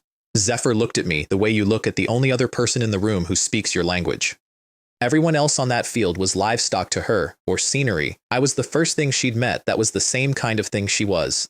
You eat and grow and become, she said, and there was something almost warm in it, which was the most frightening thing about her.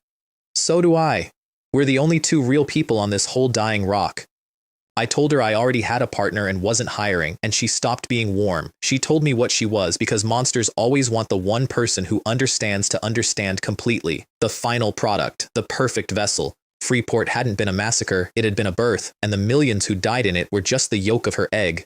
The glory of evolution, she called it, and she said the phrase like a hymn. Then our domains met, and the real duel started. Her purple digestive swamp rolled out against my devouring mat, and where they touched, they ate each other thread for thread, exactly like Silas's had, except she was faster than Silas, and smarter, and she didn't tire. Bone-wing blades unfolded off her back and came down on my scale armor hard enough to crack layers I'd stopped bothering to armor months ago.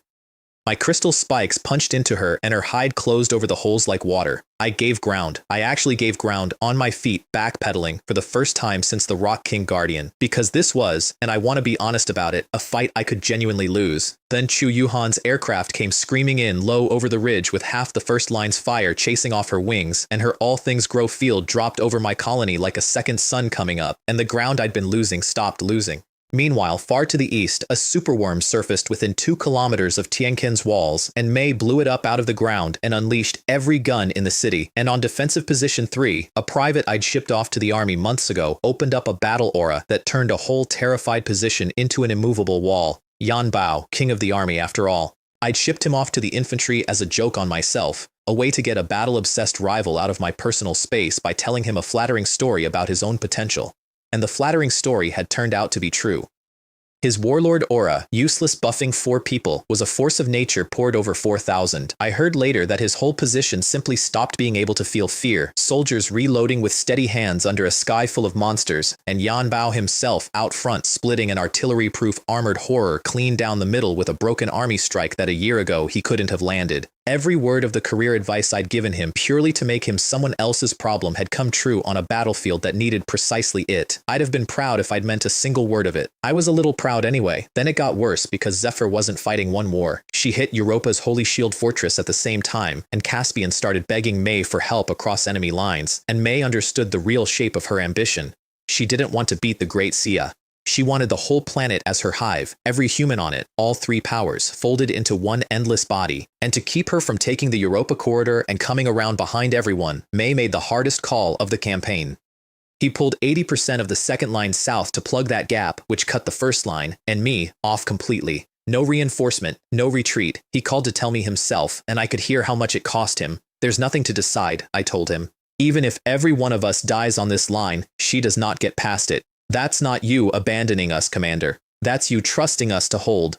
Go plug your hole. I meant it. A wall that needs to be told it's a wall isn't one. Then I did to Zephyr what I actually do best, which has never been fighting. It's finding the soft spot and leaning on it until something gives. Your own commander threw you away, I called across the churning ground between us. Wrote you off, filed you under acceptable losses and went home to dinner. You know that. You tore his heart out over it. So tell me. How's it feel, being the pawn they discarded? Her rhythm stuttered, just for a beat, her blades hitching mid-swing. I am no longer a pawn, she said, and her voice came out of 100 insect throats at once. I am the board. I am everything on it. Good line. She'd clearly practiced it, so I took it away from her. No, I said.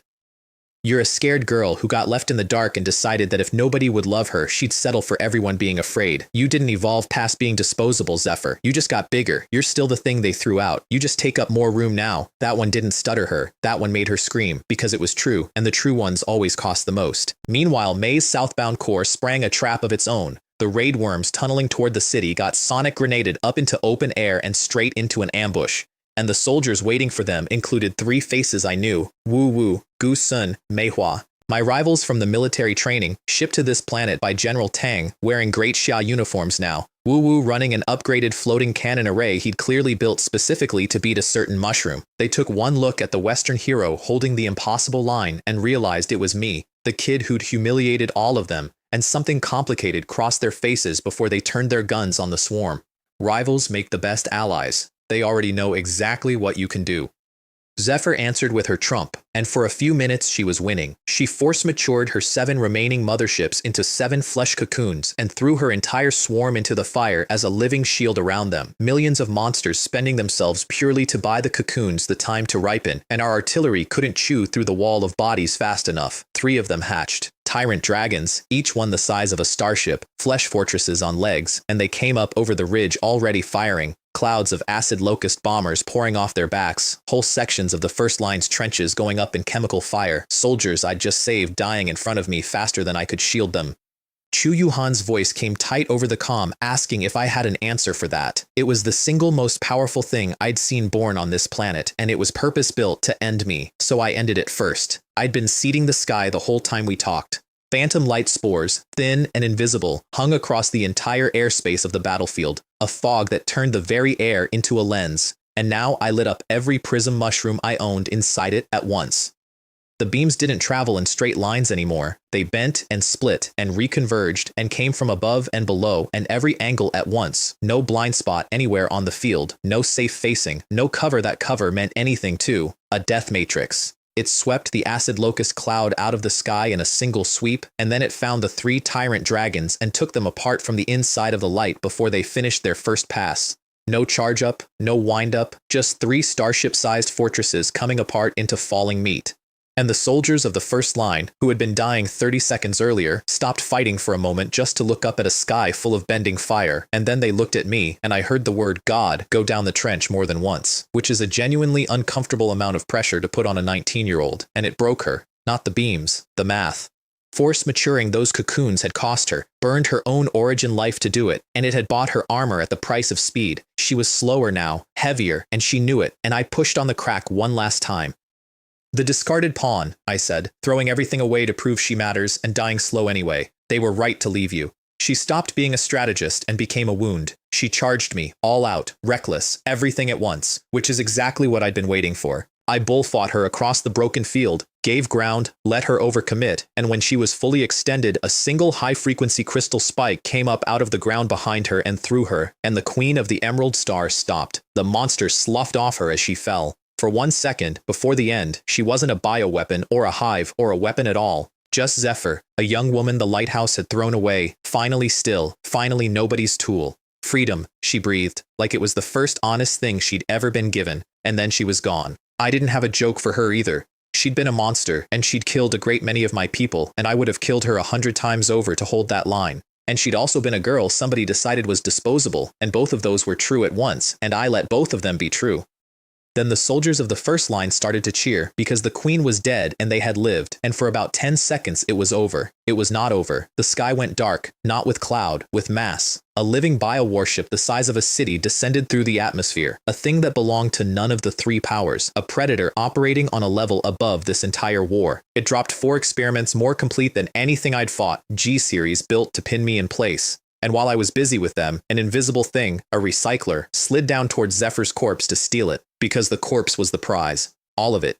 Silas, the clones, Zephyr, the whole 3-year nightmare, had been the work of one man, the shadow scientist whose voice had been in my head on the Storm Continent, and now he wanted his masterpiece back. His name was Orion Blake, Star Ring Dynamics chief bioconsultant, dying of a disease that his own talent was burning him alive to fuel, and Zephyr's perfected body was the key he'd built his whole scheme to obtain. I decided on the spot that he could not have it. Not the corpse, not the key, not one cell of the thing I'd bled a whole planet to put down. The 4 G-series experiments hit me all at once to keep me busy, more complete than anything yet, fast and coordinated, and it took everything Bao Hong and Qiu Yuhan and I had just to keep them off me, while high overhead a tentacle the size of a bridge lowered toward Zephyr's body and the invisible recycler crept in underneath it, so I grew a hand, 100 meters of braided mycelium, reaching up out of the battlefield to clamp onto the corpse. And for a moment, it was a straight tug of war between the earth and the sky, his ship hauling up and my colony hauling down. And I could feel, in the strain of it, that I was losing. His ship was bigger than my whole domain. Back in Tianquan, Mei had the strategic Kaishan missiles hot and his hand on the key, ready to throw away a piece of his own arsenal rather than let that thing leave with its prize. I beat him to it. Because the instant my mycelium hand had closed on Zephyr, it had smeared her from head to foot in shockwave slime mold, and if I couldn't keep her, nobody was keeping her. I let go, and I detonated the corpse in the sky between us and denied Orion Blake his masterpiece in the only permanent way there is. The tentacle reeled up out of the fireball holding nothing at all, and across all that distance I felt him look at me, not angry, interested, delighted even. What a very interesting material, Orion Blake said into my mind, unhurried, a collector who'd just spotted the real prize and realized it wasn't the corpse at all. We'll meet again. Then his warship pulled back into the sky. Great Shia's orbital cannon punched a hole clean through it on the way out, and it escaped anyway, and I stood on a field of the dead I'd saved understanding 2 new things, that the man behind the whole war had gotten away, and that he'd spent this entire campaign shopping, and somewhere over the course of it, he'd stopped wanting Zephyr and started wanting me. Then I cleaned up after dinner. The first line was buried under tens of thousands of insect corpses, and I ate all of them, one long, obscene, glorious feast. And the essence of an entire swarm crashing into me at once did what a leader-class corps had done back on Rift Valley, except bigger. I broke through to the Earth-bearing realm, a full domain higher, my nucleus reforging into a fusion core, and 2 new abilities came online with it: microbial fusion, which let me splice my own strains together into hybrids I hadn't invented yet, and a floating umbrella fungus that could carry cargo, mines, laser turrets, one fat man through the air on anti-gravity. Bao Hong celebrated my ascension to a higher plane of existence by eating a thunder beast, and Chu Yuhan, standing over the largest apex predator on the planet while my partner gnawed on it, murmured that she was recording the specimen, which is scientist for, I have given up. The intel that came out of the wreckage was the part that actually mattered, and it was worse than any monster. Chu Yuhan cracked open Orion Blake's core laboratory, a hidden station 30 kilometers out, and I clocked immediately that it had been left almost too easy to find, security that a man like Orion would never actually run, which meant he wanted it read. He wanted me to know. That's the kind of arrogance you only get in a man who's already decided he's the smartest person in every room he'll ever be in, and it's the kind of arrogance that eventually gets people like that killed, and I filed it for later. Then Chu Yuhan pulled the whole scheme off a database he'd practically gift-wrapped, and it recontextualized every fight I'd had on this planet. Silas Croft, the Plague, my first big kill on the Emerald Star, the ace of the Lighthouse Federation, had never been a Lighthouse ace at all. He was Orion's. A clone grown from Orion's own genes and a kingworm planted inside the Lighthouse Federation as a sleeper to hollow it out from within. And Zephyr, the Queen Project was never a weapon. It was a body. A perfect, endlessly evolving vessel built for one purpose, for Orion Blake, dying, his own talent burning his life away faster every year to pour his consciousness into and live forever. Every enemy I'd fought on the Emerald Star, Silas, the clones, Zephyr, the whole 3-year horror show, had been Orion's disposable tools, and I'd spent months proudly snapping them one by one without ever seeing the hand that made them. The lab had one last surprise, a trap that woke a dozen more experiments as I read. And this time, I didn't kill them. I cocooned all 12 alive, intact, as living evidence, because I'd finally understood what this war actually needed, and it wasn't more corpses, it was proof. And proof, it turns out, is the most powerful weapon on any planet. While I'd been fighting the Queen, the 2 enemies I hadn't been fighting had quietly destroyed themselves. Zephyr had eaten Freeport, the lighthouse capital, down to the foundations. The Europa Holy Shield Fortress had fallen in the same campaign, and both powers had their stargates back to Blue Star severed, cut off, stranded. The Great Sia was suddenly the only functional power left standing on the most valuable planet in human space. May didn't hesitate. He declared total Great Sia military control over the entire Emerald Star and reported it straight up to Blue Star High Command. And High Command answered by granting him full authority, full reinforcements, and one instruction: within 3 days, the red flag over every inch of it. Then May took the evidence I'd hauled out of that lab, the coffined experiments, the cloning records, the whole industrial atrocity, and handed it to the minister who did the one thing the Lighthouse could not survive. He published all of it, globally. Every screen in human space, titled The Lament of the Emerald Star. The lament did more damage than my entire campaign. The Lighthouse Federation tore itself apart from the inside, mass protests, whole cities screaming for Star Ring Dynamics to be dragged off the planet, and Europa scrambled to disown its former ally before the stink stuck to them too. And I added one last turn of the screw because I'm petty and I'd earned it, and because the surest way to finish a fight isn't to break an enemy's body, it's to break the story he tells himself about who was protecting him. I curated an exhibition. The Star Ring Dynamics Retrospective of Biotechnical Achievement, I called it, and I invited the Lighthouse and Europa prisoners of war to attend, and I filled it with my cocooned experiments, each one carefully labeled with the name and service record of the person it used to be. The POWs walked in and recognized their own missing comrades hanging in my display cases, and the sound they made is not one I'll describe. To break a man, you don't have to touch him, you just have to show him what his own side did, and let him understand there was never a country looking out for him at all. Lyra broke completely, got down on her knees, and thanked me, on camera, for having captured her before she could become an exhibit herself, and that clip went out across human space under the title, The Prisoner's Confession, and it was the last nail. Then the Great Shia stopped being subtle. On 1 hour's notice, the minister held a press conference on every screen in the species, laid out Europa's treachery at the beach and the Lighthouse's atrocities in the labs, invoked the oldest law in interstellar settlement, the right of first discovery and effective control, and declared the full and total sovereignty of the Great Sia over the entire Emerald Star. The Lighthouse president fainted at his own podium. Europa's speaker had to be helped from the room. Freeport and the Holy Shield Fortress got Great Sia names and a reconstruction budget, and a planet that 4 powers had bled over for years became, in an afternoon, ours. And then they paid us. Commander May, after one last doomed attempt to pawn me off onto an interstellar exploration deputy named Duan Wu as a favor, which I caught him mid-scheme and made him deeply regret, pinned the medals on personally.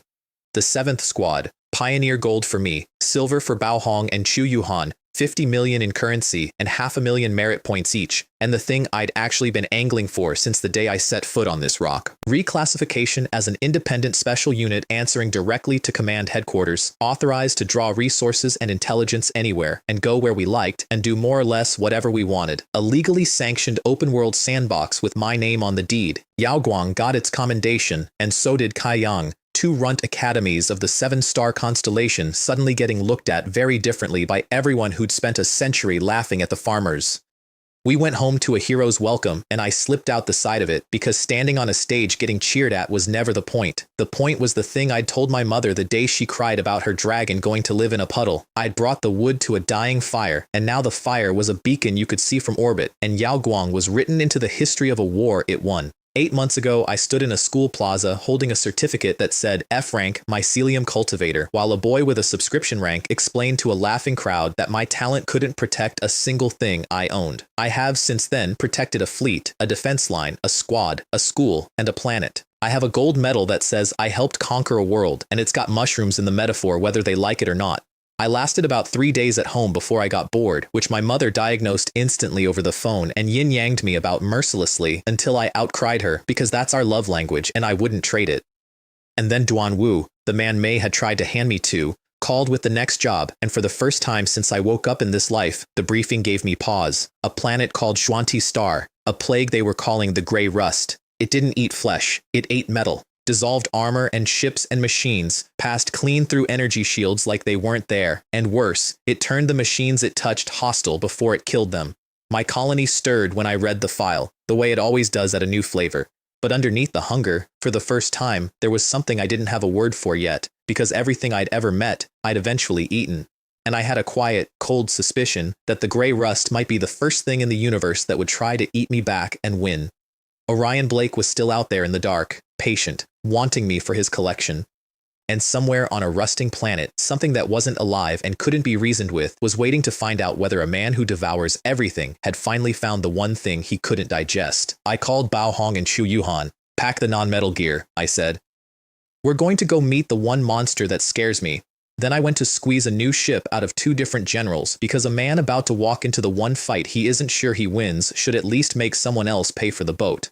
But that, the rust, the purifier sleeping under it, and what my hungry little colony learned to do when it finally met its match, that's a whole other story.